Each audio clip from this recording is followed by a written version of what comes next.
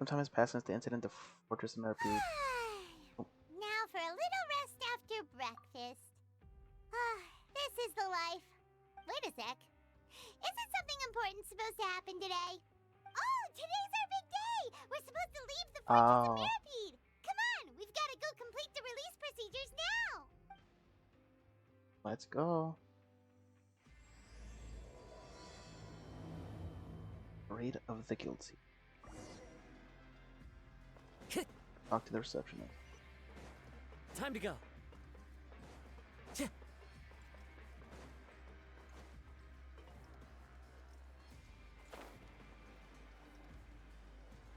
Receptionist.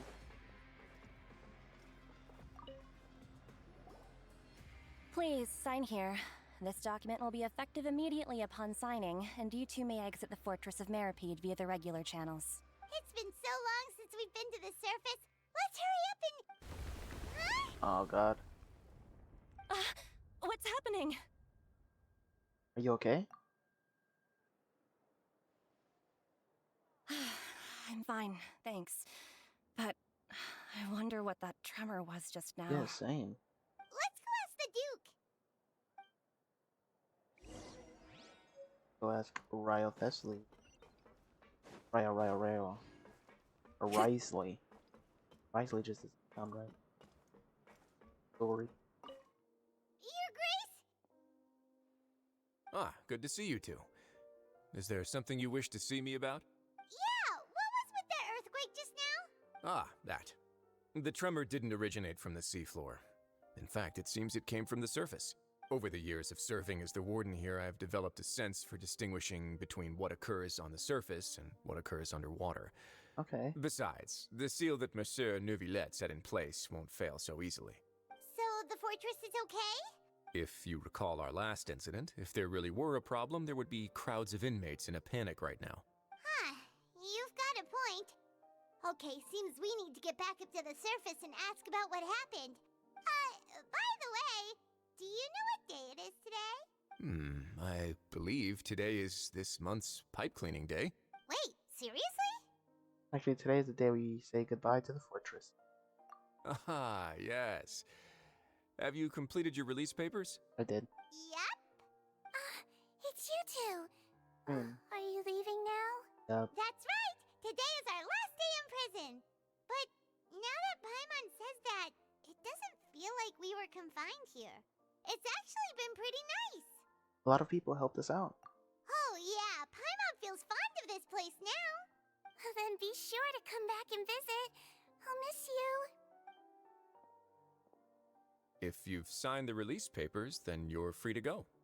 The guards will escort you out. Okay. You're not going to see us off? I knew you'd ask. All right, sure. Nice. Okay. Let's go. Well, you actually agreed. No worries, you must be busy. Paimon was just joking. Ah, so you do have a polite side, I see. After being down here for so long, I imagine you must feel like you're lacking companionship. Shall I come along too? No, that's alright. It's not like we'll never visit again. Yeah, don't worry. We'll come back to see you. Paimon really likes the cafeteria here. The chefs sure do know how to make good Of grub. course you do, Paimon. I hope you won't be here as convicts the next time I see you. Hopefully. We'll do our best to stay out of trouble. Well, it seems our work in the Fortress of Merpeed is finished. That's the end of another chapter in our journey. And since Neuvillette was the one who asked us to come here, we should probably go report to him now. Next up, the Palais Mermonia. You're going to see Monsieur Neuvillette? Please pass on our kind regards. I'm sure just your regards do, no? I believe it would be the polite thing to do. You're right. I've heard the Palais has been terribly busy these days. Tell him that I hope he hasn't been overwhelmed by the recent string of troubles. Halt! Huh? Oh, it's you we're two. back? This Apologies. Monsieur Neuvillette did say you'd be welcome at any time. I literally just finished the other quest. Excuse I didn't me. finish. Would you mind helping me take a look at this report? I I'll never be let out right of the there. office. Sorry, I've got my hands full here. You can see yourselves in. Everyone's so Request? busy. Seems a lot has been happening.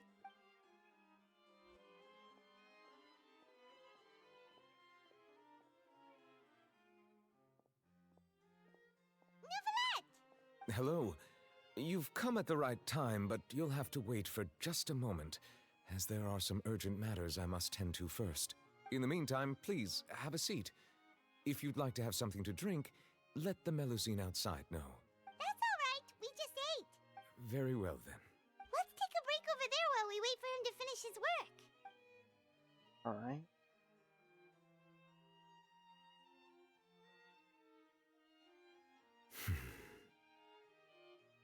All right. That should wrap things up for now. Are you done with your work? Yes, sorry to keep you waiting. No problemo. Today should be the day you were released from the Fortress of Meripede, and it appears that you've managed to complete all the release paperwork. That's right, and we came here to see you right away. Come on, tell me about everything that happened since the primordial sea. Plus A massive child. whale. Do you have any idea what that might be? Judging from your description, that cannot have occurred in any ordinary waters, but rather something like the primordial sea. A whale of that size and shape cannot usually be found in the waters of Tevat. Therefore, we can only assume that Child is presently immersed in primordial seawater. Immersed in primordial seawater? But how? And is he okay? Not for Fontaine's. Most people wouldn't be capable of entering in the first place. I'm not completely sure how he could have gotten there myself. Something we'd like to ask you. Yes? What is it? What was the trip you felt earlier? Ah, right! Paimon felt it too! We asked the Duke and he said it wasn't from underwater, so we figured you might know something about it. It turns out that I have just received a report about this particular matter. In fact, that's exactly what I was busy with a moment ago.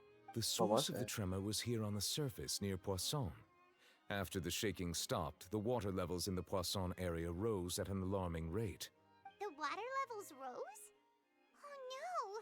What about all the people there? Fortunately, the water levels only rose for a short period of time and have already returned to normal now. However, I still have a bad feeling about the whole phenomenon. Rise, huh? If the change in water levels is connected with the leaking primordial seawater, then the situation in Poisson may be much worse than it appears. Navia should be in Poisson, right? We need to go check on her! Yes, Benedict Rosalia's. Oh, okay, the headquarters is.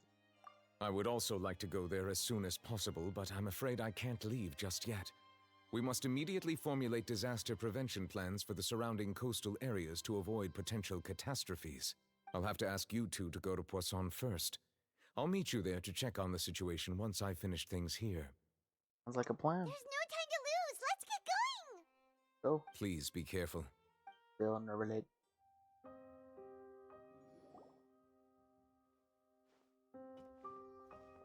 Oh no! What happened here? Damn. All the buildings have seen pretty rough shape now. Nobody around. Were they all dissolved? No. Navia should be around here, right? We need to make sure she's still... Paimon means we need to check on her. Imagine if they just killed Navia off like that. That would be cool. I doubt it. Oh, there's somebody up there. Time to go. Hello? We haven't seen a single soul all the way here. Oh, this is getting scary. What will I ever do now? Disaster victim. Look, there's someone on the roof over there. Just stay put. We're coming up. Watch your balance. All right, just hurry.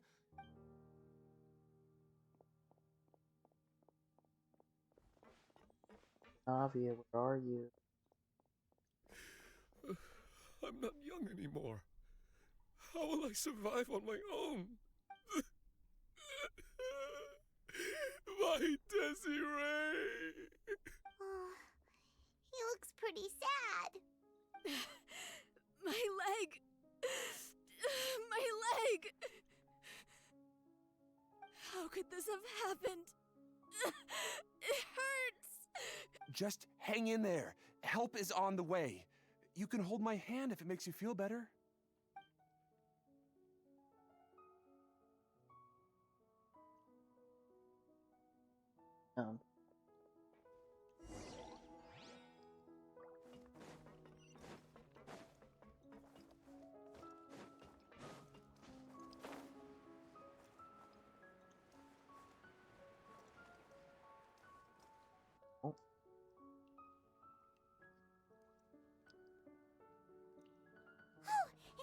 Navia! She's over there!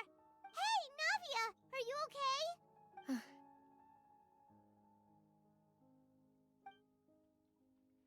Say something. You're here. We They ran heard up there there was a fast. situation in Poisson, so we came as quickly as we could. Yes. As you can see, the water level suddenly rose. It caused quite the disturbance, in fact. Okay. Demoiselle! There was a wounded resident next to a building southeast of here. We've already transported him to safety, but we've run out of medical supplies. He's wounded? How badly? He fell, so it's probably a broken leg. He's pretty shaken up. When the water level rose, he desperately climbed up to the roof. Once the water receded and he saw the ground, he became terrified and eventually... He jumped down then. This is actually crazy. Find the leader of Squad 1 and tell him to take the wounded resident to see a doctor. Okay. He should know where to go. Understood. I'll take over his search and rescue mission in the meantime. All right. You'll be in charge. This is crazy. I'm sorry. Where were we? The situation in Poisson? Ah, right. Allow me to explain. A little earlier, we suddenly heard a loud noise. Why did it get quiet At all of a first, sudden? Everyone thought that something might have exploded in the waterways. But before we knew it, water started pouring out from everywhere. The rushing water seemed a little odd, almost like the unique color of primordial seawater. Some people didn't realize the danger and thought it was just ordinary water, leaking from somewhere. Everyone on the street who happened to be close to the water didn't have a chance to escape. As the water levels rose, they suddenly disappeared. They were all dissolved. Those who realized what was happening started to flee in a panic, desperately trying to get to higher ground. Many were injured in the stampede, and some people fell from significant heights. The Spina di Rosula initiated rescue operations as quickly as possible, but there have been a lot of casualties.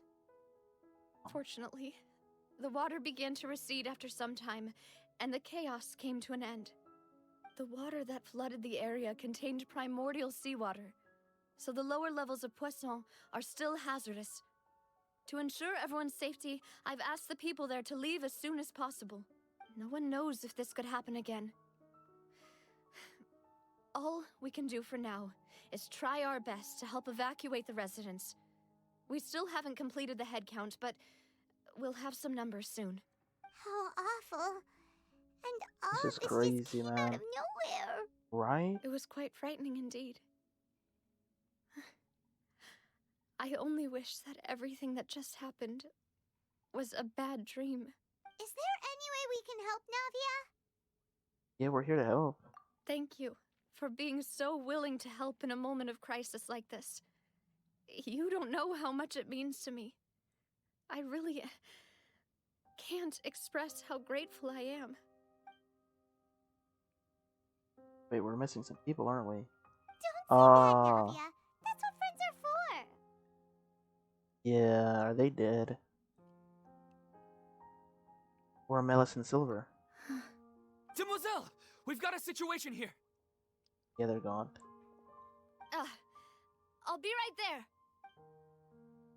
Sorry, I need to go for now.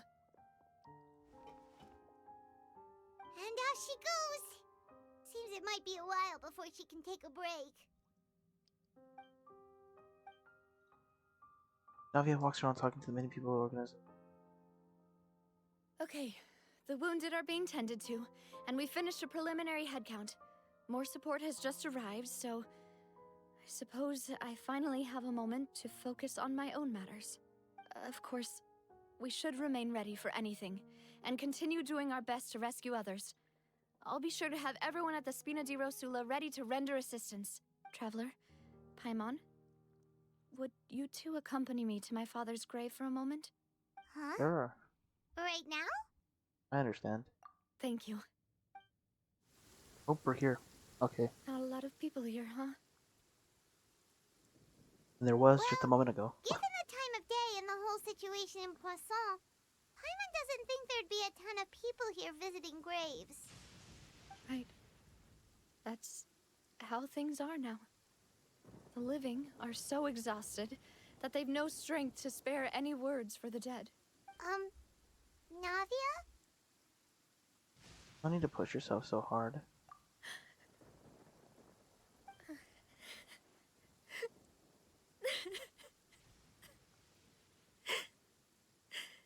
Navia, what's wrong? Sorry. I just... Malus and Silver. They won't ever Damn, come yep, back they're gone. here again. What should I do, Papa? Huh? What happened to them? Sorry for your loss, Navia. Everyone agreed on the rescue plan, but still... Like? I was the one who initiated it. They were helping evacuate the residents, but they couldn't leave in time. And they were caught in the seawater. What should we do? I've known them for so long. And I know they weren't afraid. But I could at least hold a funeral for my father. And I know where he rests. But as for Malus and Silver, they're just gone. I didn't mean to hit. Everything looks so clean after it rains. Even the gravestones. I didn't expect that you'd enjoy a glass of red wine in front of Master Callus's grave. I can understand. Besides, the scenery here isn't half bad. See, it's not just me. I always want to bring something when I visit Papa. Perhaps we might even have a picnic. He wouldn't be angry, would he? Ah, how could Master ever be upset with you, demoiselle? Yet the cemetery is the home of those who have passed, is it not?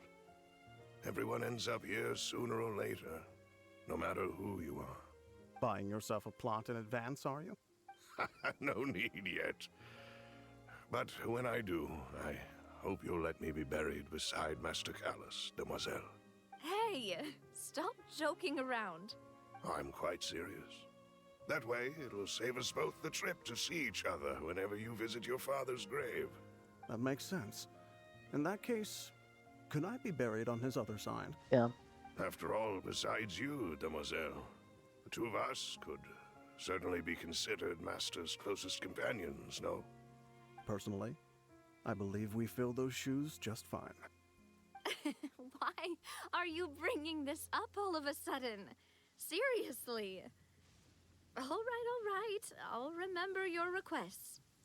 But I'd really prefer not to talk about this stuff. And what do you mean by saving me a trip? I'd make the journey even if I had to visit you two somewhere else. I'd promised to let them rest in peace here.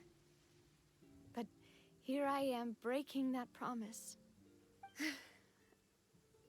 I'm sorry for letting you see me in a mess like this. I don't usually cry, really. Paimon doesn't know how to help you feel better. But, well, she understands how you feel. I had always thought I could make my wishes come true. But now that I think about it, that never solely relied on me. Many things can only be accomplished with someone else's help. Oh. Malus and Silver have helped me so much. But by contrast, I could do nothing for them. I'm so sorry. You can spend as much time as you need here, Navia. We'll stay with you. Yeah, we're here for you. Thank you. Right now, you don't know how much that means. By the way, you can have a look at this. It's a list of victims from the incident that took place here. Obena, Khan, Burnett, Giverny, Francine, Karina, Daisy Ray, Joinville, Julianne, Son, as well as Malus and Silver. So, everyone else is safe. But still... It's okay. I know what you're thinking. And you're right. We lost Malus and Silver. But we were able to save more than we anticipated. The overall outcome indicates that the cost was worth it. No one's sacrifice is truly necessary. Right. Don't think that way, Navia. One person might be saved at the expense of another, sure, but that isn't something we should ever consider a trade. Malus and Silver were not the price for saving anyone. They're heroes. You're right. Thank you, Paimon. What you said just now was pretty amazing, actually. I'll remember your words. Oh, really?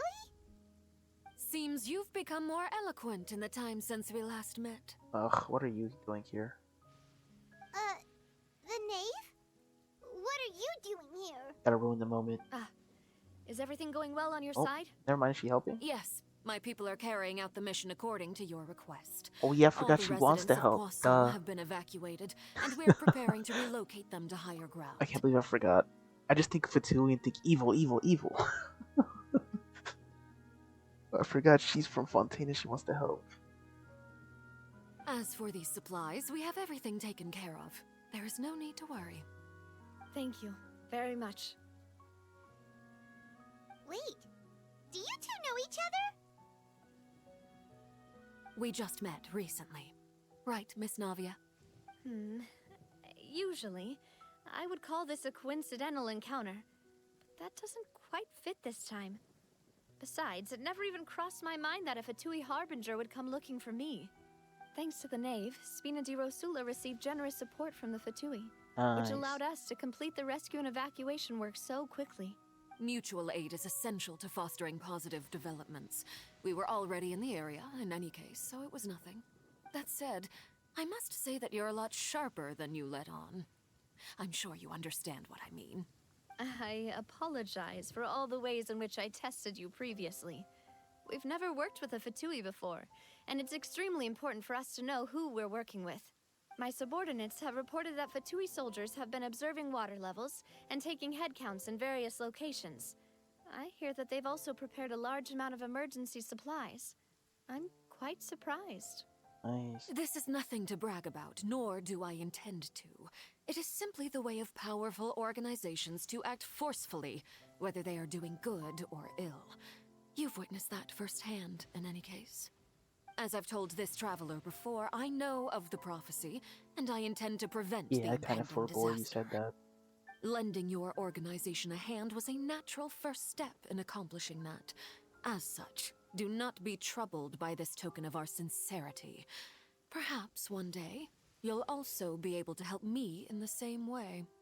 Without your help, there would have been many more casualties.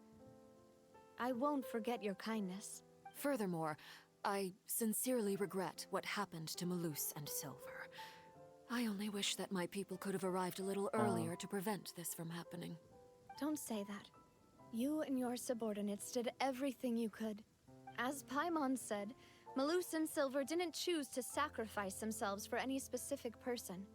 And they weren't the price paid for others' salvation. They chose to become heroes themselves. I've never liked hearing people put it that way.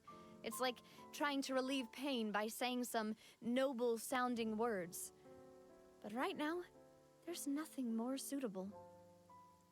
They really did become heroes. You're right. I'm sorry for your loss, Miss Navia. Water is life to Fontaine's people, and it also spells disaster. It's no wonder that people always say that prophecies represent fate. Fortunately, I've never been one for such opinions. So, you're one who will try to change fate, then? Of course. That is why I'm going to Hotel Bouffe de Thé. I still have some things to take care of, and the children need my attention. Fine. By the way, Traveler, Paimon, one more thing. Alright, then we'll I'll just... Huh? This isn't right. Paimon thought you would ask us to walk with you for a moment Oh my so you God, could tell Paimon. us something in private. That is a clever and useful conversation technique, which I do like to use when necessary. But there's no need today. It would not hurt to have Miss Navia listening in. Traveler, I'm sure you remember that I said we could work together when we had the chance. Yes. You and I both know that there may be issues with the Primordial Sea. Previously, it was the Fortress of Meripede's sluice gate, and this time it was the water levels in Poisson. These are both signals. So the time for jolly cooperation has come. Indeed. Allow me to share the latest intel I've received from the House of the Hearth's intelligence network with you. During some recent investigations, a child claimed to have discovered some ruins near Poisson. The ruins date back to ancient times, and seem to be worth investigating in many ways. Judging by the dating of the ruins, they may be related to the prophecy and the coming crisis. The situation is becoming more urgent, so any pertinent information will prove extremely precious. Okay. My people initially came to prepare for ruin exploration. Unexpectedly, this disaster struck, and at present, we're all busy prioritizing the rescue effort. You want me to go look at the That's ruins? why the Fatui were already in Poisson. I wanted to take the children along, but unfortunately, Linny, Lynette, and Fremine have all been dispatched to higher ground to assist affected residents. Linny told me that outside of the house, the person they trust most is you, which is why I want to give you this task. This will be okay.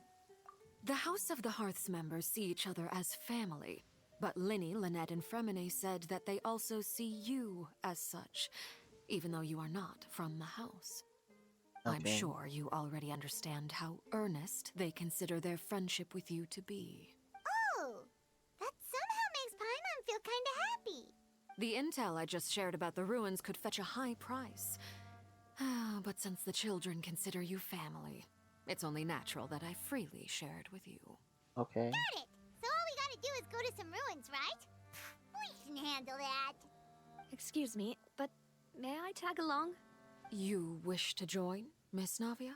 But are you sure you're up to exploring some ruins? Yeah, that's true as well. Rest. Well, I'm sad, yes. But I can't just go back and plop myself into a chair by the roadside and do nothing. There's no point in being depressed while we still have a disaster on our hands. As my father's successor, I must live up to the hopes he had in me. Besides, I'm also doing this for myself. I need something, a distraction, to keep my mind off Malus and Silver. Okay, let's go then. Bobby is strong, but she needs company. We can be that company. We can be that company if she goes to explore the ruins with us. Since you put it that way, I have no objections. What do you say, traveler? We'll go to the ruins together. All right. The ruins are to the south of Poisson. Here's the map. Okay, the three of us will handle it. Come on, let's pack up and get going. Let's go. So, are these the ruins the knave was talking about? Whoa, talk about old. They seem to be pretty ancient, all right. Let's go in and have a look. Just be careful. Will do. Go.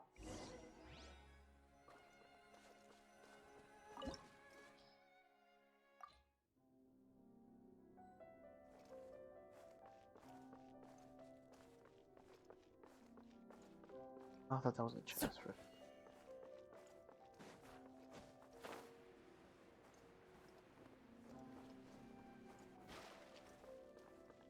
Water seems a little too blue.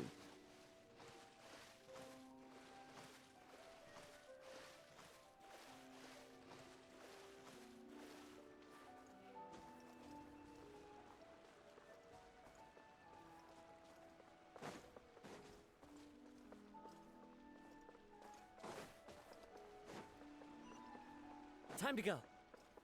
Oh. Hello?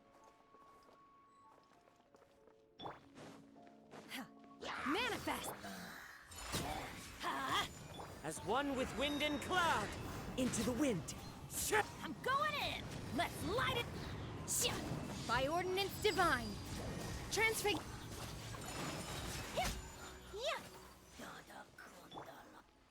Protocol. I know what play is behind everything.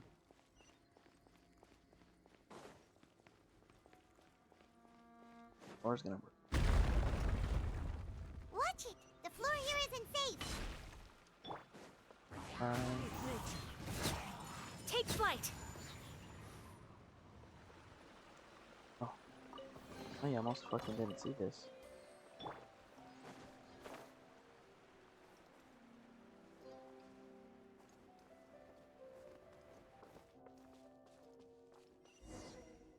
Hello? This place has also been contaminated by primordial seawater. Navi needs to be Yeah. careful. And a lot of it, too. A Fontanian would most likely dissolve the moment they fell in. To go back to safety, Navia. Right! You can't go down if there's primordial seawater. It's too dangerous, and it won't be any help for you to just stay here. Don't get by my wrong. We're not saying you're useless. It's just that... No, you're right. I can't do anything in this situation. I'll leave this to you. From the looks of things here, maybe there's no way back.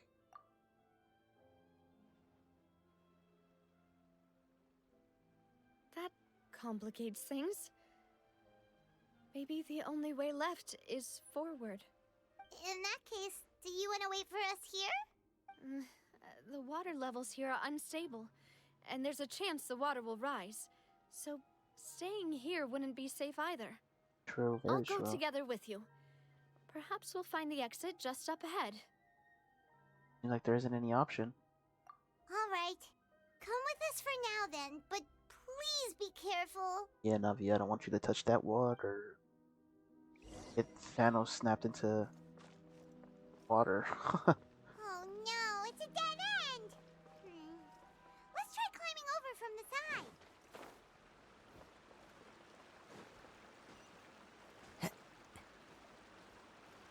There's nothing over there, is there? Chest? Nothing. For 2 minutes.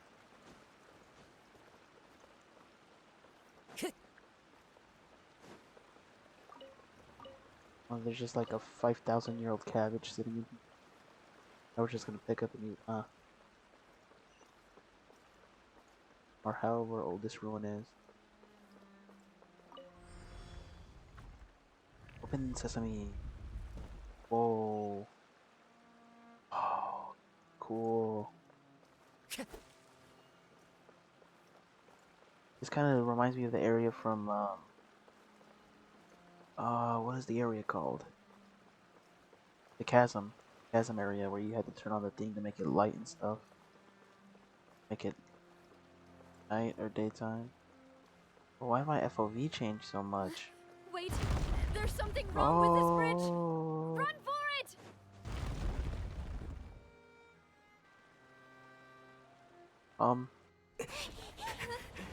Navia, run! Please run!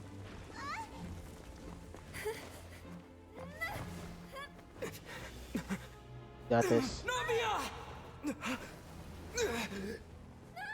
Do something. Use your glider. No! R.I.P. Navia. So, what happened?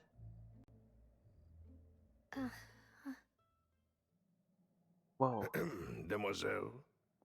Huh? Demoiselle, what are you doing here by yourself? Would you be standing here till dark if I hadn't come to get you? What's going on? Maybe she just wants some time to herself, Maloose. Oh, was I sleeping? Oh no, she's in the Yes, water. it would appear so.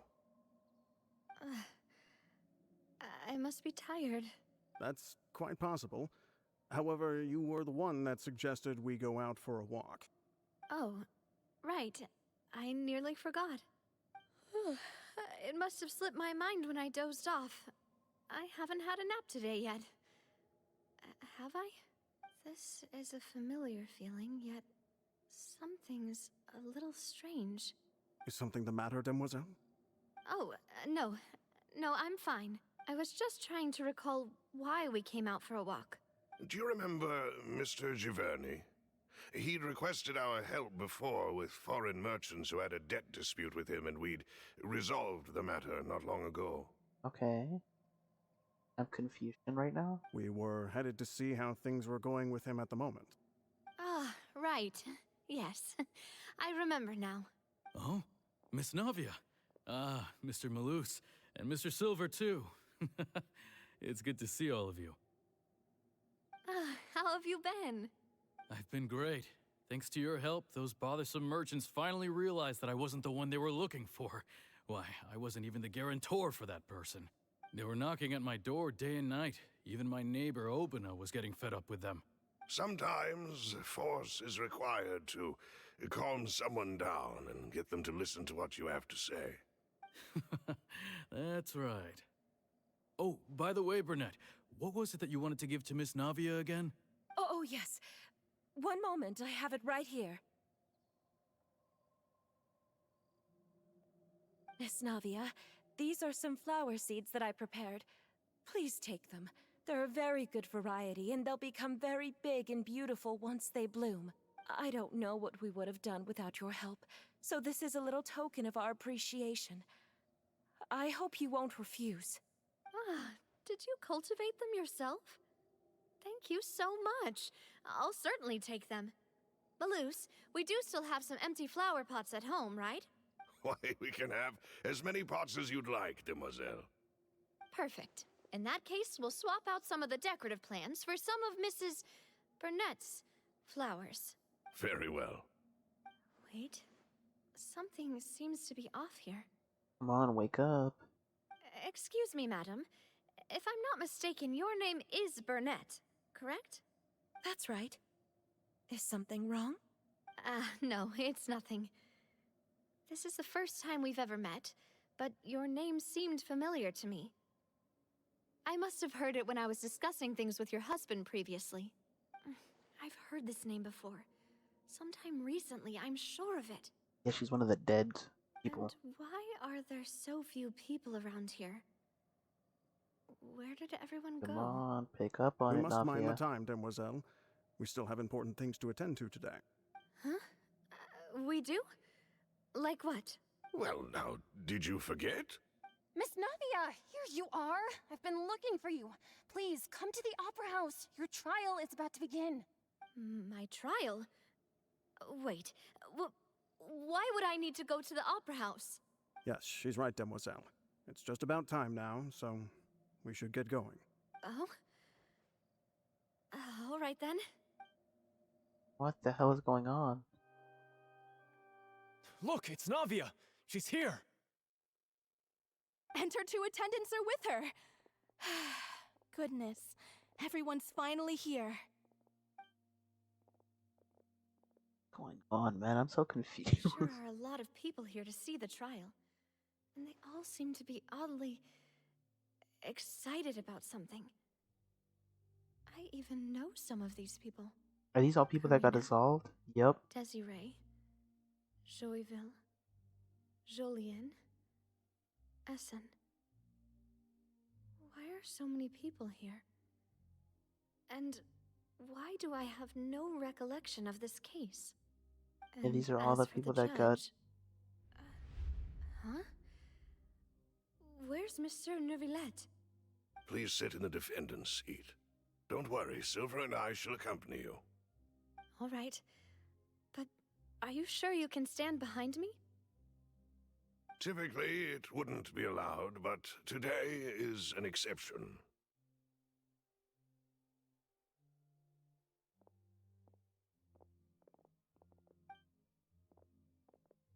Hey, what kind of place do they think this is? Come on, do they have any idea what they're doing? Seriously. Enough with the whispering! Could someone please tell me where Monsieur Neuvillette is? and why I'm standing trial. My dear Miss Navia, have you not yet realized what you've done? In that case, allow me to explain. As all here know, you are Master Callus's successor, the head of the Spina di Rosula, someone held in high regard by every soul in Poisson. After you took over the Spina, you treated all of us just like the late Master Callus had. If anyone in need reached out to you for help, you responded. Not only you, but your butler, your subordinates, nearly everyone in the Spina di Rosula fought for the well-being of those in Poisson. Wait a moment. Aren't you just proving that I'm a good person? Yes, correct. Absolutely right. And that is why you stand accused. You have helped so many people get through so many difficulties. You are one with us. We are inseparable. We are one big family, all of us who are from Poisson, inextricably linked. And with you being so important, we couldn't possibly do without you. Therefore, this fair and honorable court shall declare you guilty, and you shall stay here. You will be together with us forever. Huh? What are you saying? Everything you have said is correct. I have indeed done a lot for my hometown, and I would be willing to be with you all, but what is the purpose of having me stand here like this? What is there to discuss? Ah, well, if that's what you think, then I have no further comments. How wonderful, Miss Navia! I know all these people. Why are they laughing? I seem to remember now. Yes, I get it. This trial is... Wait just a moment. This isn't right! Are they starting to remember? Malus? What was that, Mr. Malus? Our conclusion is very clear and unanimous. Let the court judge her now. She's guilty! Stay here, Navia! You're one of us!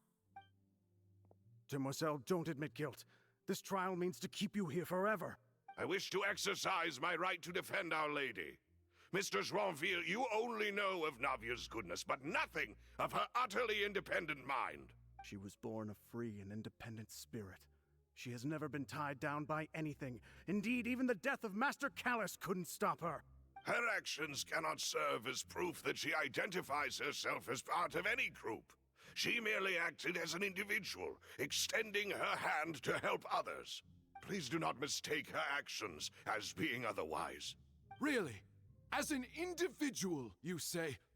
Don't forget, we are all Fontanians here. This is the nation of justice, the nation of Hydro. Even if Miss Navia only voluntarily rendered her assistance, that doesn't change the fact that her beautiful soul must return to everyone. Water accepts all, blends with all. It will surely accept her kindness. Everything is measured here in the nation of Hydro, and in the end, everyone shall meld together. Thus, when a unanimous opinion emerges, that opinion represents justice. So if she agrees that she's guilty or whatever, she's gonna have to stay here forever, I'm guessing. Is this what everybody has to go through? You have to fight your way? I'm guessing people just want to stay because they see loved ones and stuff like that. Or what? I don't know, I'm confused. Now I speak for everyone. Our opinion is consistent. Navia should stay. We and Navia are one. And you would call this justice? Preposterous. You are merely jealous that Demoiselle still has a chance to exist as an individual. Have you forgotten how much you all once longed to become individuals, to become independent? Do you mean to defy our justice? If your justice is flawed, then why should we acknowledge it? As you said, we can also have our own justice. Silver and I shall defend Demoiselle. And that is how we will enforce justice. My head... It hurts. Demoiselle, Silver, it hurts. My head is spinning. All I can see is stars swirling in front of me. I remember now. Everything that seemed odd from the very beginning. Karina, Desiree, Joyville, Jolien, Essen, and Mr. Giverny and Mrs. Burnett, who we met earlier. Even Malus and Silver. I don't want to admit it, but they're all dead. don't be afraid. And don't admit guilt. We will protect you to the very end. Absurd! Who are you to say that she cannot be judged? We are the majority, and in the nation of trials, the majority is absolute justice. We are the will of all. Don't let them escape! We shall keep Navia here with us! Mr. Malus and Mr. Silver, must you be so stubborn? How could the two of you possibly hope to stand against the collective? Do not resist. This judgment is fair and just. Oh. Navia belongs to us. After all that happened, she should not be left alone in Poisson. What are you saying? No more excuses! He says we're jealous. Jealous? How could she possibly be an independent individual? What's with these people? Who's jealous of her? She belongs to us! Miss Navia, she... Silence! That's...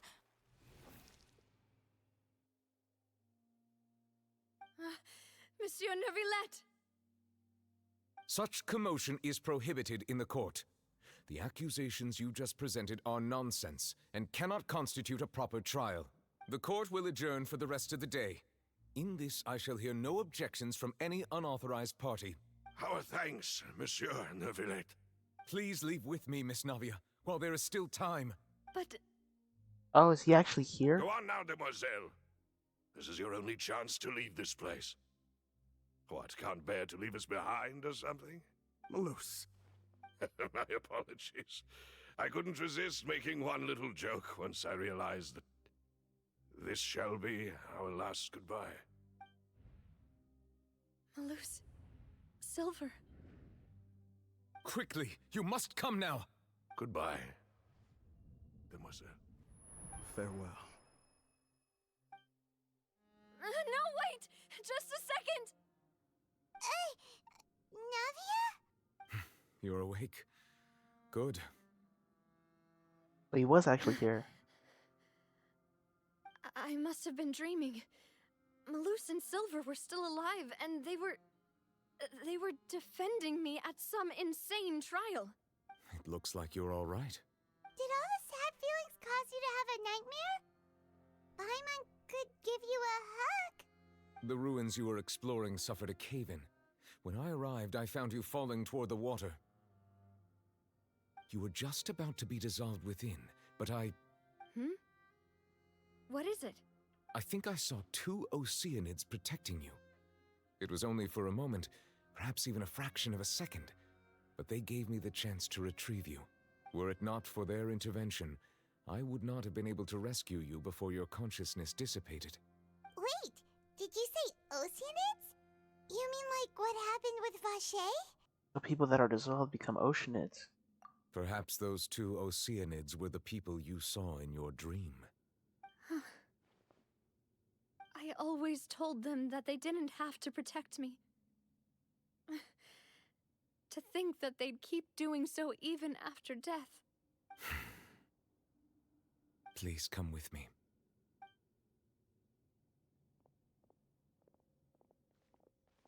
Neuvillette, are you okay? Oh, I am quite all right. Perhaps there's something we could chat about? Why do you look so stiff all of a sudden? Oh, Paimon knows. You're the type who feels awkward when there's nothing to talk about, right? I merely thought that we should give Navia some time to herself. Huh? Why didn't you just say so then? Don't you think it's even more awkward to call us over like this and then have nothing to talk about? True. I suppose so.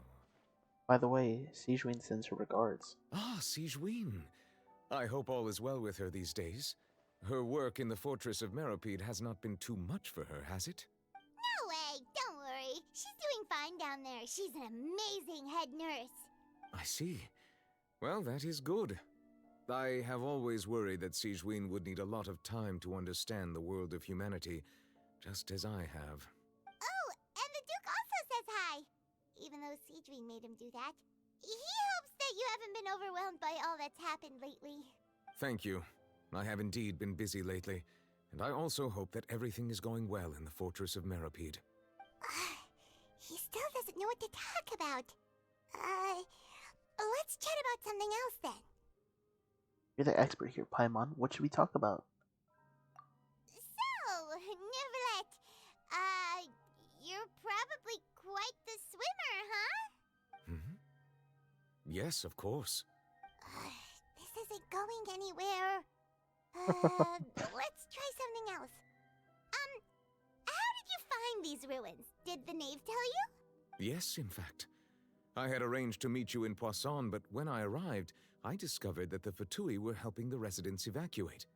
They had even transported a large quantity of supplies to the area. Amid my astonishment, I ran into the knave, and we had a chat.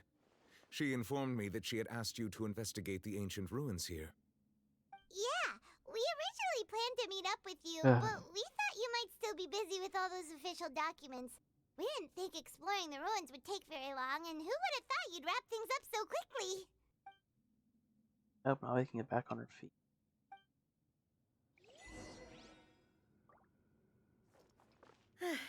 I'm sorry to have kept you all waiting like that. I'm feeling much better now. I guess we should get going again. Will you come with us, Monsieur Neuvillette? Yes, if you wouldn't mind my company. All right! Another one joins the party! Let's get going then! Making sure I'm not missing fast or anything. Okay. Go.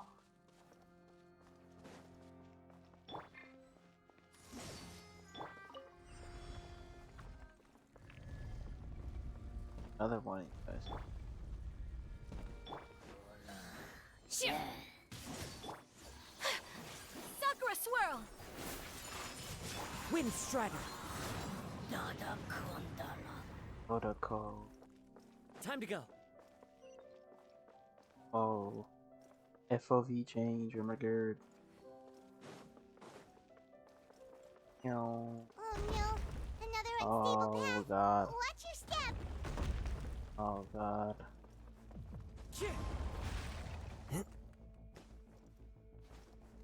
Oh well. I follow the Oh, what the fuck are you doing, Kazuha? Oh god.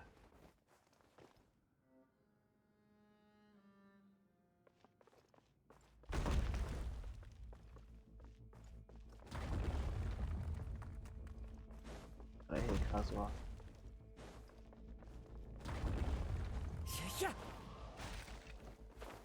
Oh. Grab the fucking ledge, Kazuha. Well, how am I supposed to get up there? Oh, there we go.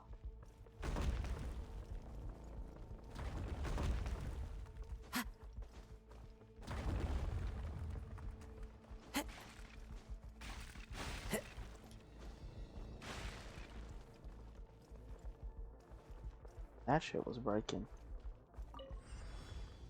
Another Dodoko here. Oh no. Big boys. Oop. Got hit by rocks. Watch out! There are rocks falling over here!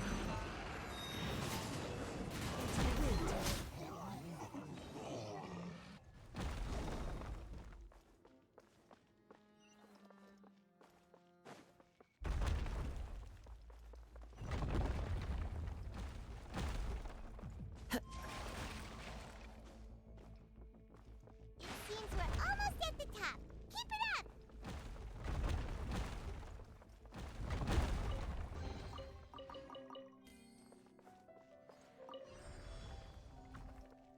Who are we fighting now? Oh. Big boys, huh? I'm going in! Cryo incarnate! Clouds high. The birds call. One with nature. My apologies. Unthinkable. Fuck off. Obey. Teamwork is dreamwork. Whirling snow.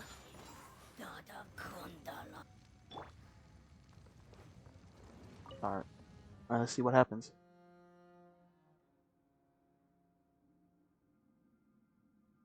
Elevator.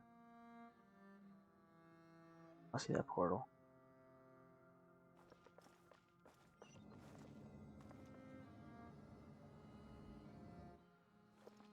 Before I go, there's no chest or anything. Okay, let's go. The big ass domain.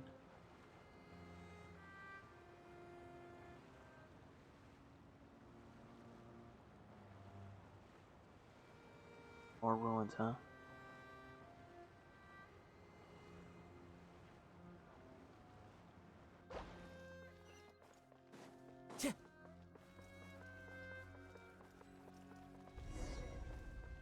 Let's get this ahead. Oh. What's it gonna be? Looks like we've reached the end. Now time to die. This is the place. There should not be any other hidden spaces in the vicinity. The path sure had some twists and turns, but it turns out that this place isn't actually that big. Could be something on the wall.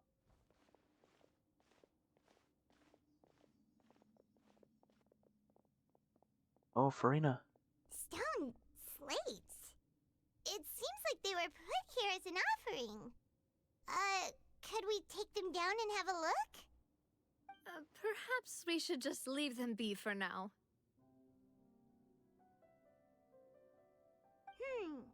There are 4 locations in total, but only 3 stone slates. The slate that should be in the first empty spot is missing. The surrounding walls also show signs of damage.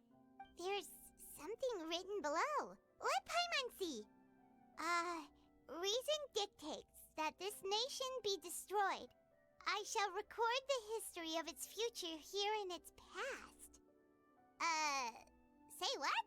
It feels like someone left these slates and these words here for a purpose. But does he mean that Fontaine should be destroyed? That would fit the circumstances dictated by the prophecy, yes. Indeed, the slate's contents correspond to it. Take the second slate, for example. There's a person kneeling here. She seems so dedicated. And there's a whole bunch of other people behind her doing the same. She's facing this... what is this? Some kind of island in the sky? And Celestia? is that Lady FURINA in the third image? Did the Hydro Archon fall into the water? And is that a ring of people around her? Paimon doesn't quite get it. Are they all in the water? The fourth image. I know this one. This exactly matches the content of the prophecy. The people will all be dissolved into the waters, and only the Hydro Archon will remain, weeping on her throne. Yes, they do seem to match. What's the first prophecy, though? The first part. Whoa. What did he do? More information should be hidden in these slates, but I fear I cannot easily uncover it, most likely due to us missing the first slate. Yeah. I am very sorry. Don't blame yourself, Monsieur Neuvillette. Deciphering ancient stone slates isn't one of your duties. Ooh, Paimon's getting the chills just looking at these slates. This says that it's the history of the future, right? That means the prophecy's sure to come true. I really hope it doesn't mean that. Still, Paimon feels like these images are kind of weird when you look at them together.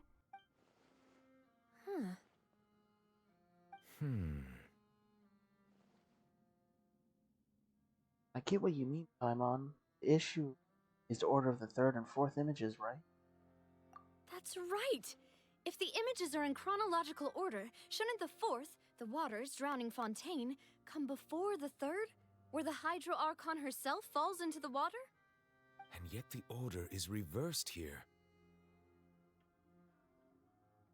Second image is also concerning. What sin are the people in the image confessing to? If we go by timing, Lady FURINA only emerges in the third image. That means that the person in the second image might be the previous Hydro Archon. Egeria, then. I had never met her, but her appearance here does match the records. The previous Archon kneeling before the floating island in the skies, as if confessing a sin. Did she herself commit that sin? And if not, why would she be in such a posture? Also, I'm still wondering why these ancient stone slates are here at all. Judging from their contents, could this place be the origin of the prophecy? Does that mean that someone, or some people, once saw these slates? Yes. But who would have created these slates and left these words here? The previous Hydro Archon. It seems that any further clues will have to come from FURINA. In that case, there's no time to lose. There's nothing else to be gained here, so let's head back first. Yeah, we better get somewhere safe for now. Honestly, who created these slates doesn't matter. The real question is whether things play out as the prophecy foretells or not. Go see FURINA.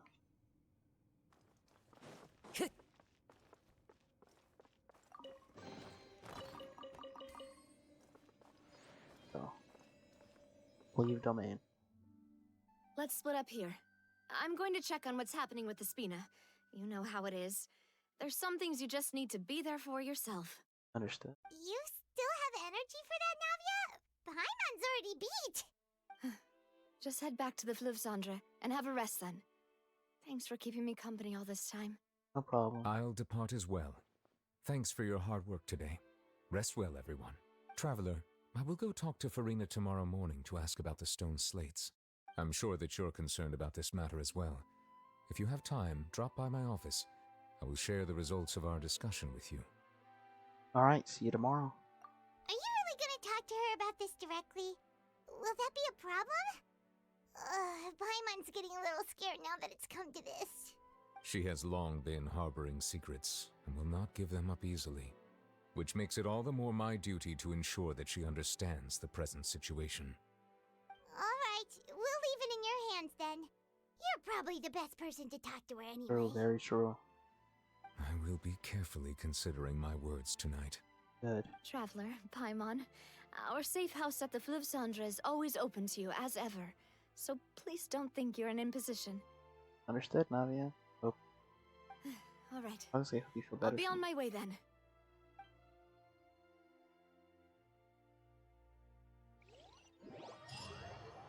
Navia knew that both the port you and Paimon had to spend their Rizova days at Fleuve. I can't remember how to say it.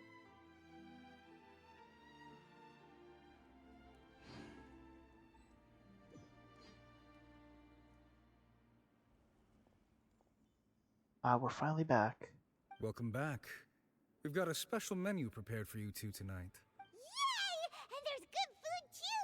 Navia, no, the boss is the best. You did great as well, Paimon. Ooh, desserts! Nice, these are all Paimon's! Paimon's already starting to forget what happened today. No way is that Mona. What the fuck? That voice. Is that who I think it is? Huh? What the hell is Mona doing here? It's you two. What are you doing in Fontaine? I could ask you that.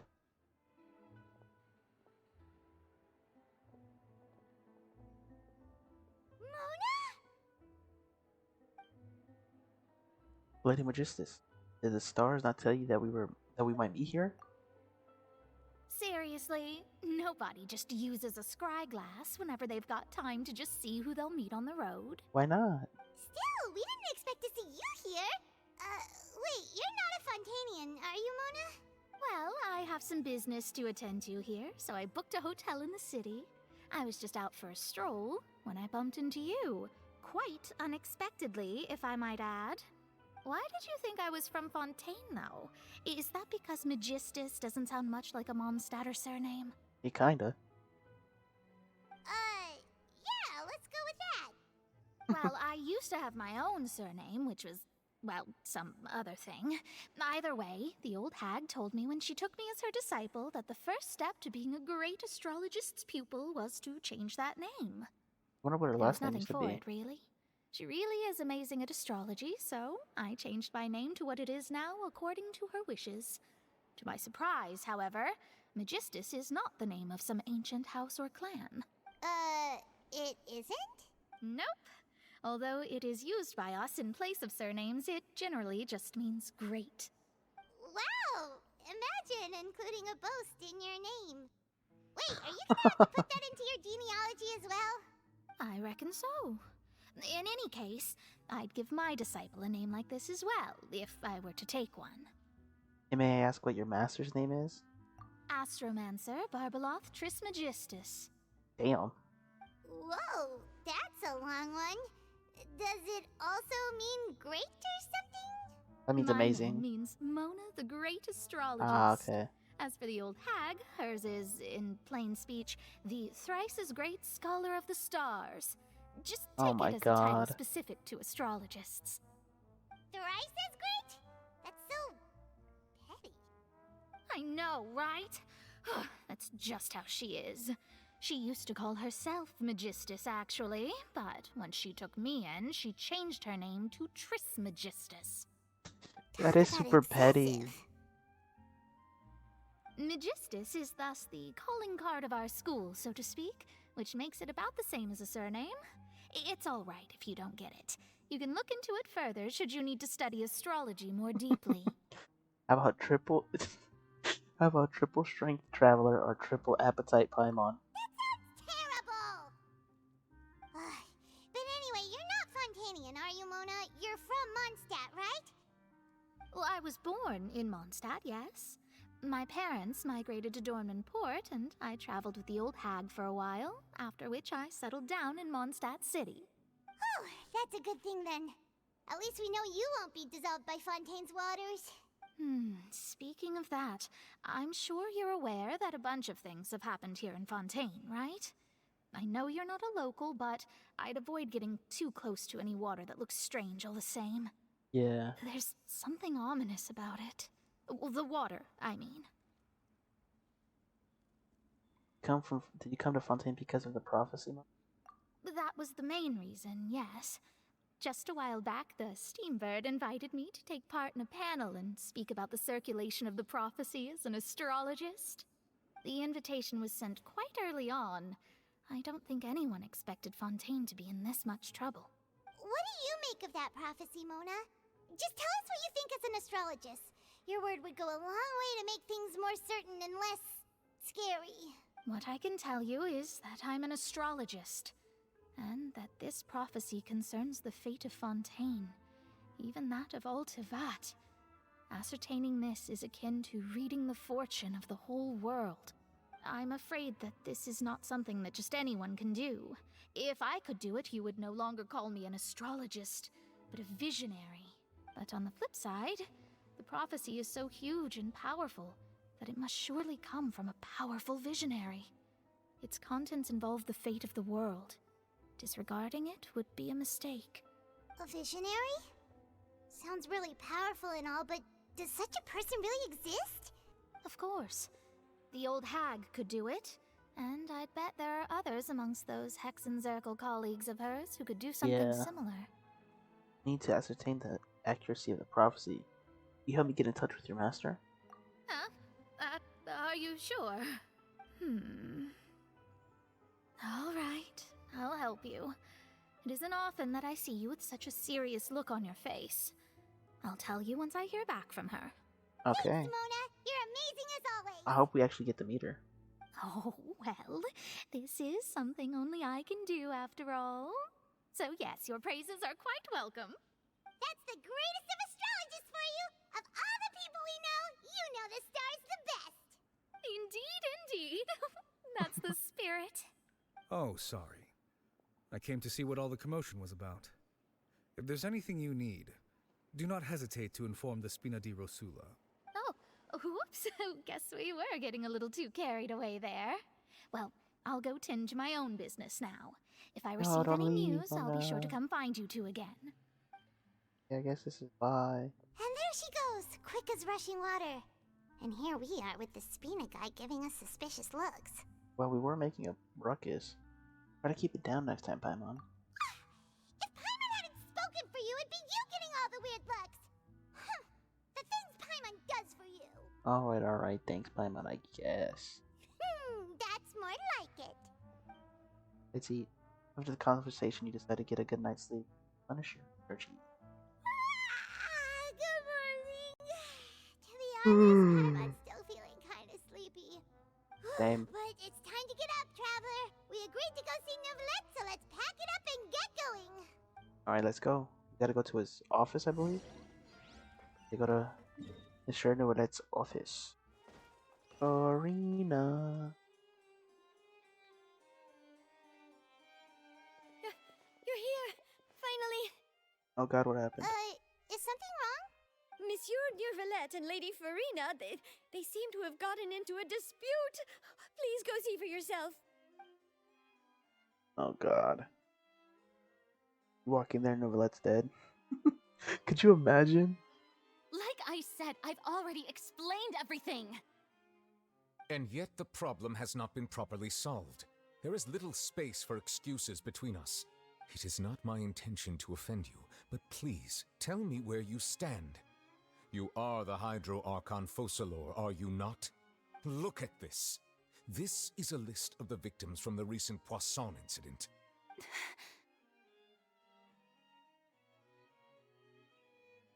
You mean they're all... We did not arrive in time to avert this disaster, and I will not have it happen again. I will say this once more. You must tell me everything you know. Yesterday, I found 3 stone slates in some ancient ruins near Poisson. Do you know anything about those? Seriously? You're questioning me like this is a court case now. I don't know anything about that. But you found them in some ancient ruins, you say? That's correct, which is why I came to ask you some questions. There should have been 4 slates, but one of them was missing. The other 3 featured different images that seemed to correlate to the prophecy. The prophecy? The second of these slates depicts the previous Hydro Archon Egeria kneeling before a floating island in the sky, as if confessing something. Do you know nothing of this either? I don't. I've never seen such slates. I'll ask you again. Do you really have no information regarding the previous Archon? My deciphering of the slates indicates that the Hydro Archon Egeria once had to confess to, or apologize for, a certain sin. If anyone would know about it, it should be you. All gods don't have the same secrets, you know. She was herself and I'm me. Is it really so strange that I know nothing? I understand your concerns, but I'm sorry. I just don't have anything to tell you. Forgive me for saying this now, Lady FURINA, but I have long known of your various secret investigations into certain matters. There are several indications that you have been investigating the prophecy on the sly. This is not strange in itself, considering that you are the Hydro Archon. But it is strange that you should also claim to not know any of Egeria's secrets, as well as do nothing following your inquiries. You have never been as superficial as you have presented yourself to be, nor are you a fool. And yet, your behavior is very inconsistent.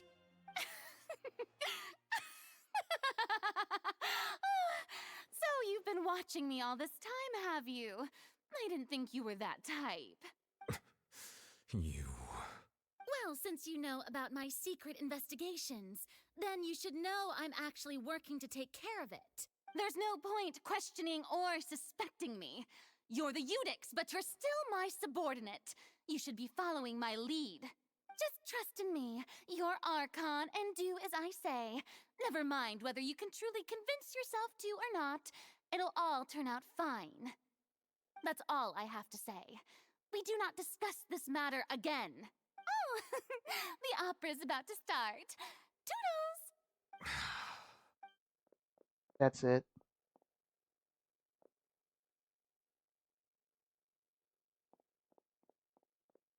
Oh, imagine she just tripped and fell. Notice us standing by the door? Wonder what's up with her.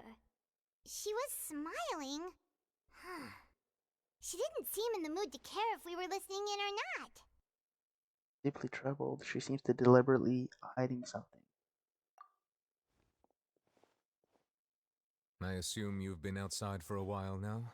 Yes, sir. Oh, you noticed. Seems FURINA didn't even realize we were here.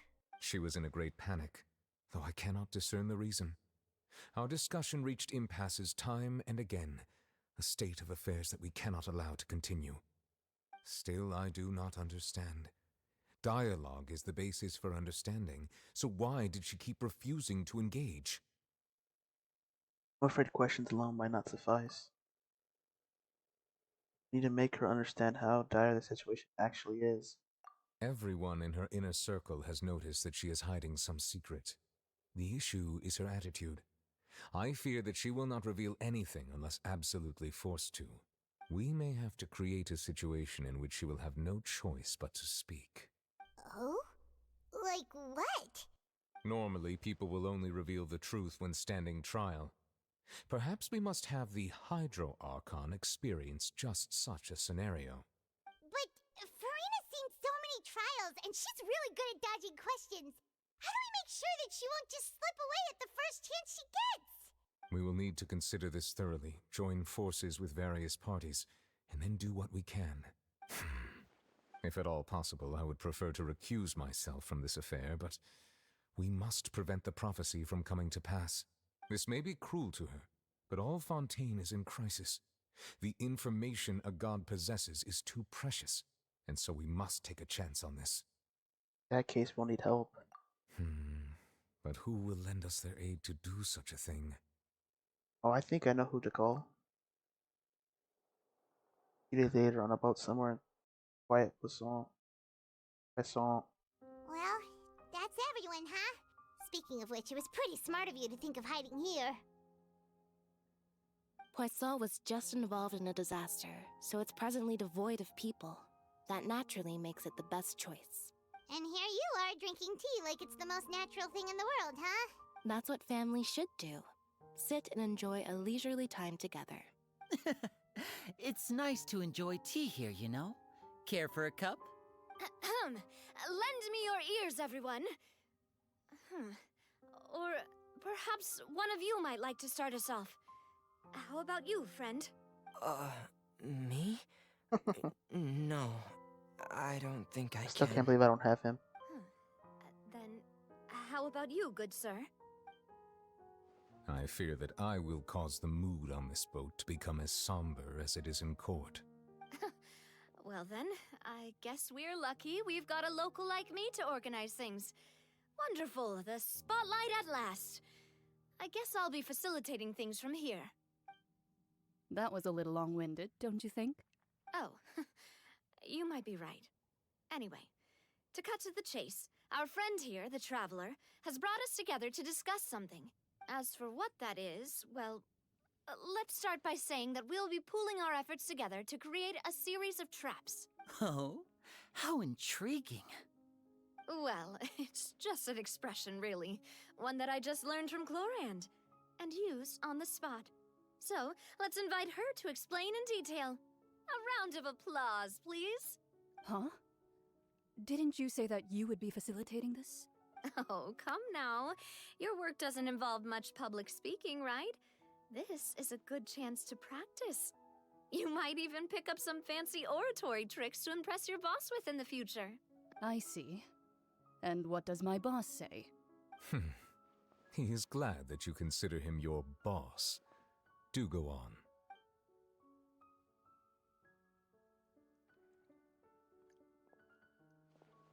In that case, do any of you have experience hunting?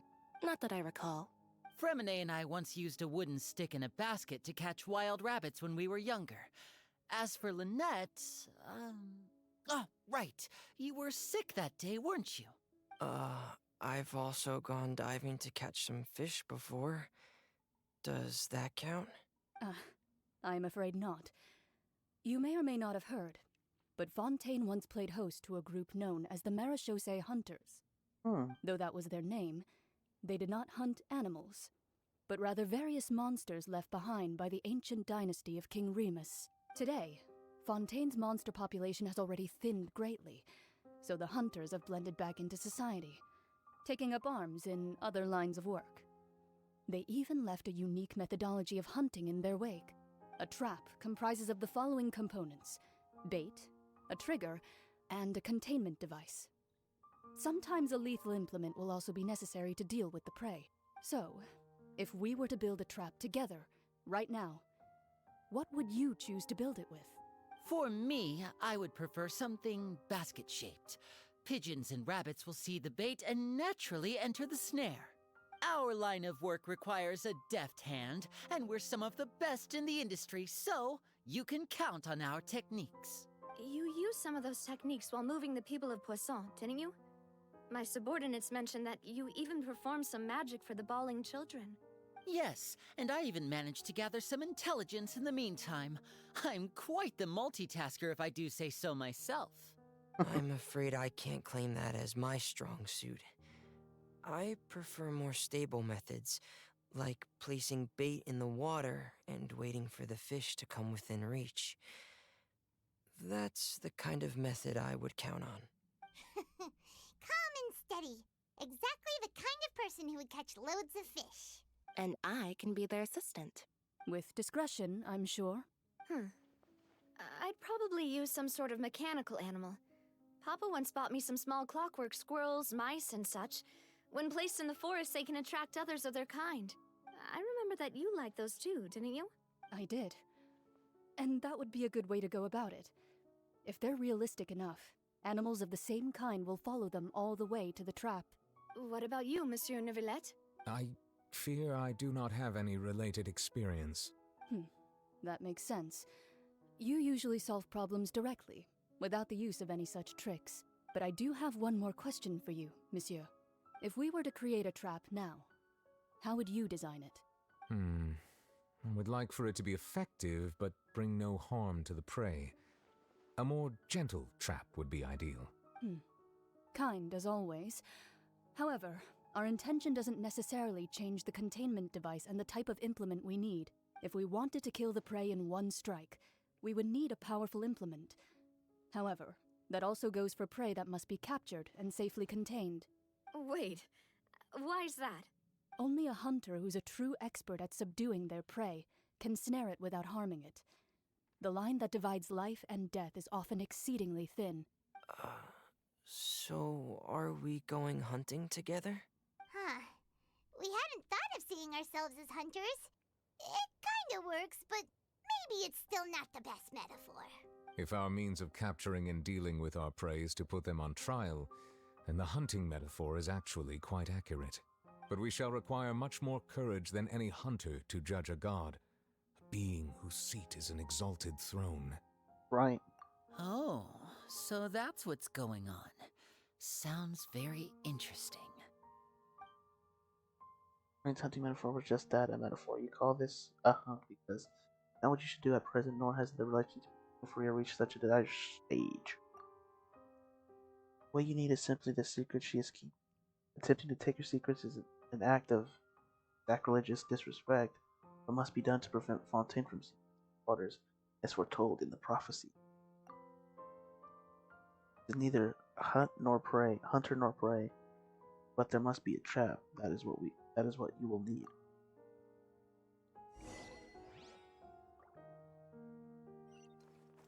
Go to the Spina de Rosula base. Mona gonna pop up again? It's been a tough few days, hasn't it? So much has been happening. Those meetings sure did make me hungry. Paimon didn't think the meetings would go on for so long, but everyone seemed pretty fired up, huh? Paimon thought they'd be at least a little frightened. Well, Fremine was, now that Paimon thinks about it, but everyone else just looked a little surprised.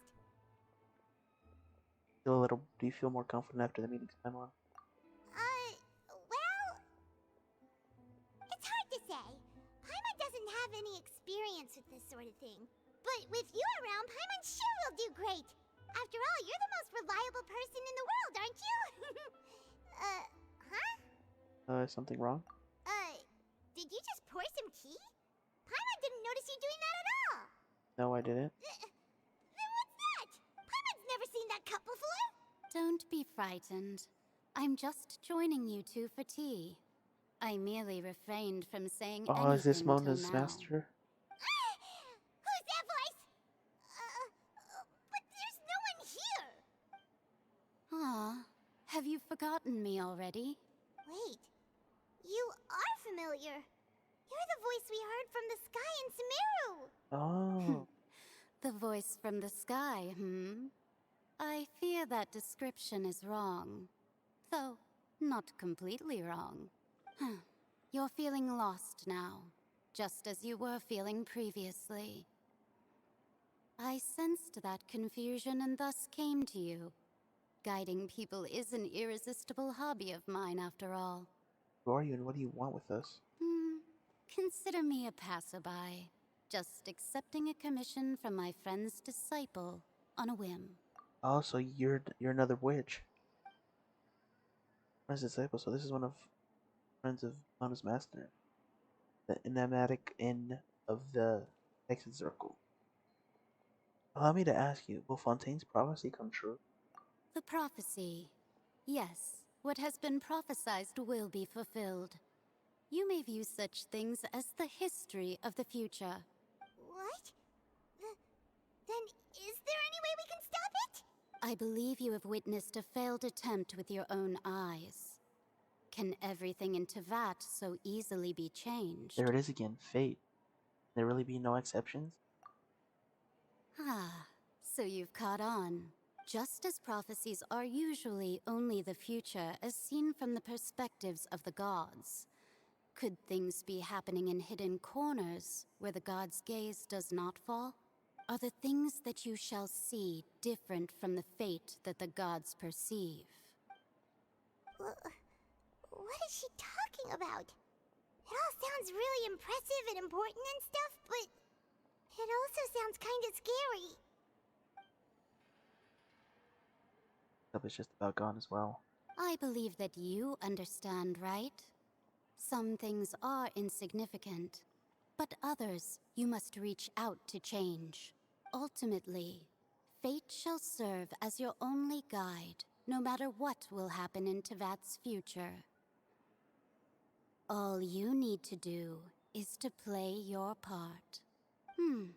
This was good tea, by the way. Thank you for your hospitality. Well, that'll be all for today. The voice. It's gone. And is the clue you're looking for us? And if I can, it's complete. Okay. Wake up, someone seen. What? Paimon hears someone talking. Alright, coming! Getting more diligent, Paimon. Hey, it's you who's getting lazy, okay? Well, I see I've walked in on some lively banter. Mona! Even how have you been these days? Fine, just fine. I went to take part in that Steambird panel. It turned out to be more interesting than I expected. Nice. Not all Fontainians are pessimistic about this. One journalist mentioned that sitting around and waiting for the end to come would be wrong, and that they should make their own rescue preparations. I agreed, so we had a brief chat with her. Did she have pink hair by any chance? Why, yes! It was Charlotte. You remember her, right? That daredevil journalist? I'm in full support of her view. Prophecies are very important, but how can people allow their lives to be commandeered by just a few words? That's right! Paimon's glad to hear something sensible for once. Ah, yes. About what we had discussed before. I did try, but I'm afraid I couldn't reach the old hag. I'll try again tonight, but I wouldn't get your hopes up. Actually, someone already came over. Huh? Mona, about your mysterious. Goodness gracious. Are you serious? I believe she came to pass a message on to us. She said that even the god's gaze has blind spots. Pretty bold if you ask Paimon. Most people would believe the gods to be all-knowing, right? The Hexen Circle members are certainly anything but ordinary. As for the mage named N, the old hag has mentioned her a few times. She said that N's sense of direction is incredible, and that she loves guiding those who are lost. But I've never met her, and if she were still alive, she'd be... well, suffice it to say that the hag's at least a few hundred now, and N's been around for longer than that. Whoa, the Hexen Circle sounds like a scary group. But they must really stay in shape to live so long. Their abilities alone are pretty terrifying. If she came to see you personally, then the problem you're facing must truly be of great importance. Well, it's not like Paimon could understand anything she said. Yes, she was quite cryptic, but I suspect she means that there is still a way to turn things around. She didn't say when or what that would be, though, so perhaps it is something that you cannot know right now. Her words were meant as a helpful hint. What is their value in me? Is that the best answer that my question could have gotten? Traveler, Paimon, are you two all right? Oh, we're fine. We're just a little down right now. It kind of feels like the end is coming, you know? I see. I feel that same sense of desperation, too. I guess you could consider me someone who has often witnessed fate. So far as I have seen, it cannot be swayed. But even so, I still hope for, and believe in, miracles. Astrology is eternal and rational, but fate may not be. It is cruel, but it can also be beautiful. Perhaps that's what N was trying to tell you. Not to lose heart, and to believe that what you are seeing playing out before you is not yet set in stone. I did originally think of steering clear of all this, but I couldn't. Even if this is all futile, I still wish to help everyone. If we don't struggle to the last, then how can we face the end when it comes? Huh. You do have a point. There I go, talking about astrological principles again. Sorry about that. The moment I start talking about work-related stuff... I need to get going. No, don't leave, Mona. Don't worry about it, Mona. It was worth trying to comfort you, even if only a little. I believe that you'll help those who are struggling in the same way I did. I suppose that might be why we always seem to meet by coincidence. Bye, Mona. Probably won't see you Paimon for a feels lot kinda of more moved by chapters. what Mona said, but also kinda sad too. Hey, Traveler, Paimon suddenly feels like going outside for a walk. Let's go. Let's go. Let's walk around the city, shall we? There's a few spots we always like to walk by. Nothing crazy serious, I believe. Huh? Our names are written in this newspaper. What's going on? Famous. Let Paimon see! The underwater stronghold, the Fortress of Meripede, has continued in its noble autonomy, but that does not mean that others cannot interact with it. My recent attempts to enter the fortress bore little fruit. Huh. Guess Charlotte still hasn't given up on that. Thus, did an Outlander friend become the focus of this report, a blonde adventurer with their white fairy legends trailing in their wake. It is said that this mysterious traveler once visited the underwater fortress. So while the fortress's interior remains a mystery behind closed doors, do not fear, for the tales of the traveler contain surprises in spades.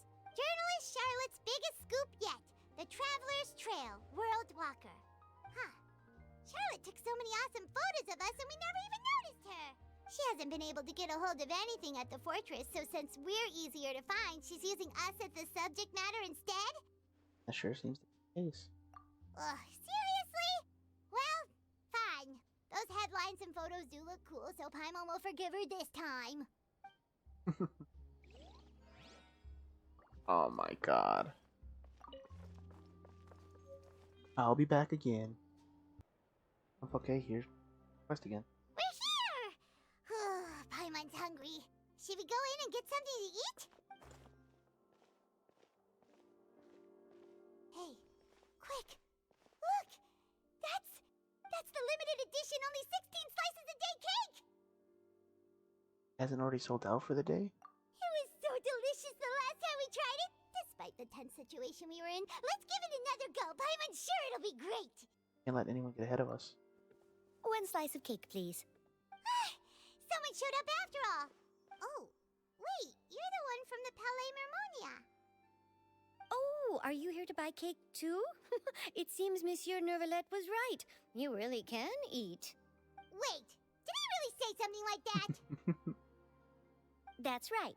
Even he has his own preferences when it comes to food. As for me, I love the cake and coffee here. Do you come here often? Usually every day. Every day? It's part of my daily schedule, apart from work. I shall have my cake and coffee. Then what if someone told you one day that this place would be closing soon, and you wouldn't get to eat cake here anymore? What would you think? But why would it close? Well, Paimon doesn't know either, but maybe the waters will rise tomorrow. You know, like in the prophecy. Oh, the prophecy. To be honest, I haven't paid much attention to that. No, still, even if there'd be no more cake tomorrow, that wouldn't keep me from having some today. No, it's the same for eating in general. You might not be able to eat tomorrow, but if you can do so today, then you should carry on. That's what people call living, you know. I like this, Melusine. Huh. Don't be sad. Excuse me, could I have 2 more slices of cake to go? These 2 slices are for you. Sijuin said that this kind of expression you're making is what humans call being sad. Oh, you know Sijuin? I sure do. She was born before me, and she sometimes comes to the surface to teach us things about humans. She said that humans are creatures that are saddened easily, yes, and you can only lift their spirits by feeding them delicious food. So please try the cakes here. I've got something else to do, so I'll be going now. You two try to stay in a good mood after eating, all right? Bye.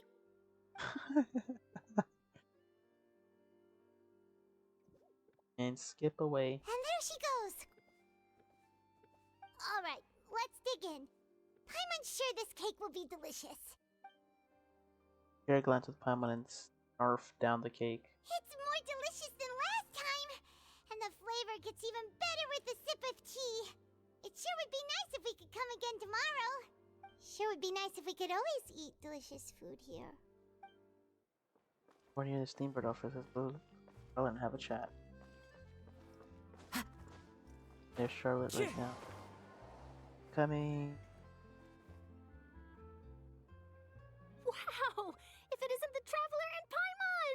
Oh, have you seen the article I wrote about you? I have. Ha! You've got some nerve! You just used us to make some quick mora! We negotiated profit split? Oh, you needn't worry about that.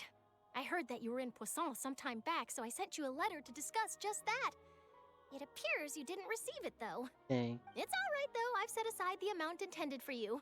I've even set the table with some food. Really? Oh, you're the best! Oh look, they're fighting in the background. You're almost a little too They're the easy ones to from win Lenny's over, Quest. Paimon. If I were a journalist with ulterior motives, you'd be in trouble now, you know. Oh, Paimon knows you're not like that. Still, what brings you here all of a sudden? Were you looking for me? Yes, When ma'am. Mona mentioned you, we thought of coming to see you at work. I see. It seems you've already bumped into Mona here in Fontaine. Yep. So she mentioned me? What did she say? She said that you're a real daredevil of a journalist. Nice. In which case, can this daredevil journalist dare to request an exclusive interview with the legendary Traveler and Paimon? Sure, I don't mind. Huh? So your article in the paper today doesn't count? Oh, of course it doesn't. That was more like live photography. What I'd like to do is dive deeper and ask you to talk about the things you've seen and experienced. Seriously want to interview me? Yeah, are we even qualified enough? Why not? If I say you're worth an interview, then you're worth it. But not right now, of course. I'll need a few days to prepare. Of course. Oh, in that case, we'll just chat when you have the time then? Oh, so that's a yes? Ooh, splendid! I'll tell the editor-in-chief immediately. I'll have to apply for lighting, a venue, some props, and... Whew, so much to get done now. Talk to you later. Bye, Charlotte. I hope I get you on banner. Wait, Charlotte, Paimon's still got a question for you. And what's that? If, just for example, Fontaine were to be flooded tomorrow, what would you do today? Huh. That's the prophecy you're talking about, isn't it? I mean, I do hear about it often, but I've never once thought that the day could be tomorrow. If you're seriously asking, then I might try and think of a way to leave Fontaine. Oh, but I'm still a journalist first and foremost. That means I have a duty to be reporting from the scene. And secondly, I wouldn't forsake my homeland that easily. From what I've seen, most people don't know what they'd do should the worst come to pass. In truth, it might be better just to behave like normal rather than worry over such an end. So in all likelihood, I'd probably still be prepping at the office for that interview of ours. I know what you're thinking. That sounds a bit sad, but I've always believed that it's best to do what you enjoy. Just think about it. If this nation really were to be suddenly destroyed tomorrow, but I still successfully finish an exclusive interview with a truly unique person, then the story I would wind up writing would truly be timeless. And then do you know what I'd do? Well, I'd write that story, send it for printing, and use messenger pigeons to get copies out to the various nations as soon as possible. I'm not a dreamer, nor am I a workaholic, but I do love my job, and I'd be proud of leaving such an article behind. I guess you could say that I was born to be a journalist. But anyway, that's my answer. And on that note, I'll get back to my preparations. Bye, Charlotte. That's so nice. All of a sudden, Paimon actually kinda envies her. Anyway, let's go and take a look at the sea, shall we? Sure, I guess. Oh, nice. We're fast traveling there. God, I'm sleepy, man. I shouldn't have done this quest so late at night. The sea breeze and scenery can be a pretty soothing combo, huh? Paimon's been thinking. Yes? If it wasn't Fontaine, but all of Tevat that would be destroyed tomorrow, where would we go and what would we do? We would go back home. No, well, I would. Paimon should ask, if you could choose, what would you like to do? Or if I could choose, huh? Like so I said, suddenly trying to consider what to do. We've always been moving to the next destination, so we haven't spent much time thinking about these kinds of things. We didn't have to either, with us always being on the road and whatnot. When the moment comes, I think I'll keep journeying on. You mean, still traveling? Just cherishing every single moment that I have to look upon this world. Huh. Wait, isn't that what we've always been doing? Yeah. The master goes back and forth between time slips by and nightfall. Return to your accommodations. End this busy day. The next few days are just as calm.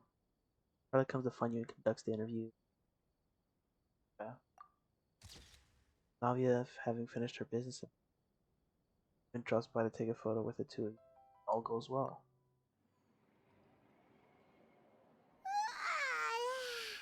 Feels like you'll grow mold if you stay here long enough. But it's still better than the Fortress of Mirapede, that's for sure. It's not only damp there, but salty too. Ah, so the two of you are still here. Wonderful. Auditor? Oh, you're from the Palais Mermonia, aren't you? Gonna audit us? Yes, I'm Isadora. Monsieur Nervillet sent me to look for you two before. I heard that afterward you went to the Fortress of Mirapede. So you're under the impression that we're wanted criminals? Not at all. I'm well aware that you're friends of his. Actually, I'm here to pass along a message from him. Hear it? Yes, inside the Opera House. The Maréchaussée Phantom has declared the incident a small-scale riot. A riot? Well, that said, I don't personally think it was that serious.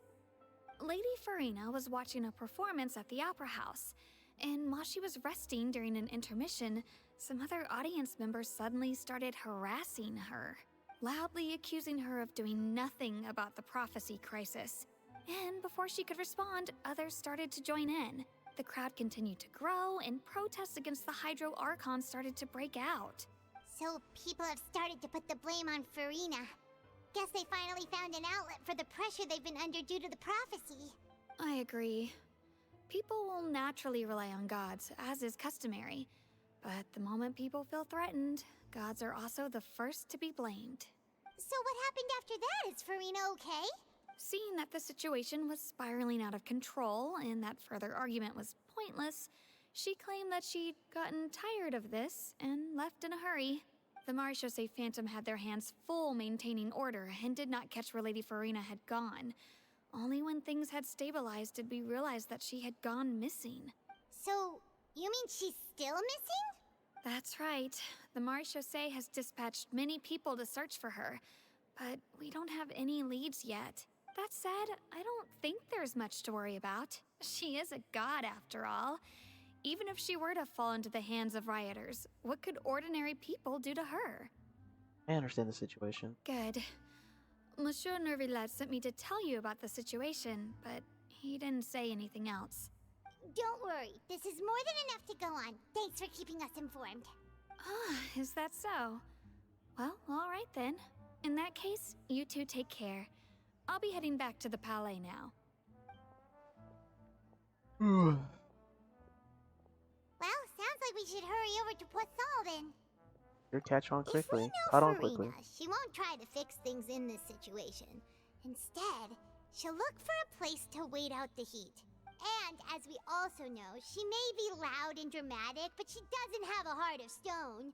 When Nervillette was talking to her in the Palais Mermonia, and she heard about Poisson, she couldn't hide her sadness and remorse. It would be hard for her to ignore being accused by the public today. Paimon thinks FURINA's probably taken the opportunity to slip away to Poisson and try to relieve the sense of guilt that she's feeling. Huh. Well, what do you think? Paimon knows the answer, of course, but Paimon can do the analysis to back it up, too. Cool, huh? I see becoming a detective's done you some good. In that case, there's not a moment to lose. Poisson, here we come! This place looks deserted. Guess all the survivors must have evacuated already. All that's left here are signs of devastation. Could FURINA really be here?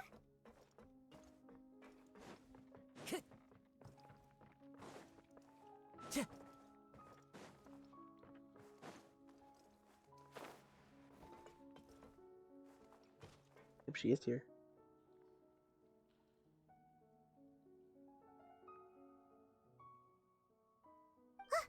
That's FURINA, right over there. She really is here all on her own. Stay quiet for now.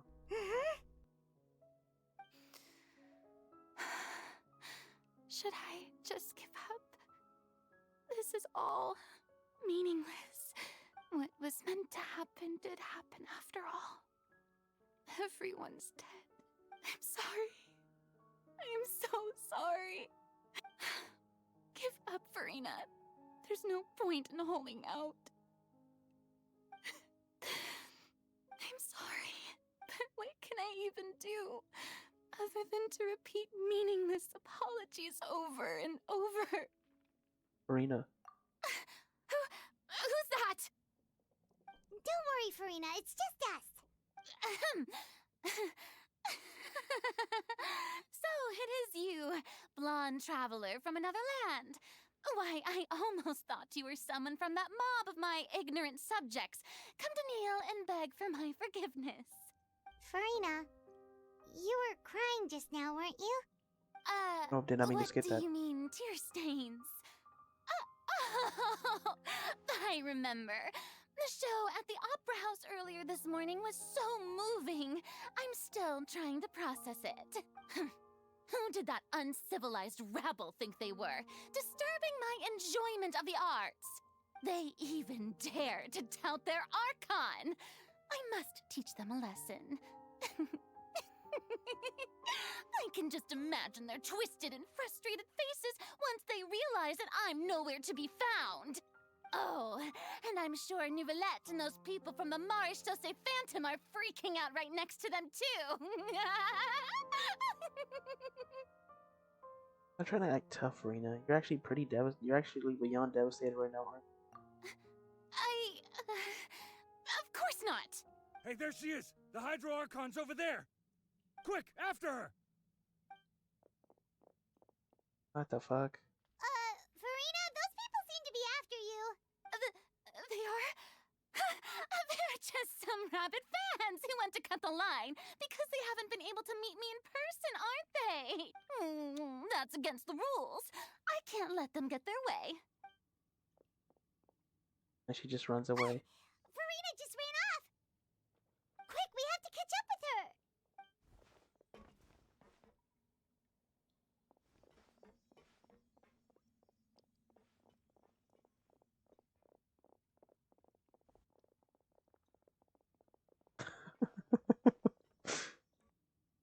This is so random.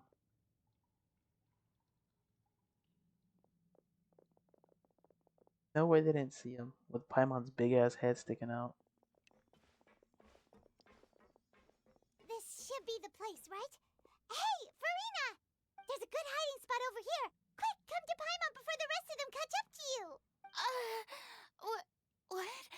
What is this place? Hurry, they're almost here!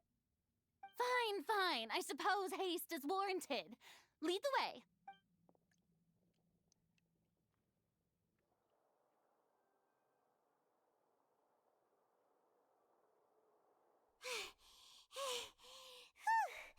Paimon's exhausted. What, flying? I'm so tired. I totally thought they had caught me. No, I mean, I merely gave in to the sheer enthusiasm they displayed. This is not what I'd call soundproof.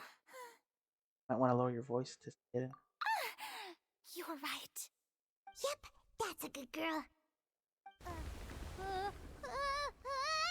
Oh god. What's happening? The ground's shaking. Is it an earthquake? Another disaster just struck, I suspect. Yeah, a quake of this kind preceded the flooding in Poisson, didn't it? It can't be. It's happening again. Well, there's no need to worry too much about that. Neverlette's made some emergency plans, so the evacuation should go a lot smoother this time. Yeah, I hope you're right. But the people of Poisson, they've already... Rena finally reached her limit, and then she's talking about her actual feelings to look far less stiff. Begin to talk amongst yourselves as Farina slowly calms down. It's true. I've been investigating the prophecy for hundreds of years. I once had informants all over Tevat, searching for clues and feeding information back to me. I've tried all kinds of ways, too, to hold back the sea. Anything to keep the coastline from advancing. But all my efforts proved to be futile in the end. Really, the truth has been clear to me for a very long time. We cannot make an enemy of the divine.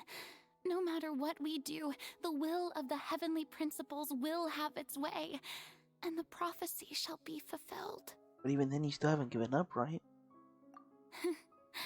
Give up. I do love the sound of that phrase. It would mean finally coming to terms with fate, but also for me to finally be free. That would also mean that all hope would disappear. Indeed. I've thought about giving up so many times, especially after we almost lost Poisson. Fate is really unreasonable, isn't it? It has no heart and obeys no rules. The prophecy has only just started to come true, and so many people have already lost their lives.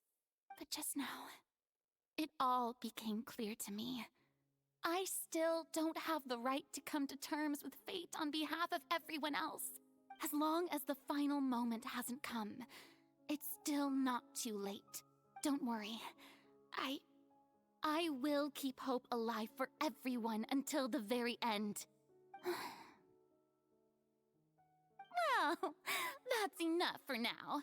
I got the impulse to play the stricken maiden, but honestly, considering my rank and station, that wasn't a good fit at all. Don't take any of what I just said seriously. How could I possibly let Fontaine fall to the whims of trivial prophecy? Come on! Paimon could have sworn you were actually being honest just now. Keep running out of time. We can't go back to square one like this. Get more information out of her. Might not have to shoulder this burden alone. Although I don't know what you might be. I don't know what you might be. But I'm more than willing to share your burden with you. Share my burden. That's impossible. It was fated right from the start that this would be my duty alone. Even if your burden doesn't need to be shared, you'll choose to confide in someone. Share it with me. I'm what you'd call a witness. A witness? Yes. I've heard that you came to Tevat from beyond the stars, yes. In other words, you never belonged here. And if Tevat is, in its entirety, a show on a stage, then you're just a spectator, aren't you? If that's the case... No time left. Please, FURINA, spit it out.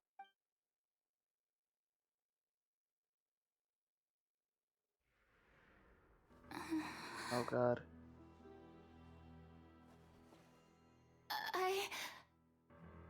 Oh, something's gonna happen.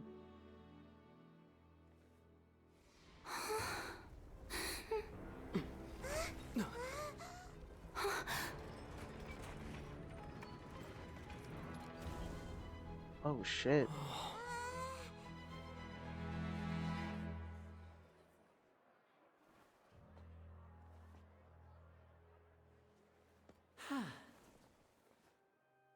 Oh my god. I wasn't expecting that. Ladies and gentlemen, this concludes my opening performance. Now, without further ado, we may proceed to the trial of our god. So this is what it is. Yes, you deserve praise for the effort you took to raise the dramatic stakes. Do not forget, however, that I am Focalor, the god of justice, the embodiment of justice itself. Does it not strike you as even the least bit absurd to bring the very concept of justice to trial? May I interpret these words as your refusal to stand trial? In that case, you will have the opportunity to defend your honor through a duel. You would draw your blade against a god? Oh. I see. It seems like you have made up your mind.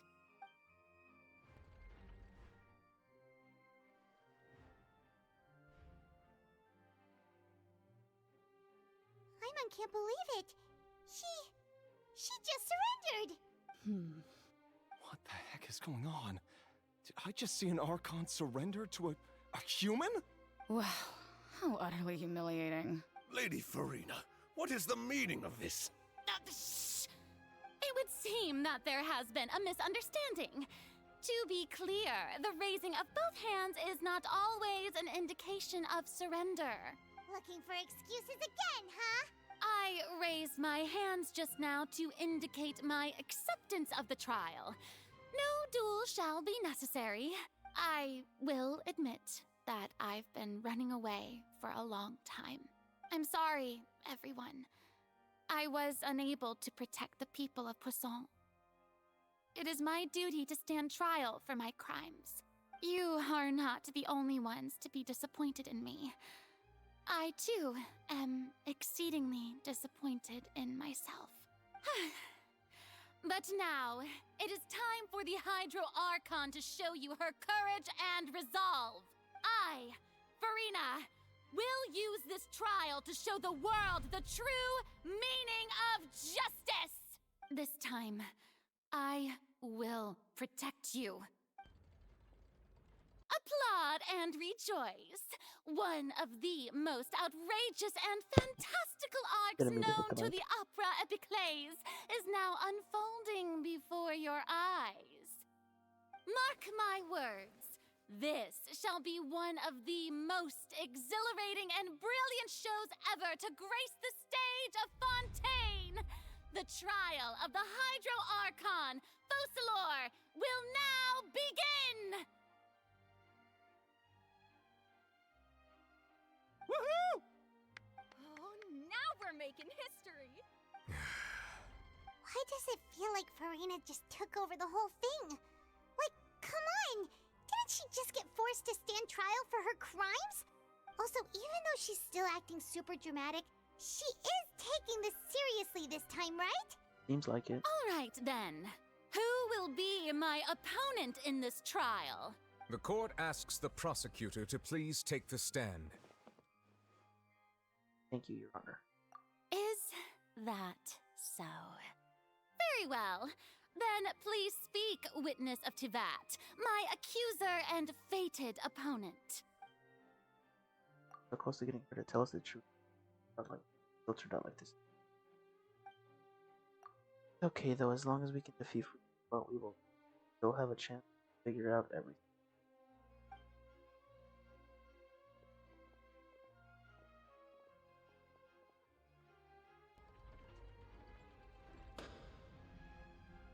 Also, please allow me to ask, as a final question before the trial begins.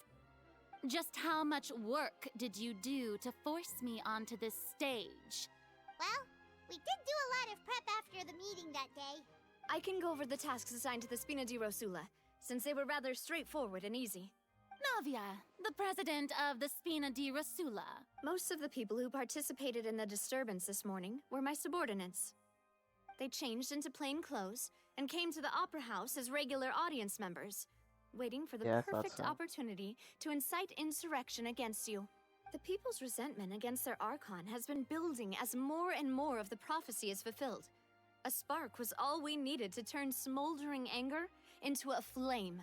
Moreover, according to our understanding and analysis of you, when something like that occurred, you would likely flee the scene and head to Poisson by yourself.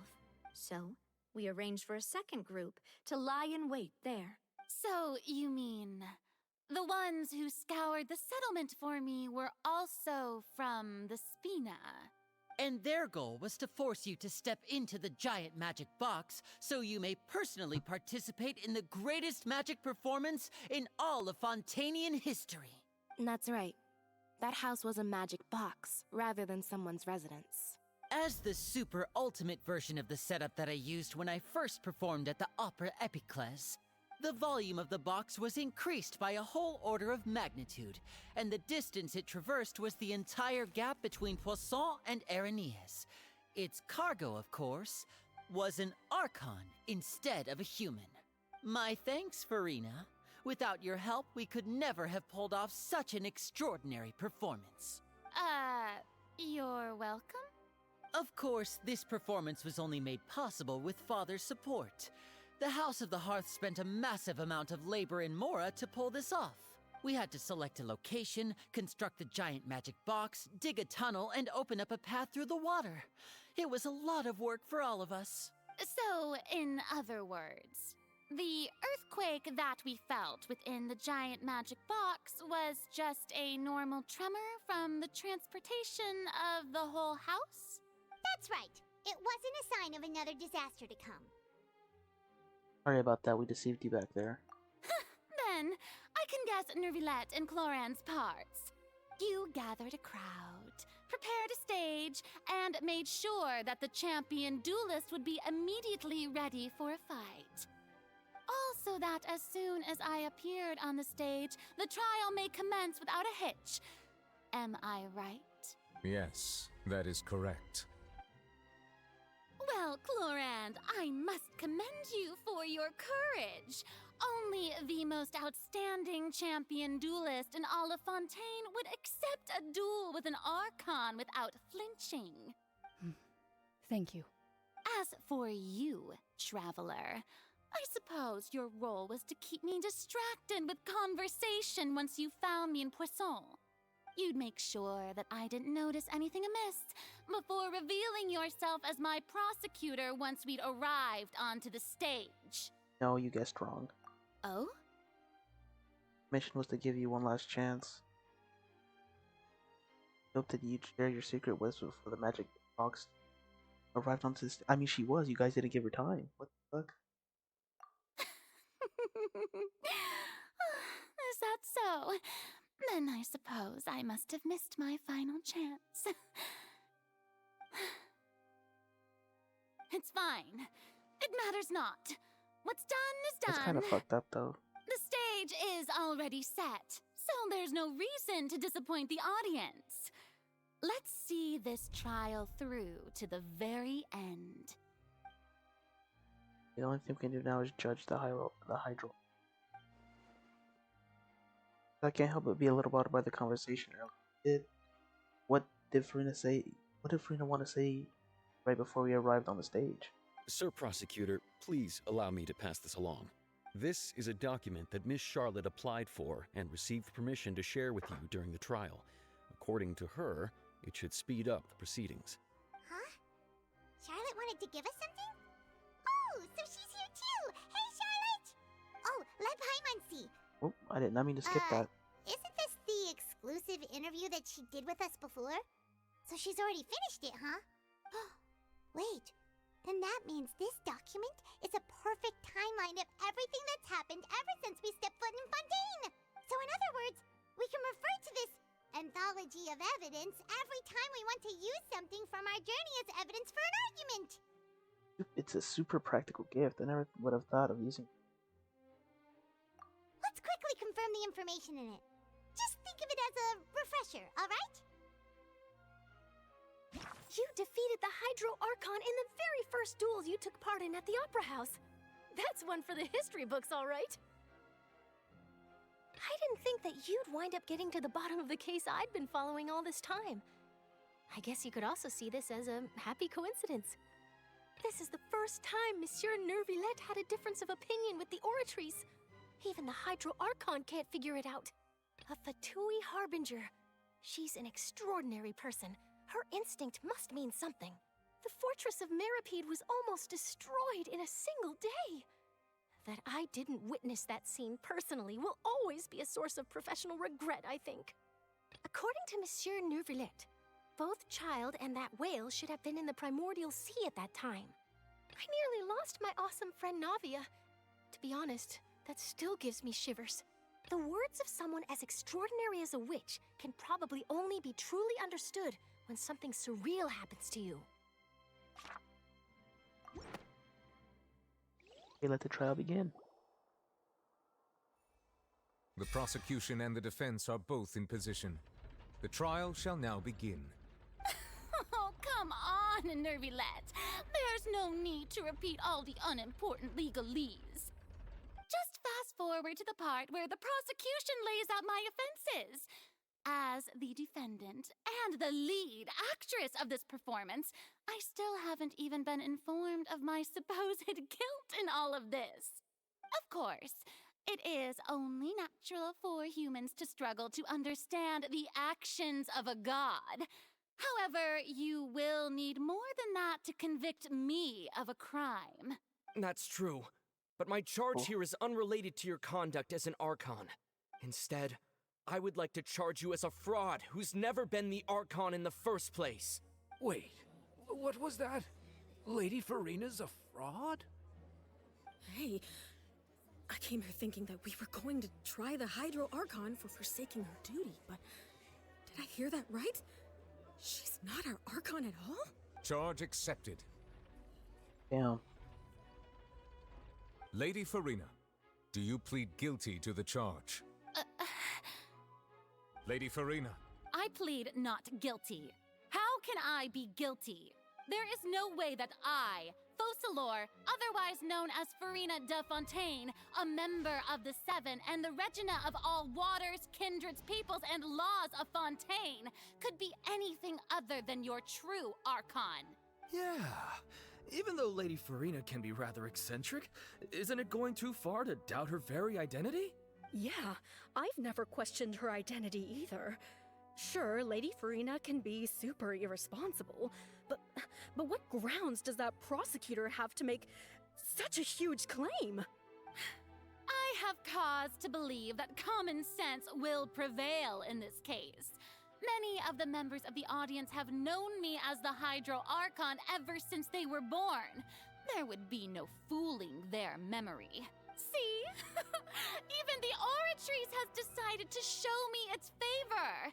Are you sure you want to commit to a charge that will never be upheld? If you wish to drop the case, I can promise you as the god of justice that you will not have to face trial for making a false accusation. We will treat everything that's happened as a dramatic spectacle and move on with our lives. What do you say to that? An argument with near impossible odds, huh? We have to not only refute FURINA's claims, but also overturn the long-held beliefs of the people. People only see you as their Archon because that's their long-held belief. Well, I tried to give you the chance to surrender. If you must persist, then let me ask. If you believe I'm not the Archon, then what manner of being do you think I am? And if I was not the Archon, then how did I manage to live for over 500 years? You're an Oceanid? I got to think carefully. What do we know about the special about FURINA?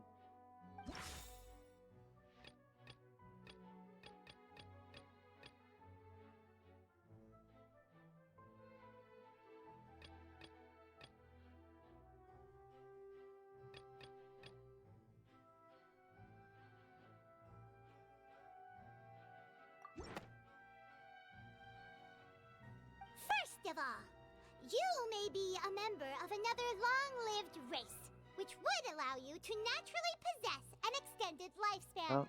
And second of all, even if that wasn't the case, there could be other ways to extend your life. Such as a curse. Who gave you that idea? Was it the knave? You'd sink so low as to use a harbinger's words against me. Doesn't matter who gave us the information. Matters the A curse? I once thought it possible that the aura of an Archon might naturally resemble a type of curse. But in light of this claim, perhaps what I sensed was not your divinity, but a curse after all. You sensed it too, huh, Nervalet? So FURINA, instead of an Archon, could you just be a cursed human?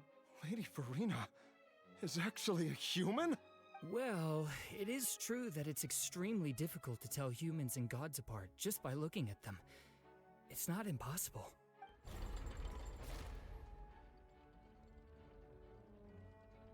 Well, don't start celebrating too early now. Even if I have been carrying a curse like you said, how does that prove that I am merely a human being?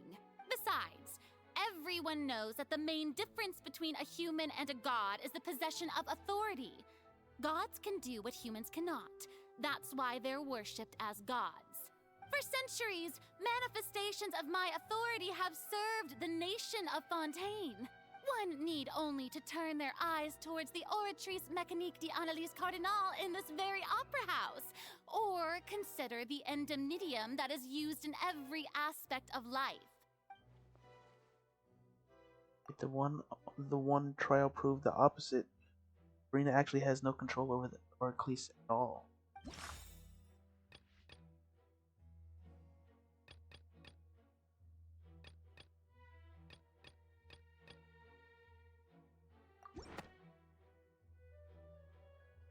You tried to reference the Oratrice, but weren't you as confused as all the rest of us when the Oratrice declared Child to be guilty without any proof?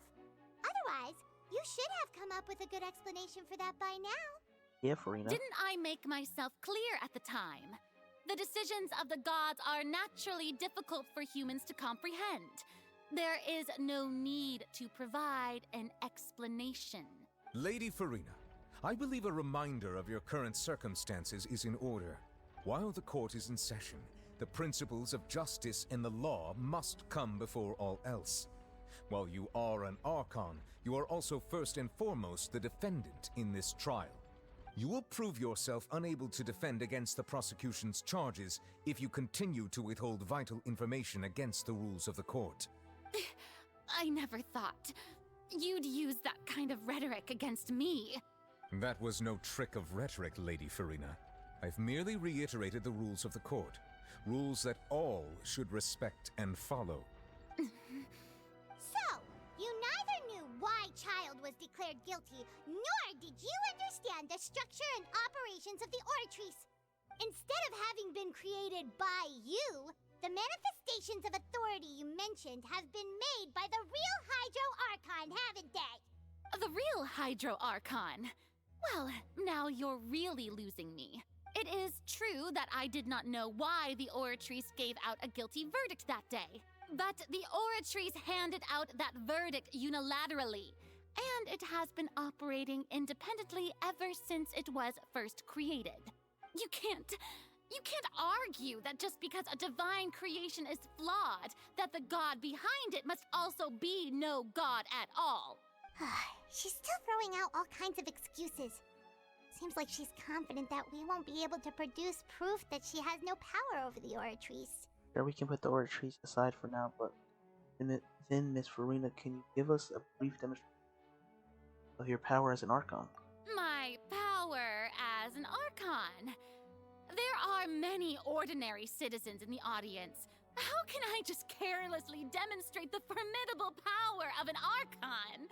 If that poses a concern, I'm prepared to extend my protection to the audience. You don't need to go that far. A brief demonstration of your power over Hydro should be quite harmless. Aren't you the Hydro Archon? Or is it that you can't even wield the power of Hydro, much less the authority of a god? Indemnitium! Yes! It's all because of Indemnitium! All Archons derive their power from the faith of the people, and I've converted the people's faith in justice into Indemnitium. Thus did I give up all of my divine power to provide everyone with energy for their daily lives. Have you ever seen a more magnanimous god? Isn't that a huge stretch? Yeah, no matter how generous an Archon can be, how could they give up all their power? Can a god with no power even still be called a god? It seems like nobody's buying FURINA's excuse. Hey, come now, everyone. Please don't stare at me as if I was a liar. I'm still the same FURINA you knew, right? The one that you loved. Shouldn't you want to believe in me? Please? You've got to believe me. If what the prosecutor said is true, she really has committed a grave offense. Did she deceive all of us? And all of our parents and grandparents too? And all of our ancestors? Ever since they were born? Enough. That's enough. Tell me then, if I'm not the real Hydro Archon, then who is? If you have no evidence of another Hydro Archon's existence, nor can you find anyone who can back up their claim to be such, then what grounds have you to say that I'm not actually the real deal? Yeah, let's go, FURINA. Wow, she came up with yet another argument. How can we refute her now? Seems like she I'm on really FURINA's doesn't want side to here. give up. We can't prove that she isn't the Archon, and try to prove that she's just a human. And if she's only human... My god, that's so bright. That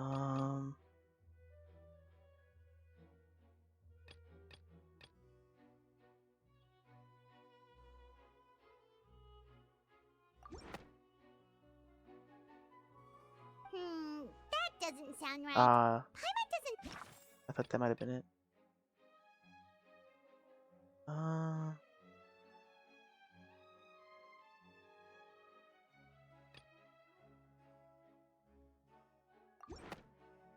Maybe this?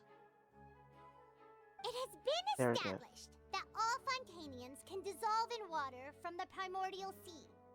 And that means... Since you insist on claiming to be a god and not a human, then there's a method that you can use right here and now to eliminate all suspicions of you being the latter. Miss Navia, please apply to serve as a temporary attorney for the prosecution before addressing the court. Though you act in partnership with the prosecutor, you must still adhere to proper procedure. Super sorry, Monsieur Chief Justice. I swear this really will be the last time that I'll speak out of turn. Now, I've brought some seawater from Poisson. As everyone knows, a massive flood struck the area not long ago, taking many lives, including those of some of my closest friends. So, Miss FURINA, would you dare to touch some of the seawater? If we are to believe that you are indeed the real Hydro Archon, touching the seawater would have no effect on you. All it should do is strengthen your case. But if you don't dare to touch it, then we would have basically proved the reverse. Oh, and I must remind you that after the disaster at Poisson, nobody wants to see any more people dissolve. I do hope you'll act prudently and choose the simpler path of admitting guilt. Navia from the Spina di Rasula. The Spina has governed Poisson for many years. I guess her suggestion is valid. Okay. If Lady FURINA is indeed just a human, she's probably Fontanian like all the rest of us. Would she really dare to try? Let me give my explanation. But if the prophecy is true, even if she is just a cursed human, she wouldn't dissolve in the water, right? Because she has to see the destruction of Fontaine. So it doesn't matter if she would touch the water right now, right?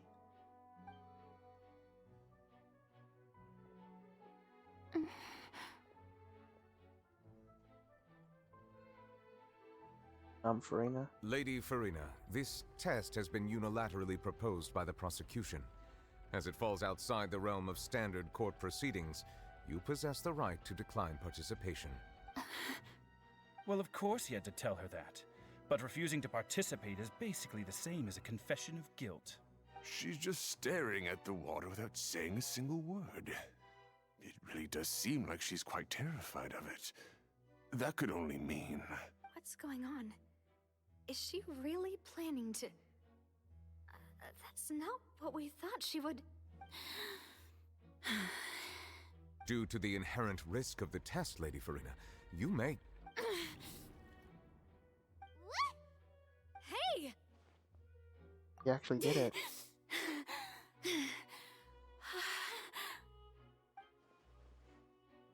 I'm fine! Look at me, everyone! My hand is still here! I haven't been dissolved! Will you believe me now? I really am your Archon! I'm nothing like a normal human who would fall apart as soon as they touch this water! Really? Was this not the most obvious thing in the world? Miss Siegewien? If you are present, Miss Siegewien, please come forward and attend to the defendant. Siegewien? Don't be nervous. It'll just take a few seconds. Let me see. That should be enough. Please announce the results of your evaluation to the court, Oh, Miss God. Siegewien. As everyone doubtlessly saw, Miss FURINA was displaying symptoms of hyperventilation and flushed skin. These indicate that she was experiencing the adverse effects of exposure to primordial seawater. The extent to which she was affected is the same as other humans when exposed to primordial seawater of a similar concentration. Thank you, Miss Siegewien. Lady FURINA, you may return to the defendant's stand. Oh, wait. What did she just say? I didn't get dissolved! Shouldn't that be enough to prove my innocence? Well, considering your tendency to run from your problems, we did originally prepare a direct sample of the seawater around Poisson. However, after extensive discussion, we exchanged it for a sample that is not concentrated enough to dissolve an actual human. After all, on the off chance that something entirely unexpected might occur, we don't want anyone else to lose their life to the sea. Yeah, so out of regard for FURINA's life, you secured a low-concentration sample and asked the head nurse to serve as an expert witness. It's a great thing that the direct sample wasn't actually used. FURINA could have... I can't believe... You...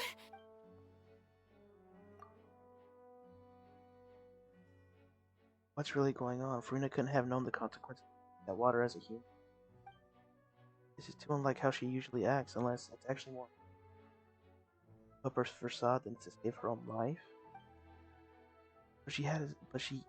But hadn't she given up on everything a long time ago? Listen to me, everyone! Please don't give me such cold and disdainful looks! What happened just now didn't prove a single thing! Think about it! How can you conclusively prove that an Archon can't also be affected by the primordial seawater? Also, if I was really just a human, why would I dare to just put my hand in that kind of water?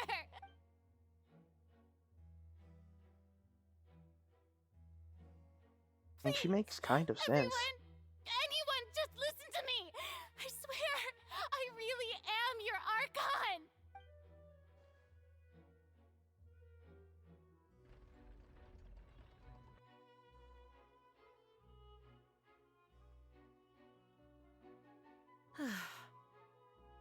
I don't think anything she says at this point will sway anyone.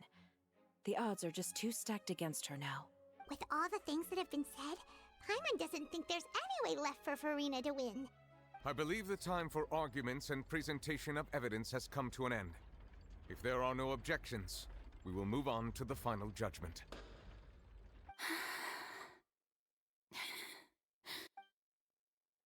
Oh God. I don't think anything she says at this point will sway anyone. She's too stacked against her now.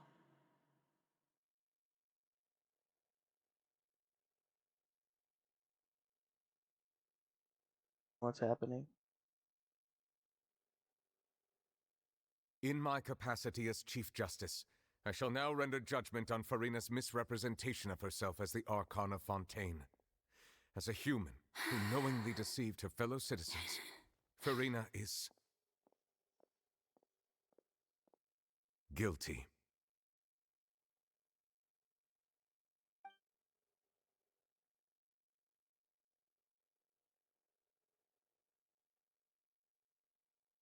Sitting on the chair crying like the prophecy.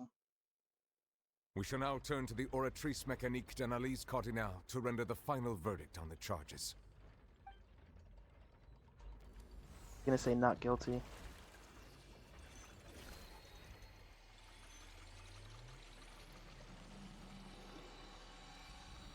My God, that's bright. According to the judgment of the Oratrice Mécanique d'Analyse Cardinale, FURINA is... Well, what's wrong? What's the Oratrice's verdict? Can't be. Did the Oratrice just declare FURINA to be innocent? No. The Oratrice also displays a guilty verdict. Isn't that correct then? However, the exact wording of the verdict is thus: the Hydro Archon, guilty, to be punished via the death sentence. But it just confirmed that she's the Hydro Archon. That's actually one of the available sentences? I've always thought that it was just a myth. The one and only time the death sentence has been handed out at the court, and it's been given to the very person we've worshipped as the god of justice? Did nobody... What an unexpected twist. Did nobody actually pick up that it said to the Hydro Archon? FURINA's been sentenced to death by the Oratrice? We just wanted to use the trial to show her the seriousness of things so she'd tell us the truth. How did things escalate this quickly? This outcome is indeed quite strange. According to Fontaine's current definitions of justice, as well as its recommendations for criminal sentences, is this sentence really appropriate for the crimes that have been committed? Yeah! Even Fauché wasn't sentenced to death by the Oratrice. You know, the real evil mastermind behind the serial disappearances case. What's more strange, instead of FURINA, the Oratrice rendered judgment on the Hydro Archon. Indeed. Not only is FURINA's sentence overly excessive, the very point of our trial today was also to prove that FURINA has never been the Hydro Archon in the first place. But now, the Oratrice seems to have deliberately invoked the title of the Hydro Archon. What does this mean? It means she is the Hydro Archon.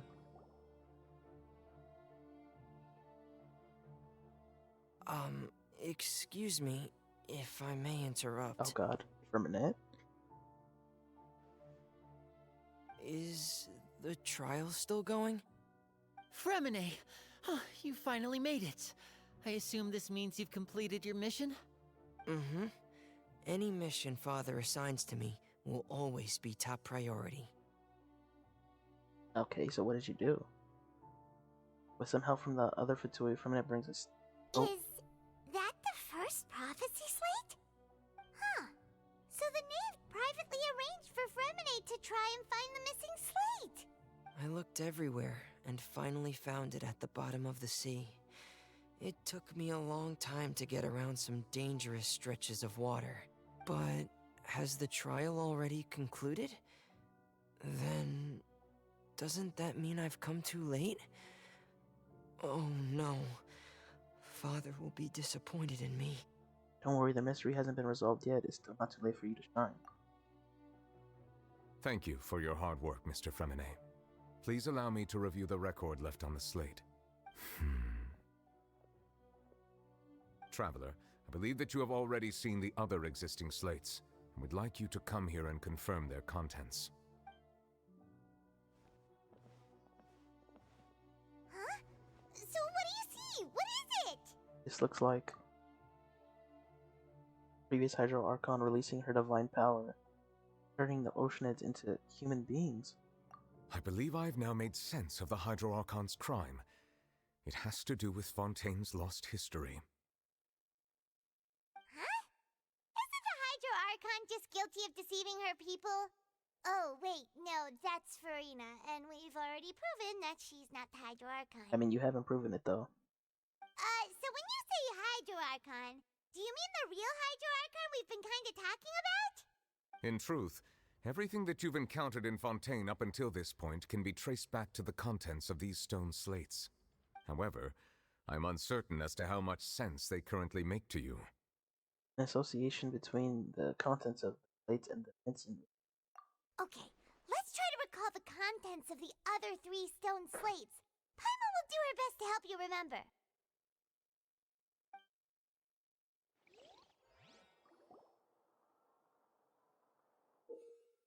Like that? Okay. Okay. I remember how to do this. The first stone slate describes what you just said. It seems to show the previous Hydro Archon using her divine power, and then the Oceanids turn into humans. Does that mean that Fontainians are transformed Oceanids? Oh, Paimon wasn't expecting that. But if Oceanids can turn into humans, then perhaps this process can be reversed as well. The second stone slate shows Celestia floating in the sky, and the Hydro Archon and her people worshipping it together. But the heavens still brought judgment down upon them. This must be the point when the Hydro Archon and the Fontainians were branded with their original sin. Does this mean that the original sin and the Hydro Archon sin are the same thing?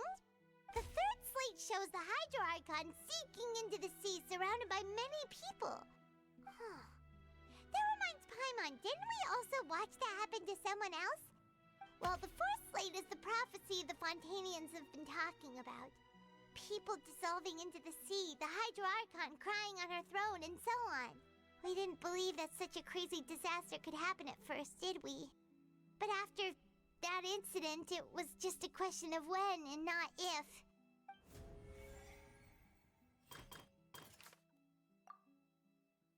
Oh, what the fuck?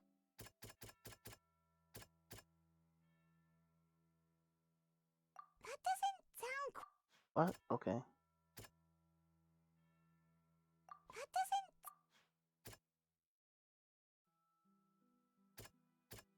That doesn't... Okay. We know Yeah, from that the made sense. case I'm of the fucking dumb. serial disappearances of young women that Fontainians can be dissolved in primordial seawater. This might be the reason that I didn't mean to Fontainians skip. can dissolve.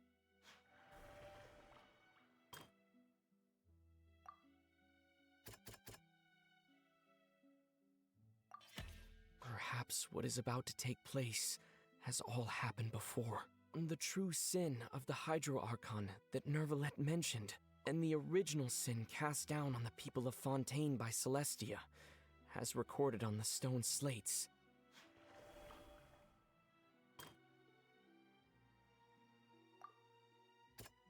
That doesn't sound... Oh, okay, I thought that was it. Yeah, okay. It's not as simple as falling into the sea. When Navia fell into the sea, her consciousness was subjected to judgment. The stone slates show the people gathered around the Hydro Archon in the sea. Could that be alluding to the same thing?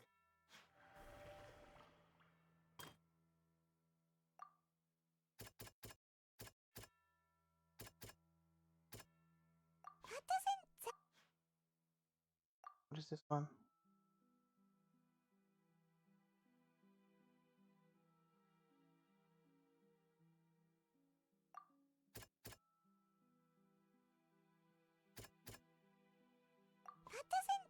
But these two don't make sense.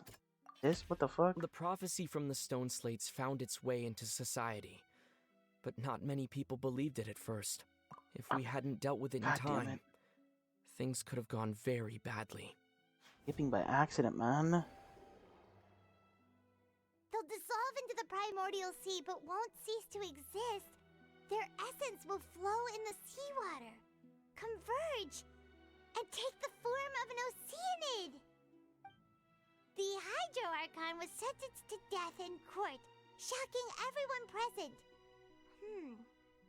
Perhaps this means that her sin was actually Fontaine's original sin.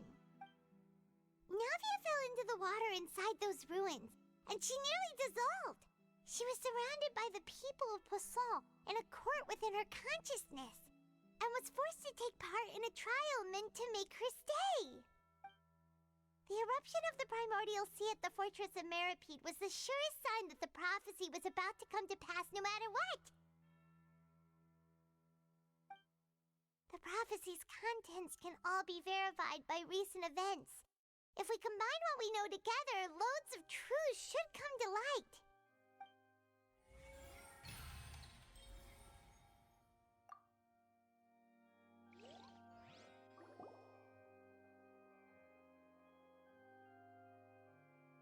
Now, what's gonna happen now?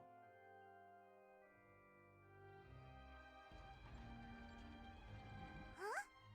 Oh, Paimon gets it now! So that's how you can make sense of it. But then it feels like we're going to have to share some truly shocking revelations. Let's hear them. The first slate reveals that Fontainians are not real humans. Incredible! Linny, did you hear that? We're not real humans. All Fontainians were originally created by the late previous Hydro Archon, with oceanids as their basis.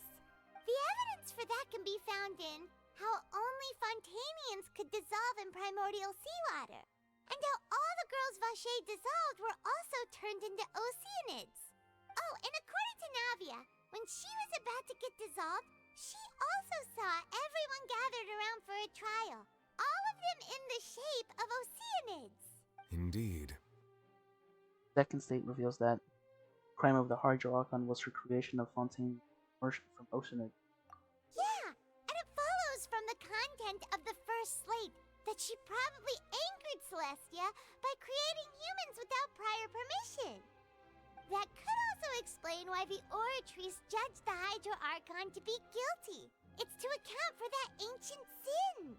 The Hydro Archon's true sin was creating us?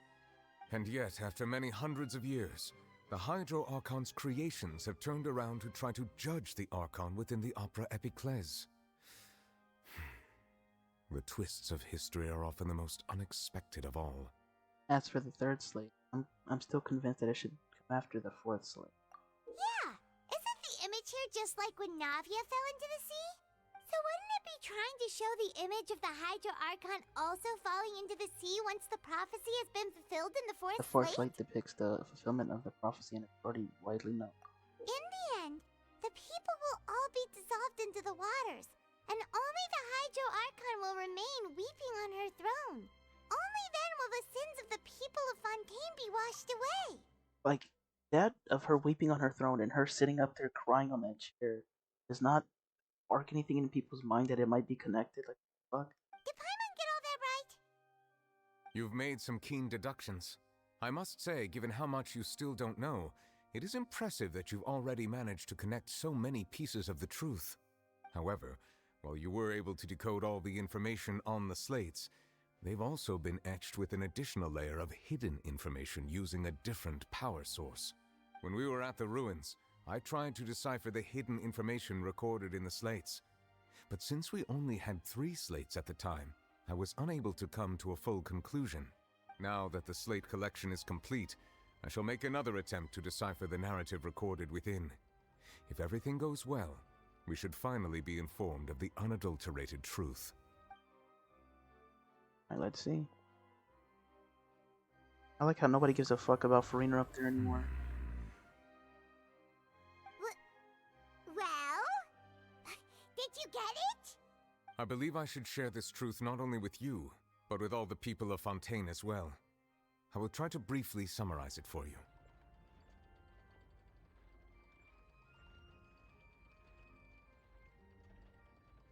Your hypotheses regarding the origin of Fontainians and the sin of the Hydro Archon were both correct.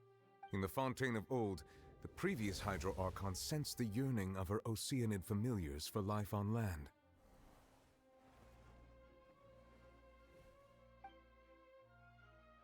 The Oceanids were enamored with the beauty and romanticism of human beings, and wishing to have those experiences for themselves, expressed to the Hydro Archon their desire to become of a similar kind. However, even though water as an element is intricately linked with the power of life, the Hydro Archon, as one of the seven, did not possess the authority to create a new form of human life. Not one to give in, she eventually found a way to create permanent humanoid bodies for her familiars by appropriating the power of this planet's primordial sea. She poured primordial seawater into the Oceanids' blood vessels, creating humanoid mimics in the process. But if Fontainians were to ever come into direct contact with water from the primordial sea, the power within their bodies would escape these artificial restraints and return to the sea.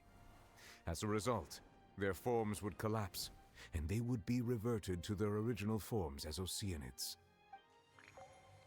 Of course, the Hydro Archon never received permission from the heavenly principles to create a new human race, and thus, the Hydro Archon and all of her creations came to shoulder the original sin of appropriating the power of the primordial sea. That is the true history of how the people of Fontaine first came into being. So we were all Oceanids before we turned into human beings? That's way too much information for me. I think I'm just going to pretend that I never heard a single thing. Wait, but if that's the truth, we can't let the Hydro Archon be sentenced to death. After all, her only sin was creating us. This really might be too much information for your regular Fontainian, but it does answer a lot of our questions.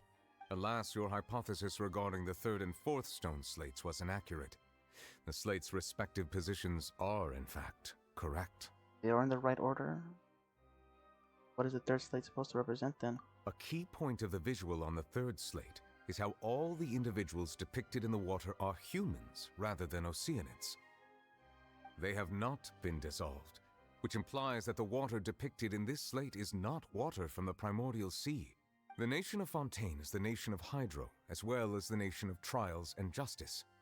Instead of being the literal element, the water in the scene symbolizes judgment and justice. You may also recall Navia's experience.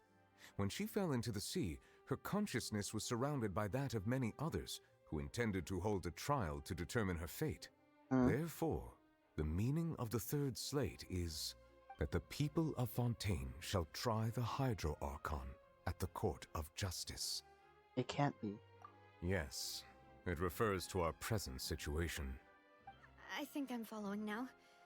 So, what you're saying is, even though we decided to put on this trial to avoid fulfilling the prophecy, in truth, everything we've done has happened exactly as the prophecy foretold. So now, it seems, we're the ones making sure it comes true. What should we do? I don't know, it feels like there's no way out of this. Huh. No matter what, the prophecy will be fulfilled. Is this what it feels like to be a prisoner of fate? If that's the case, does that mean the scene in the fourth slate will also be It's already fulfilled. She's up there fucking crying. Traveler, I would like to point out another small fallacy in your deductions. About the fourth slate, you probably thought that the eruption of primordial seawater beneath the fortress of Meripede served as the surest sign that the prophecy was about to come to pass, yes? However, I believe that rather than being a sure sign, that eruption could in fact only be a small warning of something far worse to come. As for the root cause of the catastrophe, I believe you've already encountered it once before. I have? Could it be?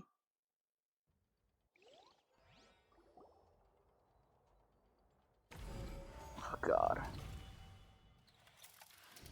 This Whale? eruption was just a small warning of the things to come. We must find the root cause of the disaster.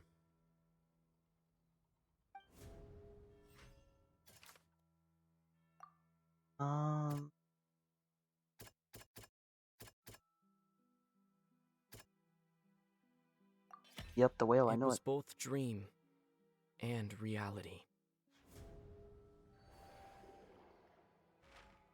If we're talking about a true culprit, that could only be that thing inside the primordial sea, right? The truth, the original sin, the trial, and the root cause of the disaster. Whoa. Was it purple like that last time?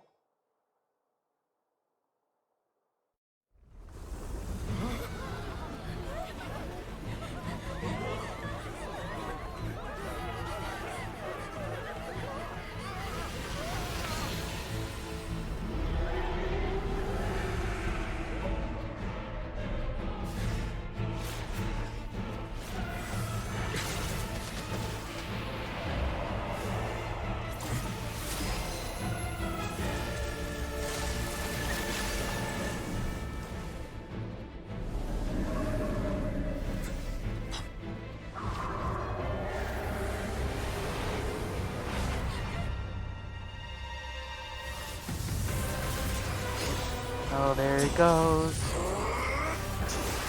He's back.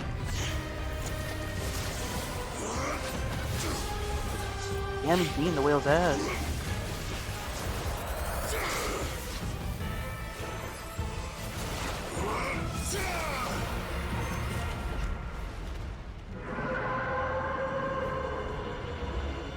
And that did nothing, huh? I forced it to retreat, I guess.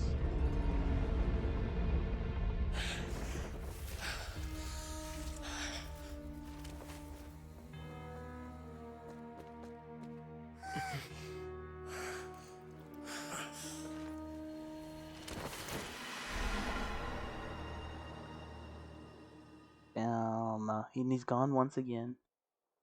Ow. That was way too close!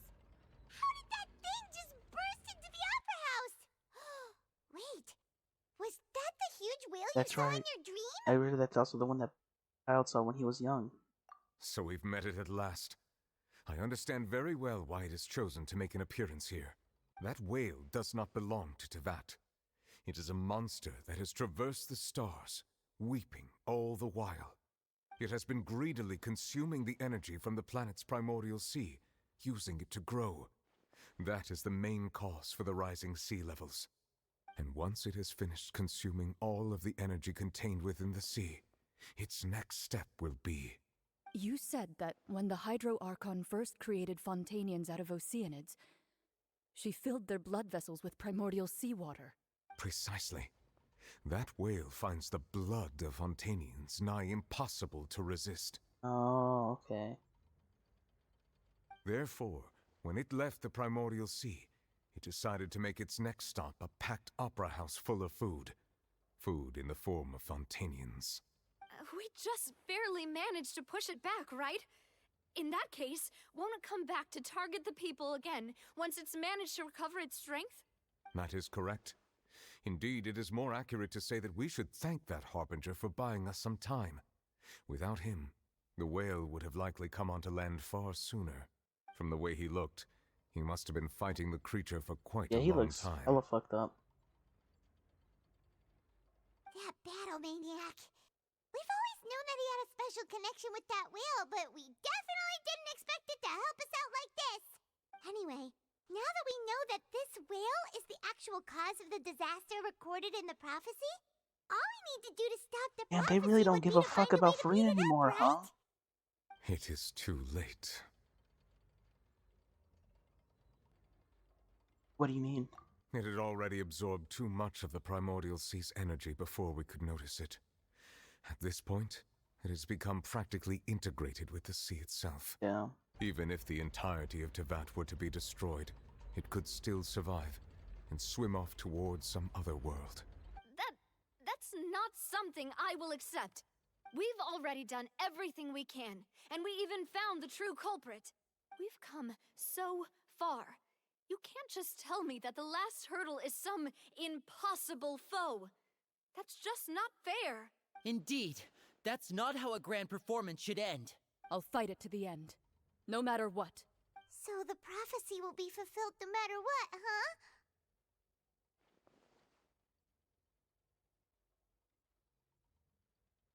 The prophecy. Yes, what has been prophesied will be fulfilled. You may view such things as the history of the future. Everything is still turned out like this in a fight against fate. This is all about fate.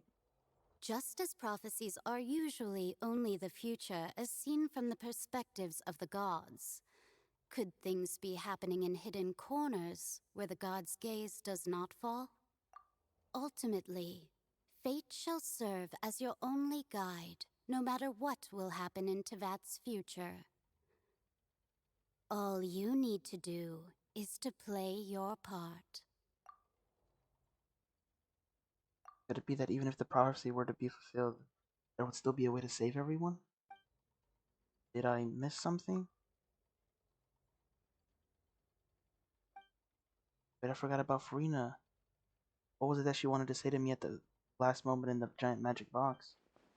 What is her real secret? Now you care?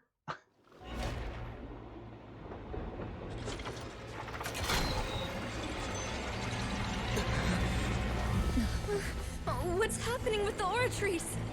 The Oratrice is probably a failsafe for this. It is preparing to carry out the death sentence. Oh. FURINA!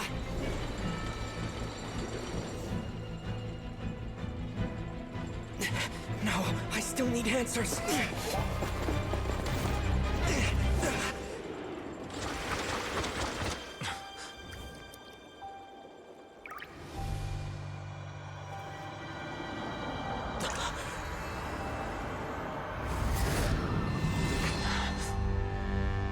What happened?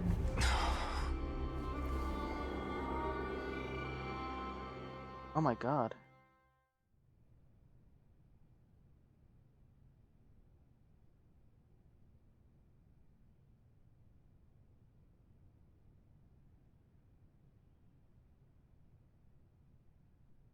You.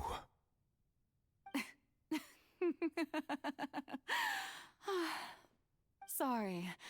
That shocked expression on your face is just too amusing. I couldn't help myself. You are not FURINA. Who are you? Ah, the sweet sound of bewilderment. Marvelous. A sure sign that my attempt to deceive everyone was a resounding success. But to answer your question, I am Focalor. You know, the god. Focalor. Why did you deceive us? Oh, that wasn't my goal, of course. Goodness, no. But I had to fool everyone else too, if I was to stand any chance of deceiving the heavenly principles. Deceiving the heavenly principles? It's all because of that pernicious prophecy. Dreadful, wasn't it? Everyone doomed to dissolve. Fontaine condemned to be flooded. One was not amused. In fact, one was positively bemused when that problem was thrust upon me by my dearest predecessor.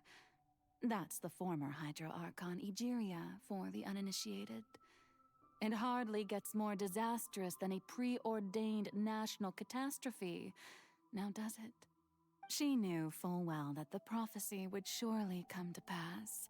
And as one of the seven, she also knew full well that one defies the heavenly principles at one's peril. So yes, as you have no doubt surmised, it was a rather impossible situation that I found myself in. Okay. I spent I'm a a little confused. terribly long time mulling it over, alone on the ocean floor. And I was almost growing barnacles by the time I finally realized there was only one possible solution to this confounding conundrum. I had to outwit the heavenly principles, allow the prophecy to be fulfilled, ostensibly at least, while saving everyone at the same time. I'm a genius, I know. I can only assume that's why Egeria chose me as her successor. This is making me love FURINA even Although, more. looking back now, it was hardly the inheritance one dreams of.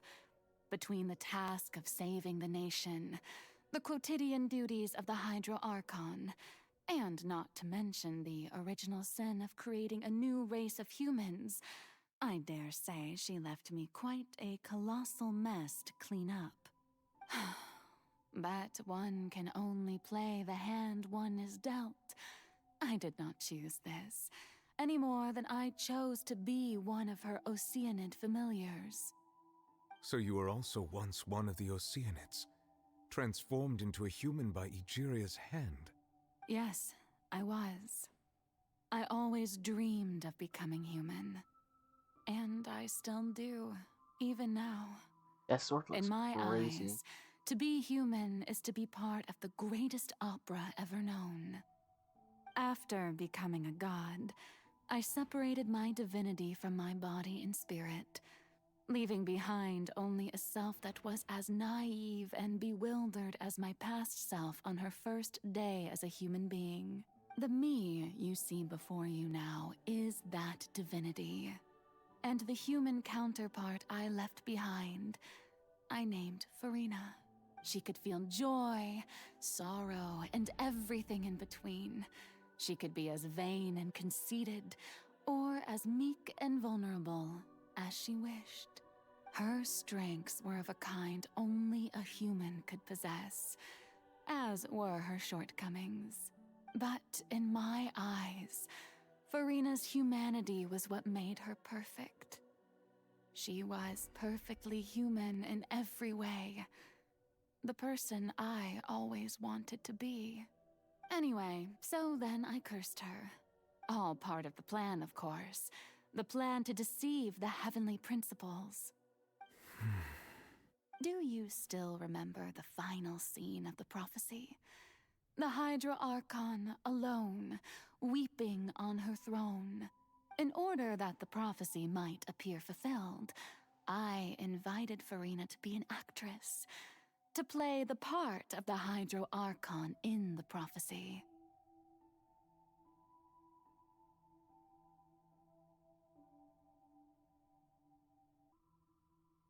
Under the curse I placed on her, so long as I, Focalor's divinity, continued to exist, she could not die.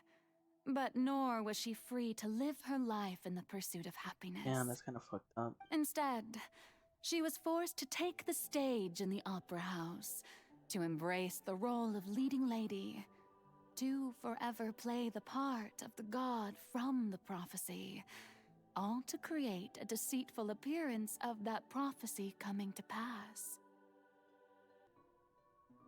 I suppose now you probably understand why your court is called the Opera Epiclese.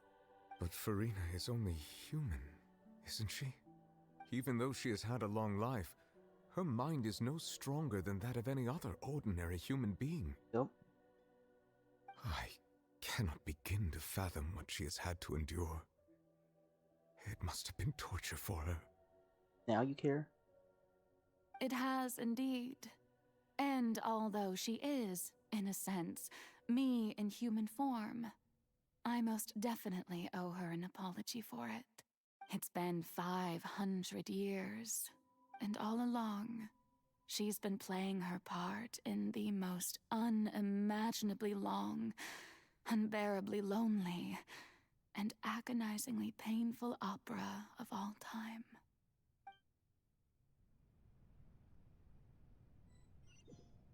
Happen now.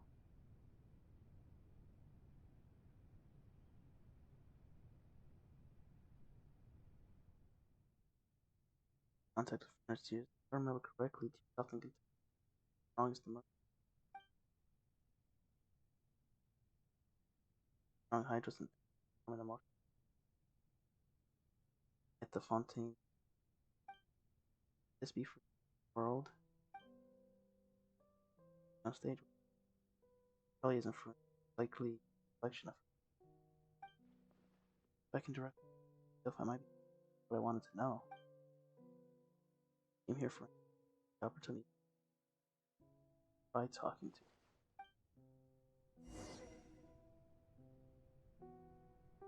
Octave.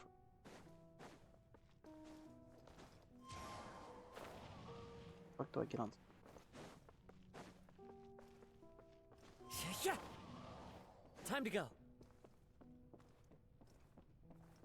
Arena.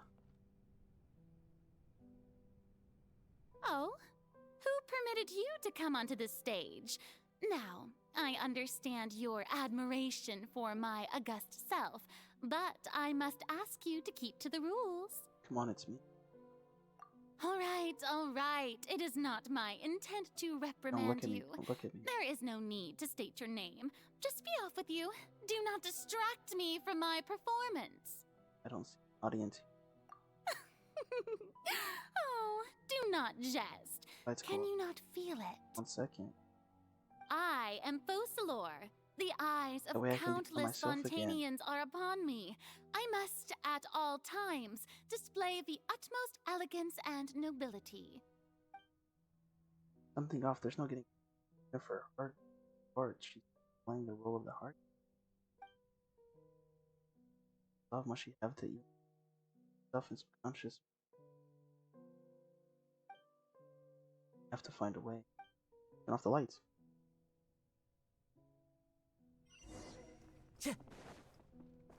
Dear audience, the performance is experiencing a technical difficulty, but worry not. The guards shall resolve it soon. Cry without echo. Hey, what gives? The audience is silence still without watching end. me, you know. Guards? Wait, where are the guards? Guards! Manifest. Take flight. Yeah! One big loss, isn't it? No. Those spies are too rough. In her heart, they must that symbolize the eyes of the people on her. Speaking of which, I think I just sort of sick. But is that her truth? That ended up here.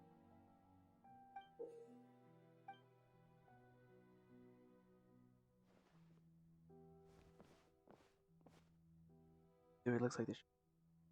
I mean, how you truly start crying like crazy. You won before me or Arena.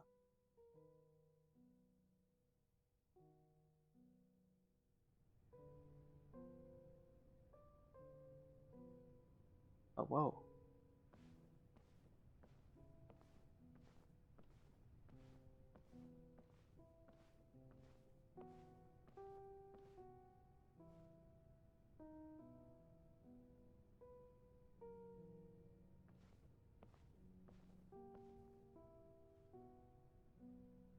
Furina. Furina. Huh? Who's that? Who's calling me? Where are you? Be not nervous. Be not afraid. I am before you. Wait a moment. You're mirror me? How can this be? Mirror you, huh? You know what? That's not bad. Let's go with that. Mirror me. What do you wish to say? The prophecy. Have you heard of it? What prophecy? Wait. I know. I think. I don't know why, but it's in my head somehow. The people will all be dissolved into the waters, and only the Hydro Archon will remain, weeping on her throne. Only then will the sins of the people of Fontaine be washed away. Oh, very good. You know it well. What's going on? I can't seem to remember anything clearly. Damn, this sucks. The only thing I know for sure is this prophecy. Will it really come to pass?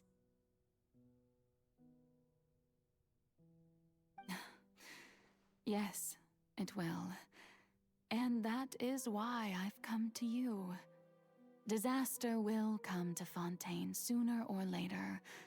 Things will develop just as the prophecy declared. There is no escaping it. But doesn't that mean everyone will die? I'm a Fontainian just like them. Will I dissolve too? Oh, don't worry. Magical meetings exist in this world precisely to give people a chance to turn things around. It is the reason why you met me today. I will tell you how to save everyone, but you may have to suffer somewhat. Oh, so there's still hope after all. Goodness, you frightened me. You spoke so much and with so much certainty. As for the suffering, well, I will admit that the first thing that came to mind was, why do I have to be the one to suffer? But if the prophecy will come true, I'll also die anyway, right? So if I've already met you as my magical meeting in this world, if there were scales, with all the people of Fontaine on one side and my pain on the other, is it not obvious where the scales should tilt? Damn. Really making me like her a whole lot more. You truly are the perfect human. My ideal. I suppose this would also be the justice that belongs to you. Huh? Don't worry, it's nothing. Listen well. Fontaine has just lost its Hydro Archon. I need you to play a role. That of the new Archon. Play as a god? That's right. You must begin a never-ending masquerade. You must never let anyone suspect your identity. If you can keep it up, then I shall have my way of defying this prophecy. But should your identity be revealed, then all hope will be lost. But how will I do this? A human assuming the role of a god without being exposed. Don't worry. What you must do is not to turn yourself into a real god. You simply need to play the role of a god as humans imagine them to be. Being a human yourself, I'm sure you already know what such an entity would be like. Remember, your true challenge will not be pursuing divinity, but contending against humanity. I'm still not sure I understand, but I'll try. I'll try to do this. Yeah. So, how long am I going to have to play this role? To accomplish this mission, you will have to stay on the stage for many, many years. You will endure and not grow old until your task ends. But I promise you, all will eventually end in a magnificent and dramatic trial, and everyone will be saved. A trial, huh? How exciting. I'll be looking forward to it.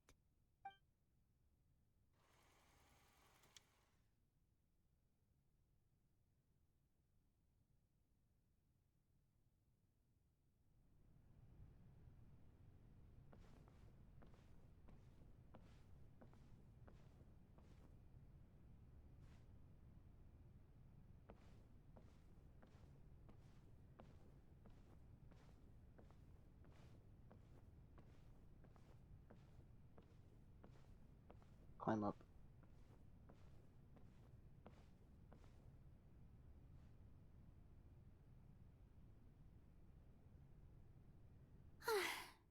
The The Maison Cardinalise has announced my accession, but this is my first time facing the people. What should I say to most appear like a god? To be honest, I still don't know. Perhaps I should first try to act natural. I'm encouraged.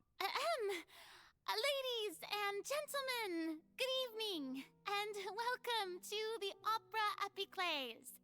I'm sure you've all heard about how I have taken on the role of Hydro Archon. Indeed, I am FURINA de Fontaine, your new Archon. Ernest. In truth, I know little about becoming a nation's new god, but it will be my honor to guide you all. As the god Focalor, the god of justice, I shall do all within my power to lead you into an age of fairness and justice.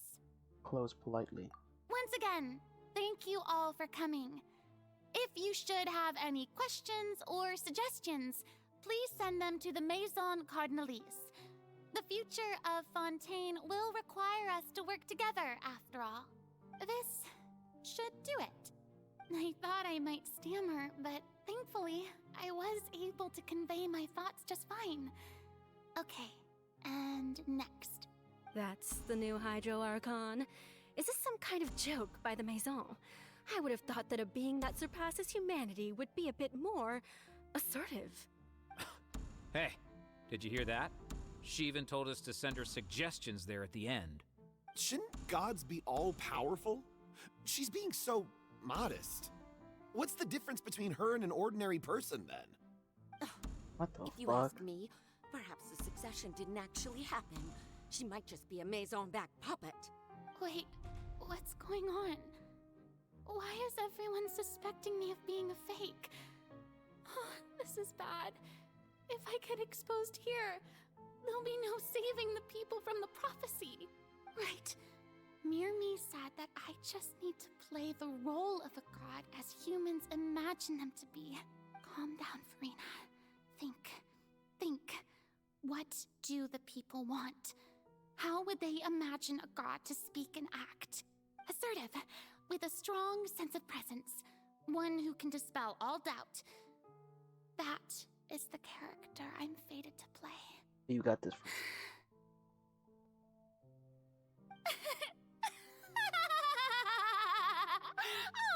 Oh, very good, my people. Only ones such as you are deserving of my rule. Now, I was wondering if some weak puppet were to one day come onto the stage and claim ownership of this opera house, would the children of Fontaine follow them? Well, it seems that you would all see right through them. Having passed my test, you are qualified to witness wondrous trials alongside my august self, here in this opera house. You may consider my previous act a door gift of sorts. I thought it was a debut that suited the atmosphere. Now then, let us be reintroduced. Ah, so that was just a performance. How could I have forgotten that we were inside an opera house? Her personality. It's quite shocking, to be honest, but I suppose it's a better look than before. Such a fascinating and bold deity. How wonderful! Her future may Yeah. yet be bright after all. It seems I've turned them around. Best follow this flow and restart my accession speech. Resoundingly with conviction. My dear people, whether you acknowledge me or not, whether you trust me or nay, I say to you, keep faith in your ardor for justice. We have heard it said that this nation's sins can no longer be washed away. Well, I say that justice is most fragrant when it blooms amid sin. Not the drama. The scales of justice should not weigh heavy in the hands of its God. On one side, it must carry fairness and justice. And on the other, praise and applause. May law be the prayer on our lips. May judgment be our worship. Let us light the fires and drink to the future of Fontaine. emphatically. There is no trouble in this world that justice cannot solve. All that is needed is for you, my people, to believe in it, heart and soul. So long as I, the Archon Focalor, stand within the Opera Epiclese, so long as I stand before the Oratrice, I shall even judge the gods of this world!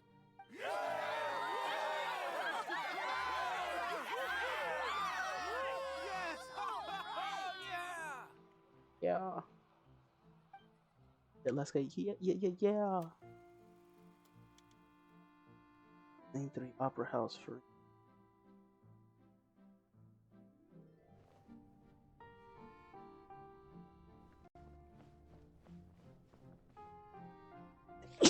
Ugh. Excuse me. I tried to mute the mic, but I cut it in time. R.I.P. Lady FURINA, here are today's case reports, as well as a summary of the follow-up for your perusal. Come now. Was I not just at the Opera House in person? Leave these kinds of things to Neuvillette. Besides, none of these trials were the one that I'm looking forward to the most. If I may be so impertinent, what kind of trial are you truly looking forward to? A magnificent, dramatic, and wondrous trial. A trial to end all things. How could you hope to understand? That's true. I fear I lack the ability to grasp your divine thought, Lady Archon. No need for fright, and do not take what I said before too seriously. Go now, do your duties. The trial I await. It will come one day.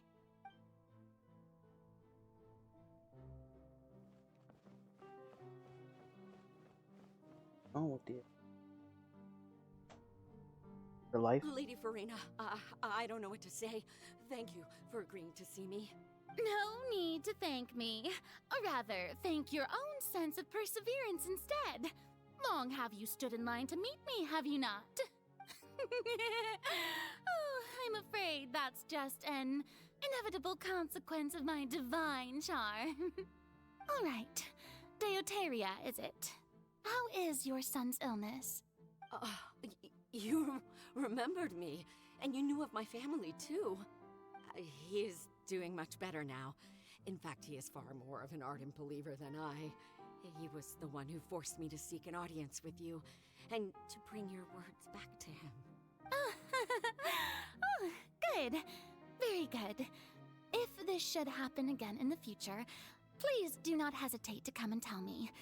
Going down to citizens' homes every so often, while not usual practice, should serve as a fine change of pace. You're such a gentle and wise god. Thank you once again, on behalf of my son. Has done a lot of good, though. I feel like. Stuck to her role till the very end.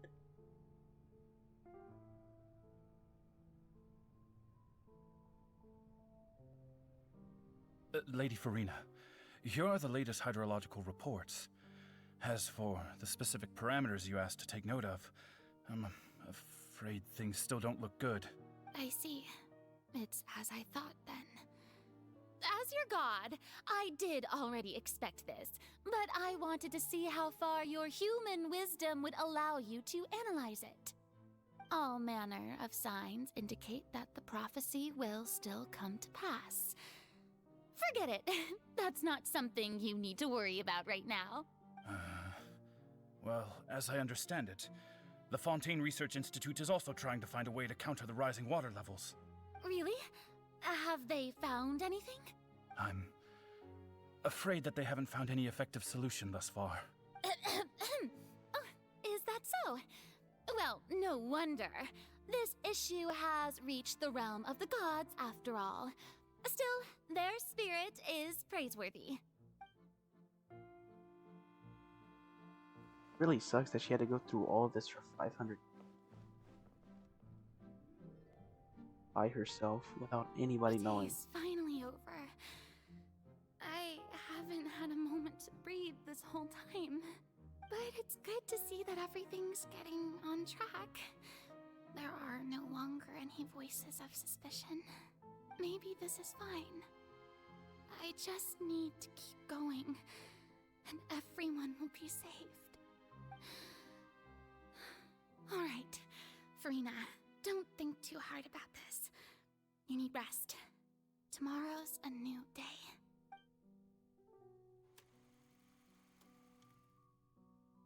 How many scenes is there? Lady Furina, here are the new trial reports for the latest cases, as well as a summary of the follow-up. There'll be no need for that. I've seen them already. There's no need to go back over scenes I've witnessed in person before.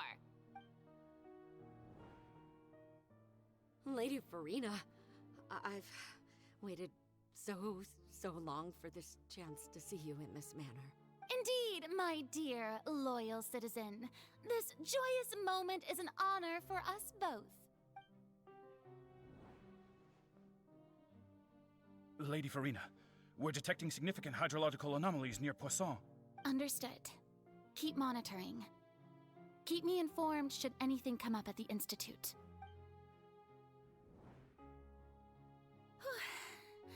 I don't think I let anything slip today. I must show the people that there is nothing to worry about. I just don't know when these days will end. I feel utterly exhausted. Best to rest early today, too.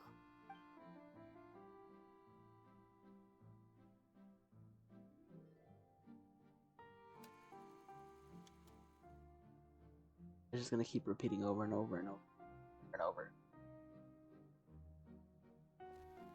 Yep. I figure out what to do. Self.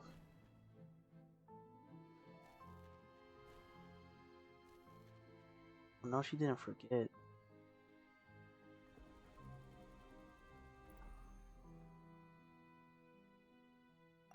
$108,175. Lady Furina, it's like a dream being able to speak with you up close like this. I've heard that the first member of our family who was honored to receive an audience with you was Madame Dioteria, almost 20 generations ago. And what a fine family yours is indeed. It brings me great joy to meet such a faithful Oh my believer. god, it sounds like she wants to descendant cry. of a line most ardent. Surely you exaggerate, Lady Furina. My lady? What is it, good citizen? Oh, she was Are crying. you crying? Oh, really now? I didn't even notice. This must be the overflow of hydro from my person. Well, can't quite help being the god whose dominion is the waters, can I? No wonder. No wonder. A manifestation of your power, Oh then. my god, this is so fucked. Archon, I am honored to have witnessed it. They're just sitting there smiling while crying is crazy.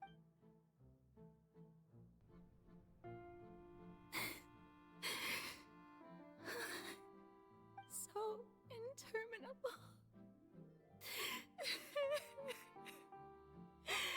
So lonely. Just how much longer? Hundreds of years must have passed by now. Perhaps the show must go on for hundreds more. I never imagined that it would hurt so much. Have I reached my limit? No. Perhaps I reached it long ago. Today I didn't even notice my own tears. I want to tell someone, anyone, about this. But would that not destroy all I've done so far? You know what makes this even worse? That she was about to tell the traveler. They pulled this whole fucking trial and just... That's so fucked up. That's so fucked up. She was literally about to tell somebody for the first time in 500 years. And he pulls like, psych, I was just playing, you're on trial now. I've conducted so many investigations across the centuries. But there's not even a sliver of hope that we might break the prophecy. All I can do is keep heart.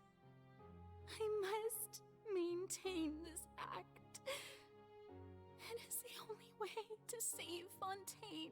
I can't believe she did this with her Mirror me. a human mind. You have to succeed. Oh god. Rena and is this when we appeared? Oh no. Oh yeah, it is. Right? FURINA. Yeah. You don't have to shoulder this burden alone. Yep. Although I don't know what you might be keeping from everyone. Your people are more than willing to share your burden with you. It is.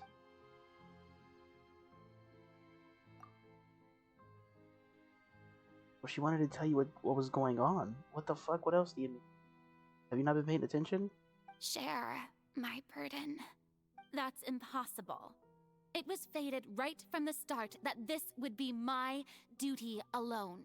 But even if your burden doesn't need to be shared, you can still choose to confide in someone. Just share it with me. I'm what you'd call a witness. A witness? Yes, I've heard that you came to Tevat from beyond He the literally stars, gave her yes. so much hope In other words, you that never she belonged finally here. had somebody to confine in. Then they did this shit. And if Tevat is, in its entirety, a show on a stage, then you're just a spectator, aren't you? If that's the case... He's right. I could confide in him, couldn't I? This But makes it hurt even more. if things don't play out as expected, the people of Fontaine will be the ones to pay the price. No, FURINA. You shouldn't be selfish.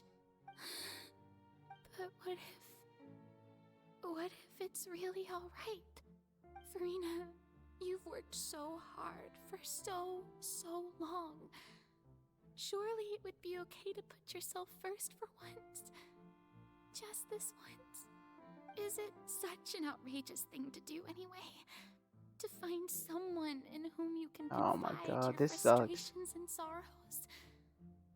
Surely it could not hurt. He was literally about to tell him everything. If you let this opportunity slip through your fingers, it might never come by again. Think about it long and hard.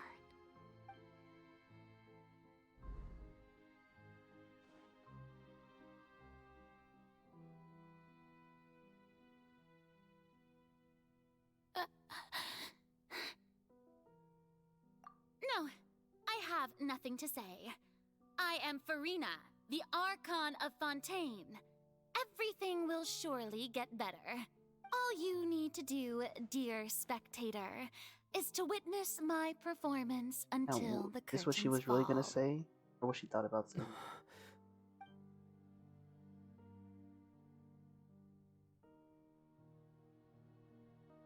Fine.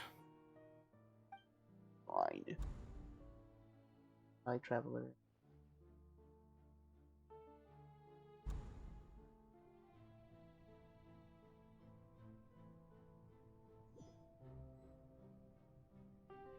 So Such a even good story. FURINA doesn't know the truth? You've never once let her in on the full plan? Yes, it had to be done. To deceive the heavenly principles, you must first deceive yourself. She did very well. If she had let her resolve falter even once in these 5 centuries, Fontaine would have been doomed to the most tragic fate. It seems that trusting humanity was the right decision after all. I believe that I understand how your deception works, but that is only half the truth, is it not? How would you build on this foundation to save the people of Fontaine? That is the most important thing. Ah, good, good. Of course, the Iudex of Fontaine has pinpointed the crux of the issue. I'm sure you've long sensed that the Oratrice is no simple it's a seal, machine. right? Yes? I've always suspected that it had its own consciousness. And Lenny did mention that he heard a human voice within the core chamber. It now seems that that person was you, hidden within the machine all along. Oh. And then I became one with the Oratrice, taking Fontaine's gnosis with me. Yes, it would seem so, wouldn't it? Alas, your understanding of this device still lacks sufficient depth. In truth, it is no enactor of justice. It is, in fact, a device created to kill the god of justice. I beg your pardon? Oh, you have it. And to be more precise, not only will the Oratrice take down the god of justice, it will also take down the divine throne upon which she has been placed. I mean, did you think I would be the sort to enjoy peaceful repose while FURINA suffered? My work over these last 500 years has been to constantly accumulate indemnitium This has to within be the best story Oratrice. so far. But really, some have already discovered that only a small fraction of the energy generated by the device was ever used to provide power to Fontaine. The vast majority had to be, accumulated to enact this death sentence. It was all a part of your plan then? Both the trial and the sentence? Indeed. This power, That's accrued why over Child is 5 found guilty. centuries, could She have decided. sustained Fontanians for millennia had it only been used for that purpose. Almost all of it has now been stored within the Oratrice. But only power of this magnitude could hope to destroy the Hydro Archon's divine throne, shaking the rules established by Celestia and breaking through the institution that is the Seven. So the Oratrice's call for death was for neither FURINA nor Focalor, but for the Hydro Archon. The destruction of that divine throne. If I do not misunderstand your intent, you must be... Returning what's rightfully yours to you, of course. In other words, this was all done to return the authority of the Hydro Archon to the Hydro Dragon of this planet. But...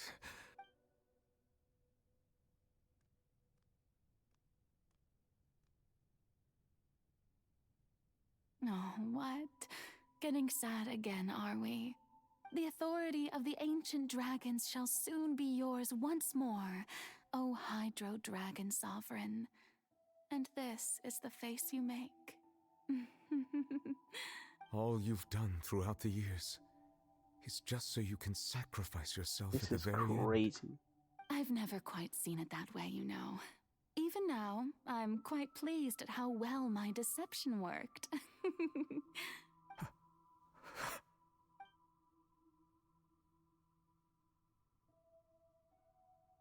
Hydro Dragon, don't cry.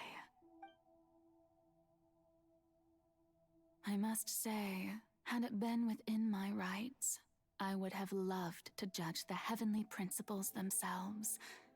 Were they not guilty of essentially the same crime? Egeria stole the power of the primordial sea, and the heavenly principles stole the power you ancient dragons possessed. I, for my part, am the god of justice. And is it not just that your original powers should be returned to you? Speaking of justice, I have always believed that justice lies in the process of pursuing human existence itself. So, if the theft of the primordial sea's might was Fontaine's original sin, then, leaving matters of procedural right and wrong aside, the descent of the Fontanians as humans and their right to exist in this world would be Fontaine's original justice. In other words, Existence was Egeria's justice, and to me, justice is the continuation of that existence, defying the prophecy and ensuring that Fontaine's people shall live on. That should be the justice enthroned over all others. Damn, so 2 Hydro Archons sacrificing himself for them people. At this point, we, whether it be myself or all other Fontainians, have shouldered the burden of this sin for far too long.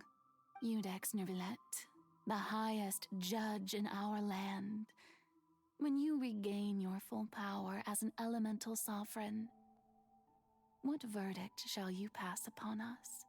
So when I was invited to the court of Fontaine to serve as Iudex, I see now that that was your idea too. Out of everything. I now understand the true purpose behind this position. In the beginning, I was uninterested in human existence. But these 5 centuries of living alongside them have gradually brought about mutual understanding between us. And I have even attempted to feel as they feel.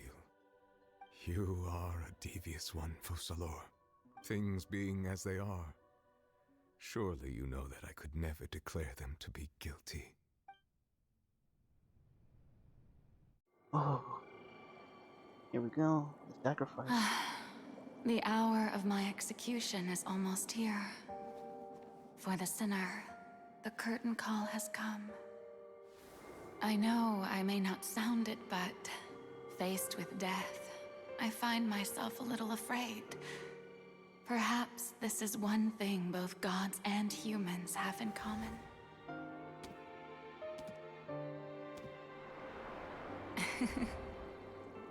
Farewell, Nervilette.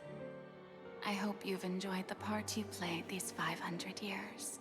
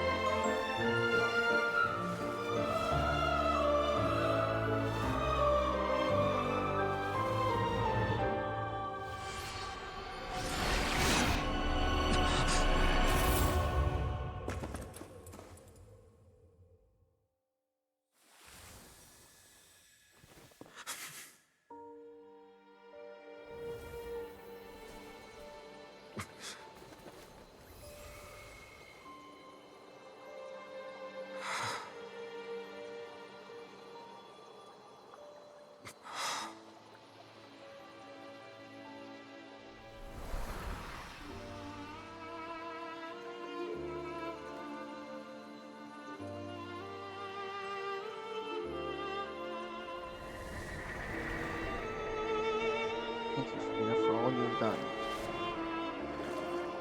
From this moment on, please live happily as just I wished we could.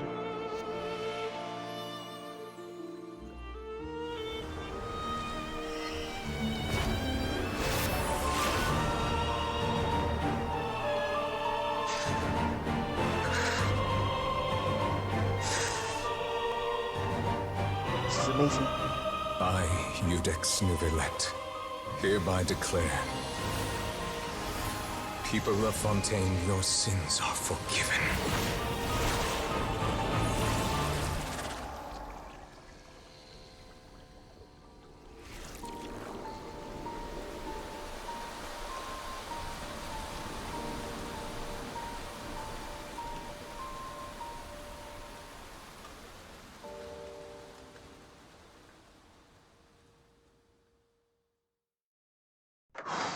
That was crazy. How will they beat this story? I don't get it. This is the peak so far. What just happened? Has the death sentence been carried out? It has. Was that bright light some sort of misdirection? I have a feeling that something huge just happened. But Since we're all still alive and haven't been dissolved, I assume whatever happened was good for us. It's time to end this. We must mete out punishment to that beast. Didn't you say just a moment ago that it can't be defeated? I have gained the strength sufficient to deal with it. Through certain means, I now have the ability to separate the power of the Primordial Sea from that creature.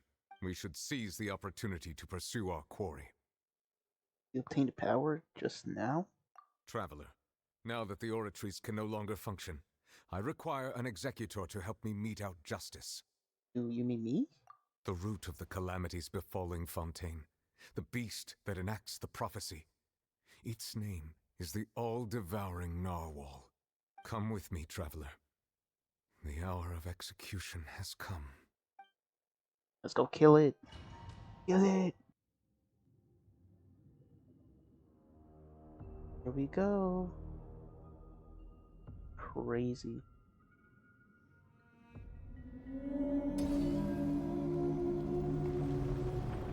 It's just bathing in the Primordial Sea, huh? We're going to execute it?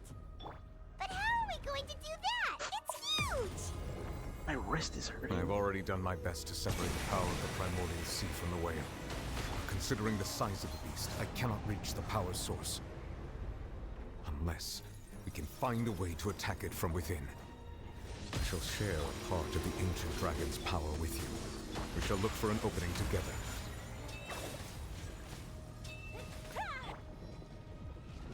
I can feel its sorrow turning into hostility.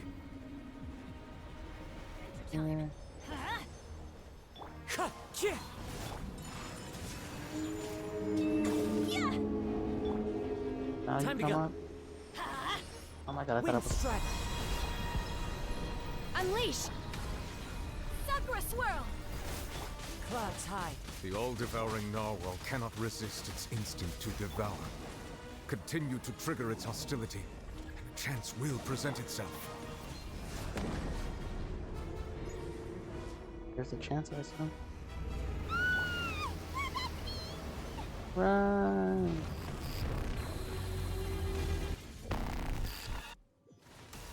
This music is so epic.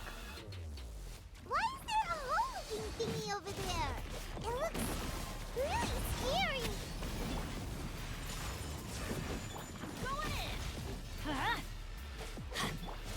in! Into the wind. Unleash! Whirling snow!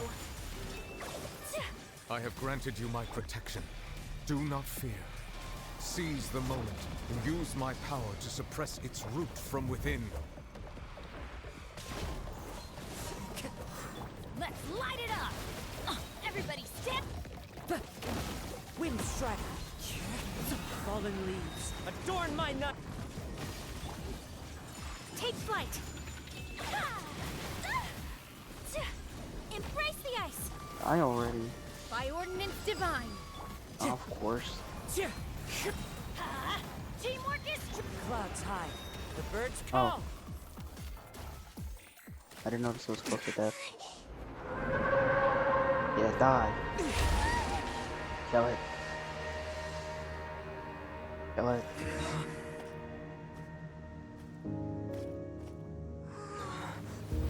Take its power. Make it your own. Where's child?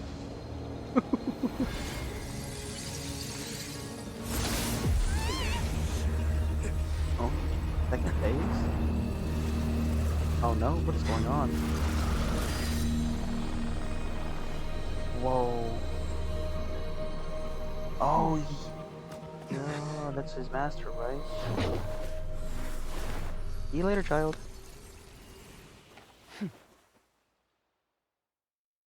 Do we have to fight her now?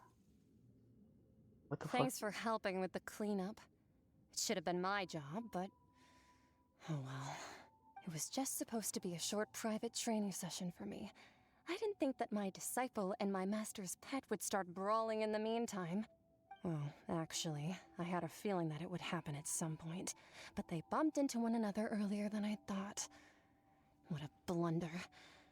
I suppose I'll have to swing my sword 3 million times as penance. I already love you. Can't wait for you to be released. Disciple? Your master's pet. That power. Who are you exactly? Paimon has an idea. From what she said earlier, she must be Child's master. Skirk, right?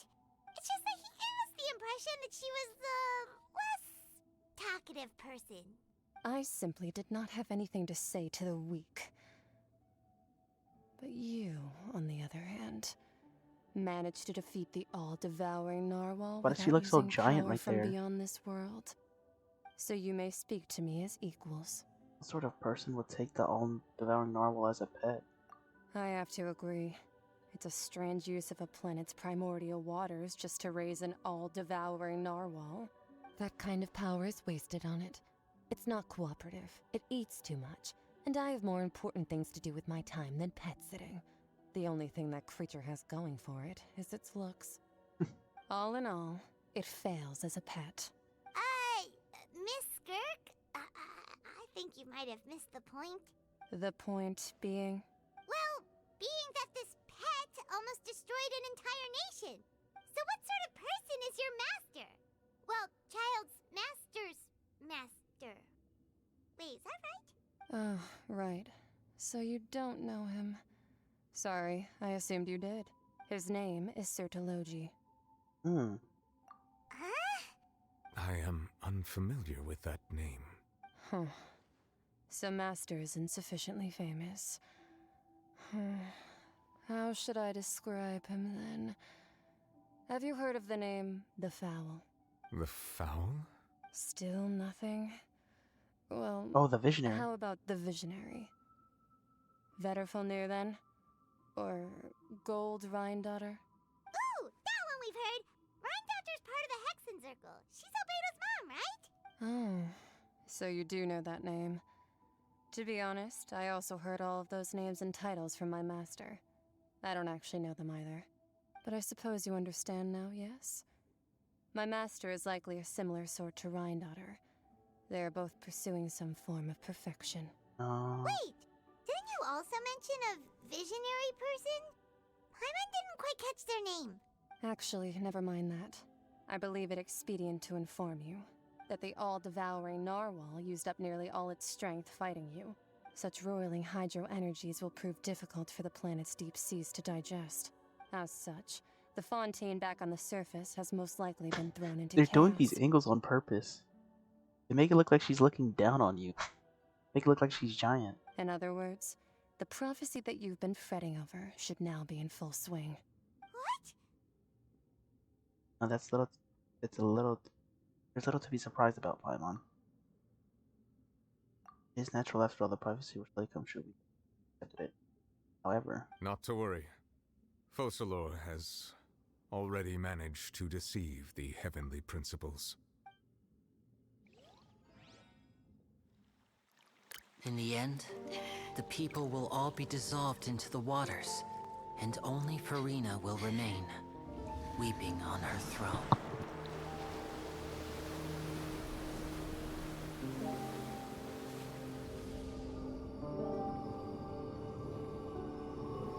Only then will the sins of the people of Fontaine be washed away.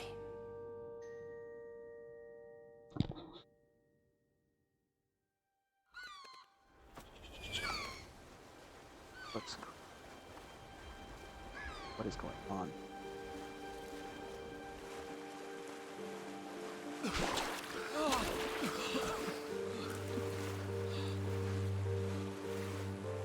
Hey! Help! Over here! Oh my god.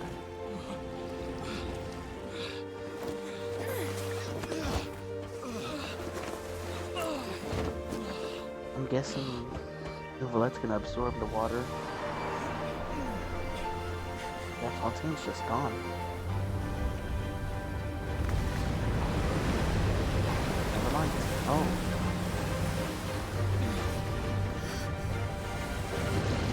Oh, that's the ship. What's his name was broken.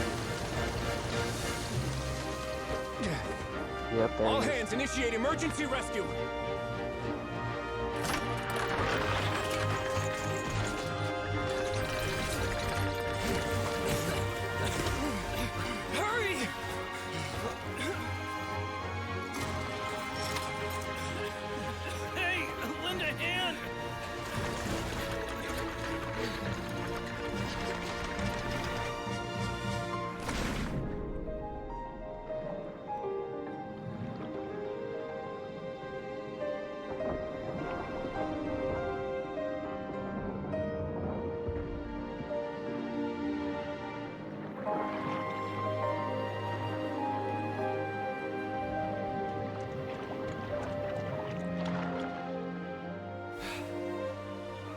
Look! The water's receding!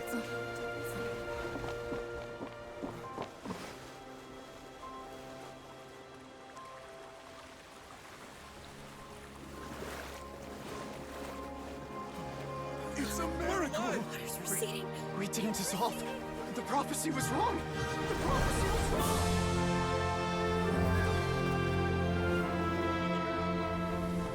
I mean, it wasn't wrong, but they stopped it from happening.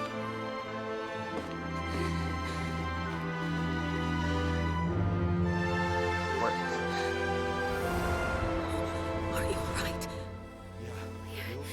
We're saved. The prophecy was wrong. And it wasn't wrong. Yet as you were told, and it came true.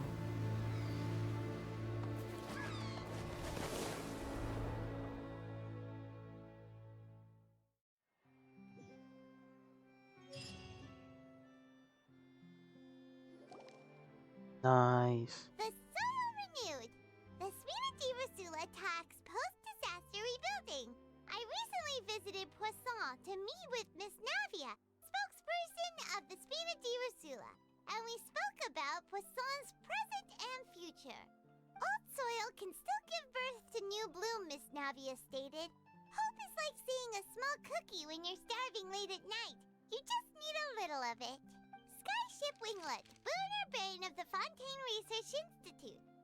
The various disputes that have arisen on account of Mr. Edwin have suddenly become a shield over the Institute, with Jurier turning out to be a once overlooked hidden gem. People always call the first researcher mad, but few know what to call the second. And should that latter person achieve a miracle, they would find it all the harder to find a word with which to classify him and his team. Wow! Paimon barely recognizes the people in the reports. Are those really Jurier and Navia? They sound like real big shots. It might have been real big shots from the start. Just didn't meet them in the capacity, What do you think? Pretty enthralling, huh? The Steambird's idea was pretty simple. With the disaster just having passed, we would print a free edition packed to the margins with good news to calm people down. Good The idea. value for these big scoops lies in their inevitable follow-ups. We'll publish further reports and go into the stories behind those people. Edwin's assistant, Jurier, created a true flying ship, while Navia is leading people in the reconstruction of their home. I'm sure that these stories could draw even your well-traveled eye. The articles do make me curious about how things will play out. Paimon's curious too! Wait a minute. Didn't we watch everything happen from start to finish? What's there to be curious about? And that's exactly why I'd like you to come conduct interviews with me. You're the best incubators of news, if you haven't noticed. And also, with you around, I'm sure I'll get to see that Duke. Are you sure? Hasn't he turned you down several times already? Oh, this time will be different. Come on, let's head to Poisson first, and then make a trip to the fortress. There are some things you'll only know when you get there. Who's that? Oh, a Futsui guy. Navia! Oh, it's you. What brings you all here? Hey, we're just having a look around. I'm here to update myself on how things are going here. Oh, the Fatui are here too. Let me introduce you. This is Mr. Garunt Snežević. He represented the Knave in sending us a large amount of supplies, and is helping with our work. Okay. Our residents are hard at work as well. Thanks to everyone, work is progressing nicely. We've lost a lot of people, but we're Wow, so moving they're really forward. gone? That will have to be enough. Hello, Miss Charlotte. I'm a big fan of yours. I especially like that article you wrote last year about Fontaine's stray cats. That's adorable. But if you don't mind, could you not emphasize our role too much in your report? It's not charity we're doing here. We just happen to share the same interests as the Spina. I get where you're coming from. I'll keep it as simple as possible. Or would you be willing to feature as friendly neighbors? That would be fine. Thanks. Oh, you're back too. How are Hey, things? Corand. We finished laying down the construction materials. It'll be another hour before the workers are able to go over there. Huh? You're here too, Corand? Yes, she Well, is. Can't you her see with your eyes? reputation's greatly risen after that whole duel business with Miss FURINA. So she's here in Poisson to wait out the heat. All right. She really came here to help me out. There's too much to consider in the reconstruction I of want to know what's Poisson. going on with FURINA. The Spina has need of more decision makers. And, well, I do already happen to be connected to Mr. Callis. Oh, wait just a moment. Do you mind me asking a few questions? You know, about how you felt before the duel, about what it was like facing down a god. There's lots of exciting material there, I bet. Forget it. I'm sure you can find a better theme than that, Miss Charlotte. I see you're the same as always. Couldn't you do me a favor, for Navia's sake? Well, if we're talking about doing things for my sake, you might as well just take a few more photos of me. Or of the Traveler. It's better than wasting time persuading Chlorand at any rate. Of course I will. I'm not gonna let him off that easy. All right, then everyone who wants to be in the photo, gather up. And smile. Smiling. How did it go? Was it a good shot? Did Paimon look cute in it? Not bad. Your addition really helped the composition of the picture. All right, hang on a moment. Let me snap a few more shots. Try to take some more pictures of. Okay. All right, that should do it. I'll be back here later anyway, so let's call it a day. Sounds good. You're very quick. Speed is of the essence when it comes to the news, and freshness is the key. Also, not to brag, but I'm pretty good at building connections. Who knows? I might eventually get that interview with you after all, Miss Chlorand. Wow, you really do have that never say die spirit. I'm impressed. I'll hazard a guess that this is how you got that interview at the Fortress of Meripede. You already knew she was going? Whoa, you're well informed. Let me make a guess too. I asked Sijuin, who told Monsieur Nervillette, and he told you, right? That's a very complete information chain. In truth, all Monsieur Neuvillette asked me was, when did the fortress become so friendly towards the media? I told him that it was best not to speak too soon. There's no guarantee that Ridesley will make a personal appearance. You're right. I've got to treasure every moment I have with them. In which case, I'll be making a move first. Stay safe now. And tell me if you hear anything interesting. I'll treat you to afternoon tea in exchange. At the end? Oh no. Chlorand. You seem curious about the fortress. Of course. That Ridesley. I still remember going down to the fortress to grill him for information on my father's case. Boy, did he take me for a ride. Without telling me anything, of course. But he did invite you to tea, didn't he? 2 large pots of it, in fact. It was good tea, though. I have to agree. The tea there is very good. Speaking of that, would you like to have some today? I mean, you've got time, right? Well, I'd be partial to some shortbread. Wow, it's like we've got a menu or something. Sure. What flavor of biscuits would you like, Mr. Snezhevich? Me? I'm fine with anything. But I would prefer chocolate, should you have it. All right. Leave it to me. I'll go over the newly arrived supplies with you later, Mr. Snezhevich. We should be able to finish the preparatory work today. That works great. Huh. Is it just me, or did you get a new lipstick? I did. It was a gift from Sijuin. Want to give it a try? I think the color would suit you, too.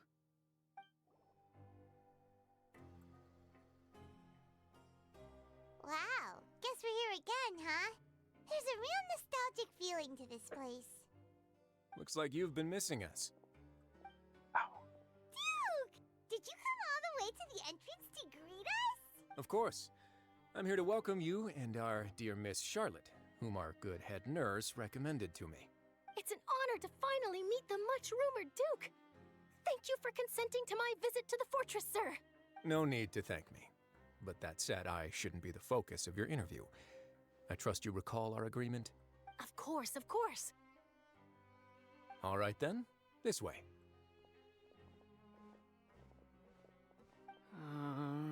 Oh, there's Jurian. Marvin. Hey, no need to be so nervous. I've already taken all the photos we need. Miss Charlotte, do these pictures really need to They be do. published on the cover of the Steambird? It would seem that Miss Lorvine doesn't want her face to appear beside that of Mr. Jurier, Sir, please don't say things like that. But it looks like dear Mr. Jurier denies it.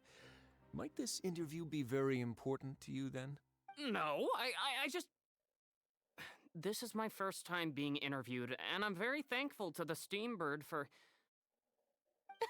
Now, I might not look it, but I actually did meet Mr. Edwin once. And I'll be honest, I enjoyed chatting with you more. You've definitely got more of that genius vibe going on. The boat that brought about a miracle, the ark that saved the people. Why, you recreated a myth back there, like an emissary of legend. Still, if I might ask, where's that flying ship now? Huh! Looks like Charlotte's trying to get herself another exclusive scoop. Yep. I have to apologize, but that ship is presently in the bowels of our factory. I'm afraid it won't be easy for you to get a shot of it. Really? Well, then in that case, could I have an interview with you to make up for that loss? They doesn't know how to squeeze in opportunities for all their work. You already know my answer, I'm afraid. Best you interview our head nurse instead. Or perhaps you'd like to take another photo of this couple of researchers? Did you really have to use the word couple? Well, then, 2 solo photos will do. Is my hair messed up? Please, someone help me have a look. Things sure are getting pretty lively here. We've seen this kind of thing before. Oh, seems like everyone's here. Hey, Sidrine. Would any of you like to try this new drink I came up with? Ah, Sidrine. Hey, Miss Charlotte. Why don't you, take some pretty photos of our head nurse? Sure. Come on, Miss Sidrine. Over this way. Let's find a brighter spot. Huh? Sure. Do I have to smile? So, how have things been at the fortress? Hey, Risley. Same old, as you can see. Look him in the Fontaine's undergone some changes, but this place is still more or less the same. Other than that flying ship, it got a tad too much attention, I think. Are we gonna see the Bomb Bros, or what was their name? That's why I decided to let the interview go through. We should direct more public opinions toward the behind-the-scenes heroes. Am I right, Mr. Jurier? Miss Lorvine? You're too kind, sir. I believe that you too should have your day in the sun. Not that you would want that, which is a pity. I'll just leave the spotlight to you two. Walk with the news from above. I see. Lots of things happened that day, huh? Anyway, regarding that Harbinger, I'm not sure you remember, but his 3 young followers are still waiting for his return. He sure did win them over, huh? I'll tell them that there's good news and bad news. The good being that their boss seems fine, and the bad being that they must face extended sentences for abetting his escape. Damn. Oh, actually, what about you? Are things gonna change I like how they for you just too? glossed over that. What change can there be? The fortress will keep chugging along, and so will my duties. As to what Miss FURINA's departure will mean for the nation, and if our laws and governance will be transformed, we'll leave those to the folks in the overworld. Hey, everyone. The photo shoot's done. Where does Sidrine go? Good. In that case, let's call it a day here. Thanks for your cooperation. Come on, Traveler, let's go. Till next time, everyone. There'll be a next time? Yeah, of course. Maybe. Who knows? I might write a story about the underwater factory next time. Until then. All right. I love last Charlotte. stop, the docks. Alright, let's talk to Sidrine. Oh, you know, I'd love to see you in one of Charlotte's photo shoots one day. Is that really necessary? Our line of work doesn't really require much photographing. It's precisely because we don't need the picture that they'll have value as keepsakes. You don't really look all that opposed to the idea, you know. Maybe I'm just happy that I managed to once again avoid the spotlight. I think this interview went well either way. Yes, you successfully kept prying eyes away by using Mr. Jurier and Miss Lorvine as shields. Very good. You should be happy for them. They have a bright future ahead of them. Yeah. Alright, let's go. Cowabunga, dude.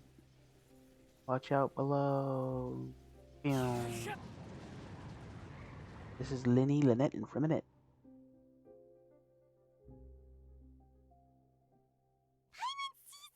They really are here! How did you know? Navia mentioned that she stayed in touch with Linny and the others after working together. Oh, nice. Apparently, they've been at the docks distributing these strange pockets the whole time since. Oh, Traveler, still? Paimon. Ah, and Miss Charlotte, too. They're still giving out the pockets, huh? First, Would you like a magic pocket? yeah, the magic pocket. What sort of gadget is it? It's a wondrous bag that can be used to carry many things. The water level has returned to normal, but if you see any of your things floating around, you can use this to carry them. Or you could trick a friend into doing it for you. Trick a friend? I wonder which of my friends would fall for that. Looking at Paimon. You could just make a friend like Fremine here.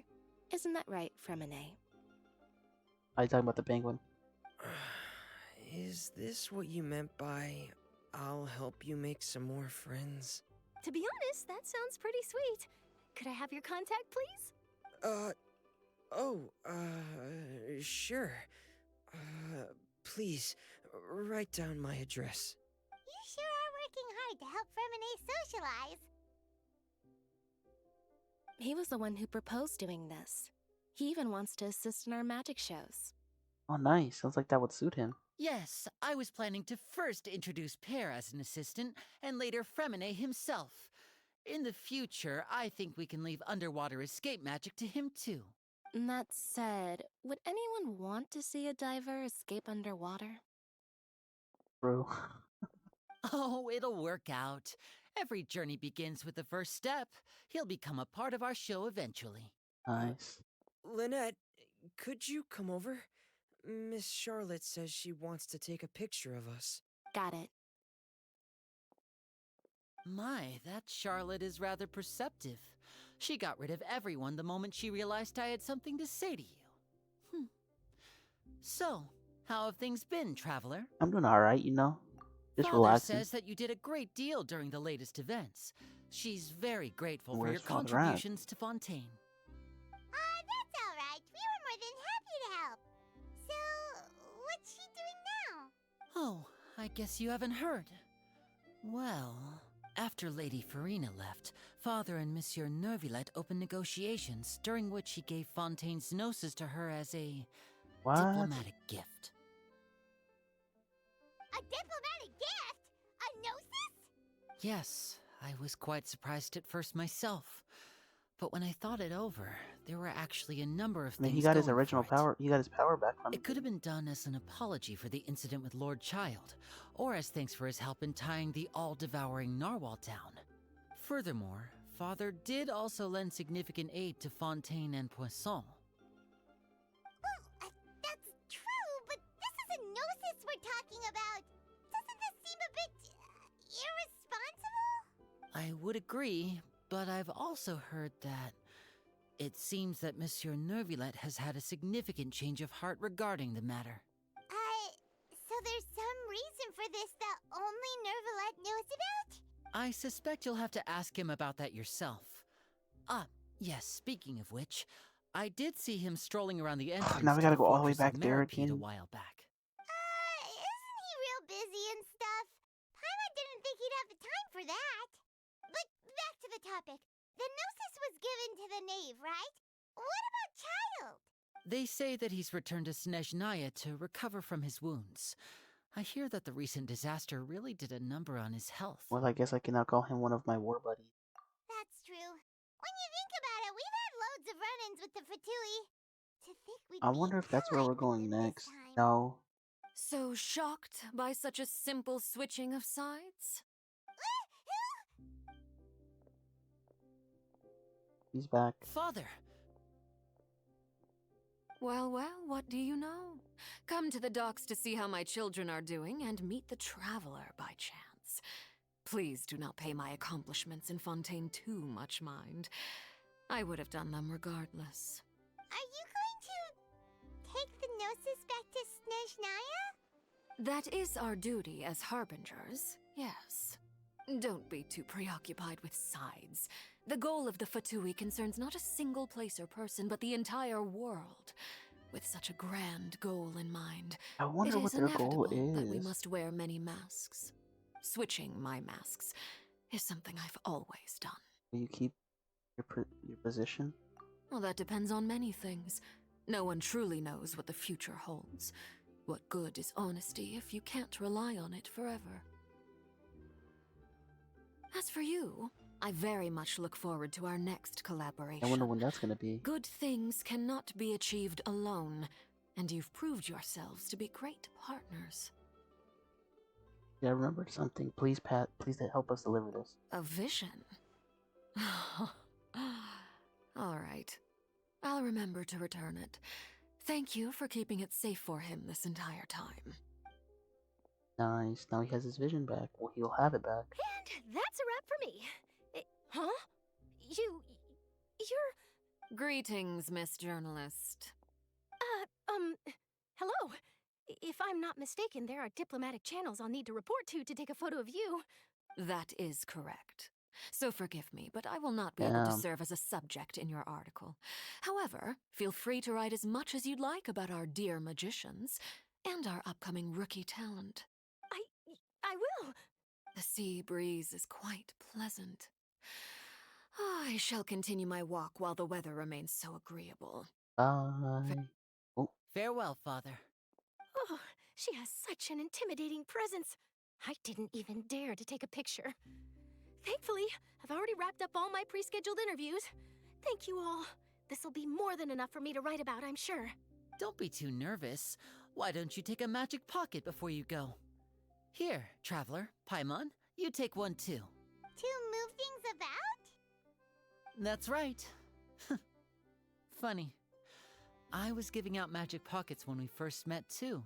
And what do you know? I'm doing the exact same thing right now. It started how it So many ended, or it things have ended how it happened, started. But the pockets are still the pockets. I guess this must be life. We will all follow our own paths, and serendipity will lead you to your fated friends. All right then. We'll be handing out pockets in some other districts later, so we'll get going now. Have a good day, you two. Bye. Well, guess we sent Charlotte off. Shall we go see how Neverlette's doing? As long as he's not so busy that he doesn't have time to chat anyway. The entrance to the fortress! Ooh, he really is there! Where's FURINA? They put her ass in jail, huh? Imagine. So,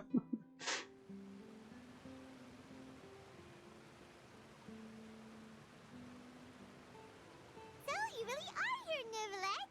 Paimon didn't think you were going to have free time this hour of the day. Really? Oh, I suppose you must have met Mr. Linney. He took the time to greet me earlier when he passed this way.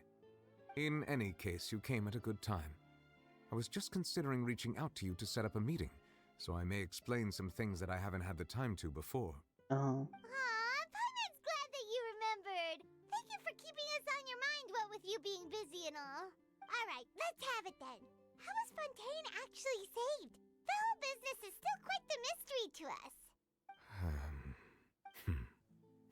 It is strange how words can often leave a bitter taste in the mouth when it finally comes time to say them out loud. Truth concerning what he saw that day. Look Lord deceived the heavenly principles and used FURINA's endless performance to save Fontaine. Whoa.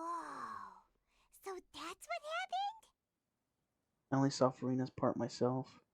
Fossilor destroyed the divine throne of the Hydro Archon and restored your power to you, transforming you into a fully fledged elemental dragon sovereign. That's why he doesn't need the Gnosis Paimon anymore. still doesn't quite get what you did to save the Fontanians from dissolving. For me, the authority of the ancient dragons refers to absolute control over the hydro element.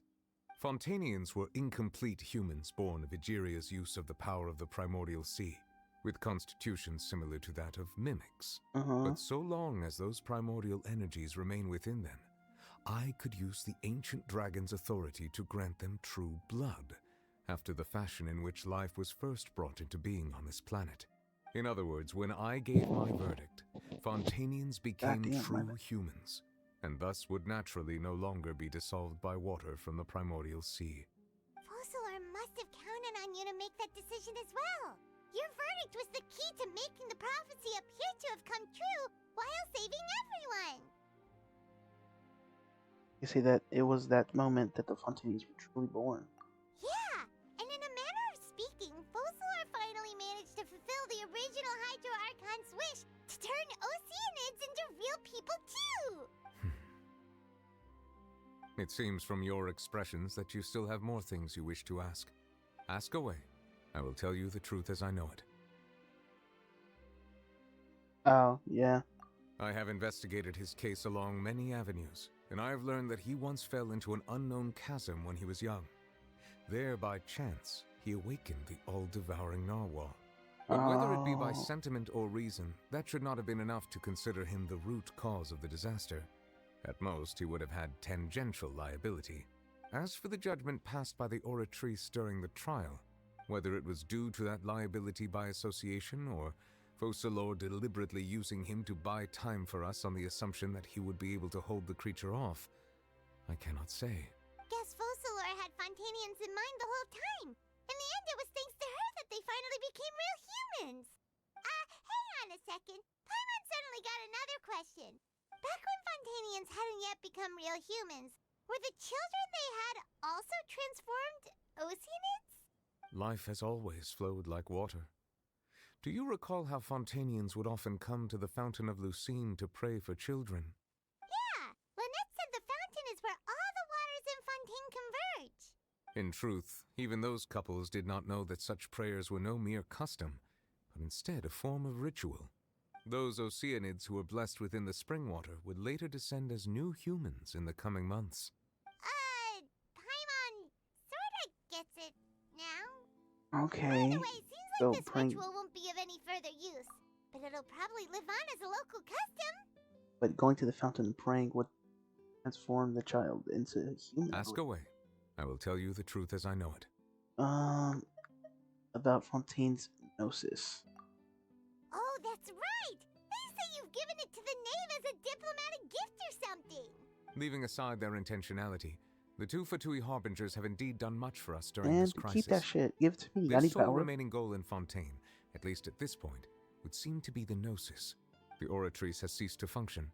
The Hydro Archon's divine throne is now no more, and I do not need the Gnosis's power.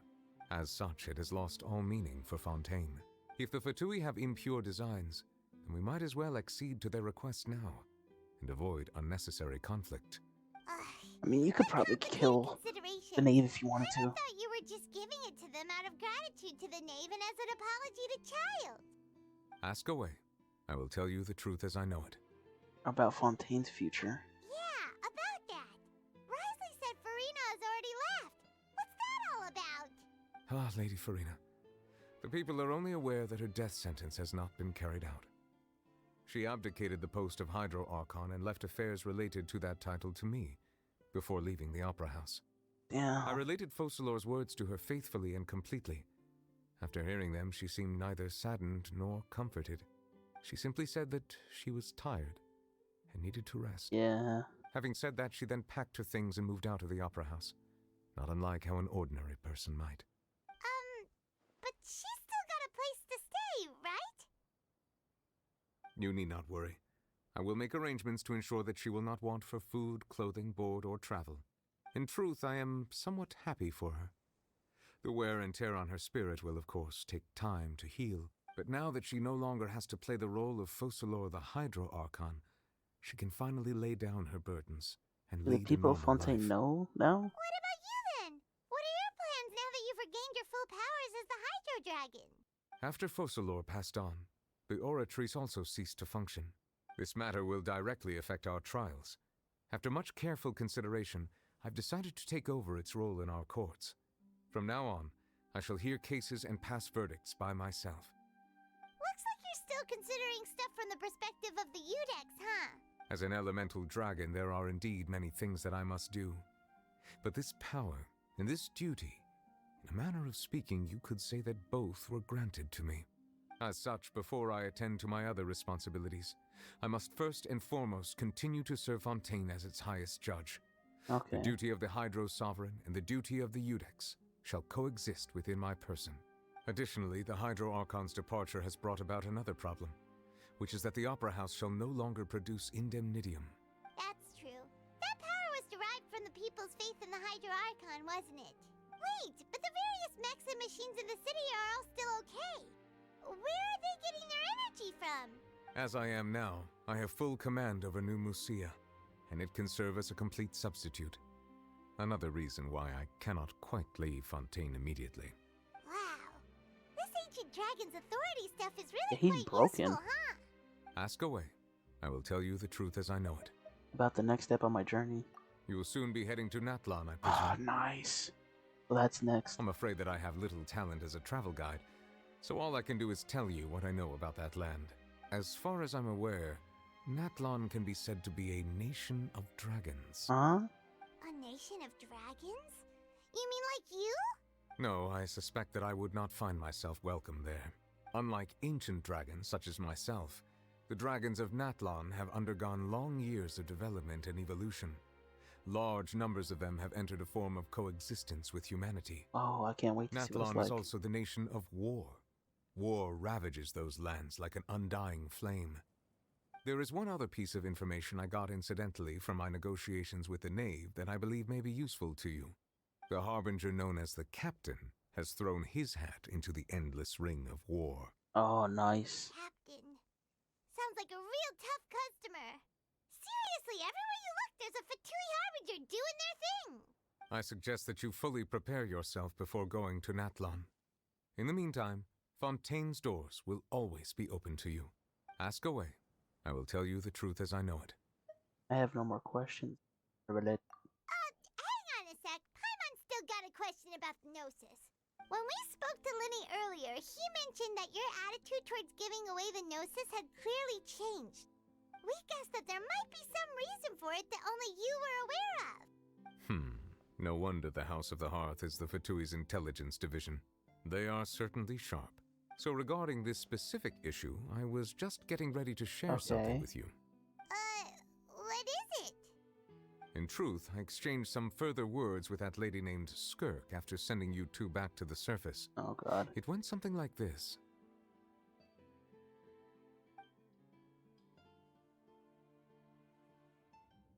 Nation at war. Well, we're going to head topside to see what's going on. You hurry over soon as well, all right, Nervalet?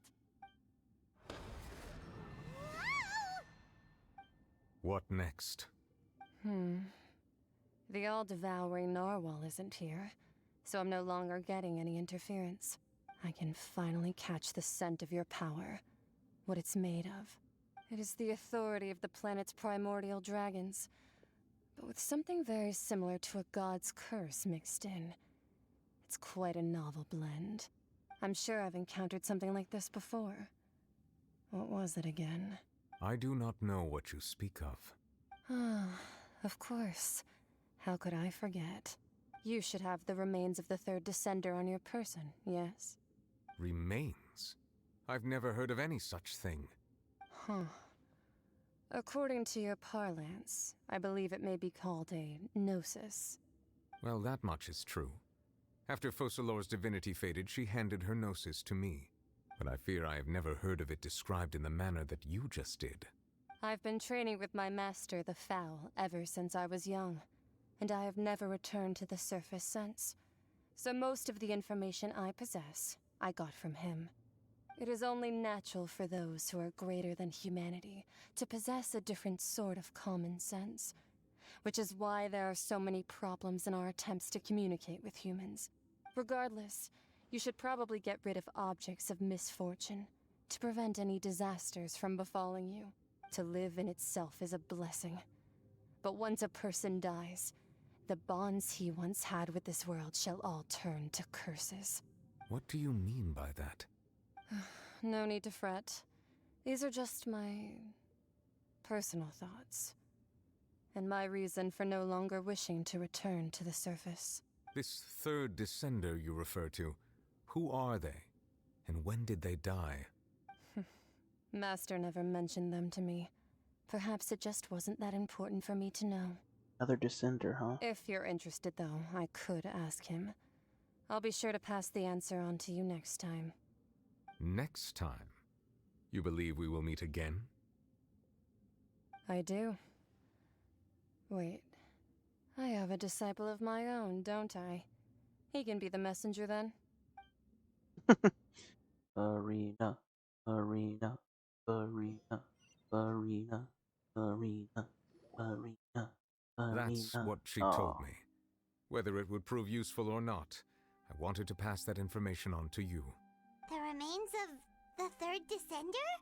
So that's what the Gnosis actually are. Paimon just thought they looked like chess pieces. How could they be a person's remains? All the same, assuming that there was no misunderstanding or special metaphor at play, that is what she meant to say. And she The said that it Gnosis would are bring remains? misfortune and that you should check it, which is why you gave it to the Fatui. If she speaks the truth, then I would simply be putting Fontaine at unnecessary risk by keeping it here. A descender, she mentioned one of them. I am the fourth descender, forgive me. For me, the information means two things. One, the Gnosis are related to descenders, and two, only that the one who came before me has already died. I had guessed that you might already be familiar with this concept, but I did not expect you to be one of them. That means that the Gnosis, which are exceedingly element-compatible and can even enhance elemental abilities, do indeed come from the third descender. I wonder, does your body also possess similar properties? Well, buddy, calm down there. Like being able to use elemental powers without a vision. That does sort of count as special compatibility, right? No, let's not think about this stuff right now. It just feels creepy, comparing the Traveler to the dead third descender and all. Don't worry, I won't die so easily. That's what you say, but this topic still feels like bad luck.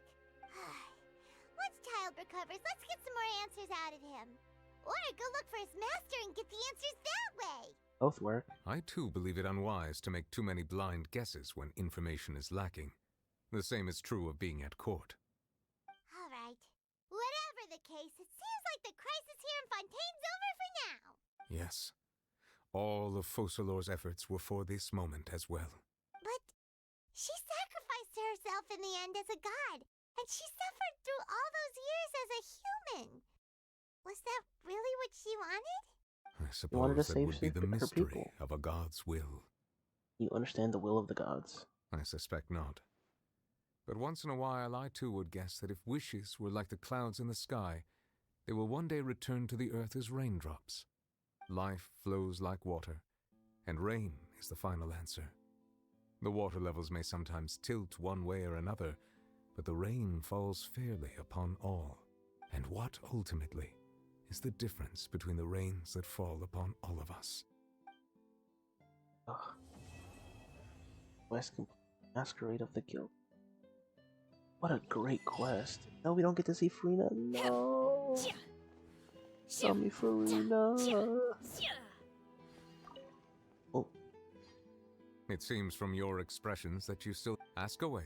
I will tell you the truth as I know it. Oh, sorry. I suggest that you fully prepare yourself before going to Natlan. Always be open to. Okay, I'm ready for Natlan. Honest. Wish.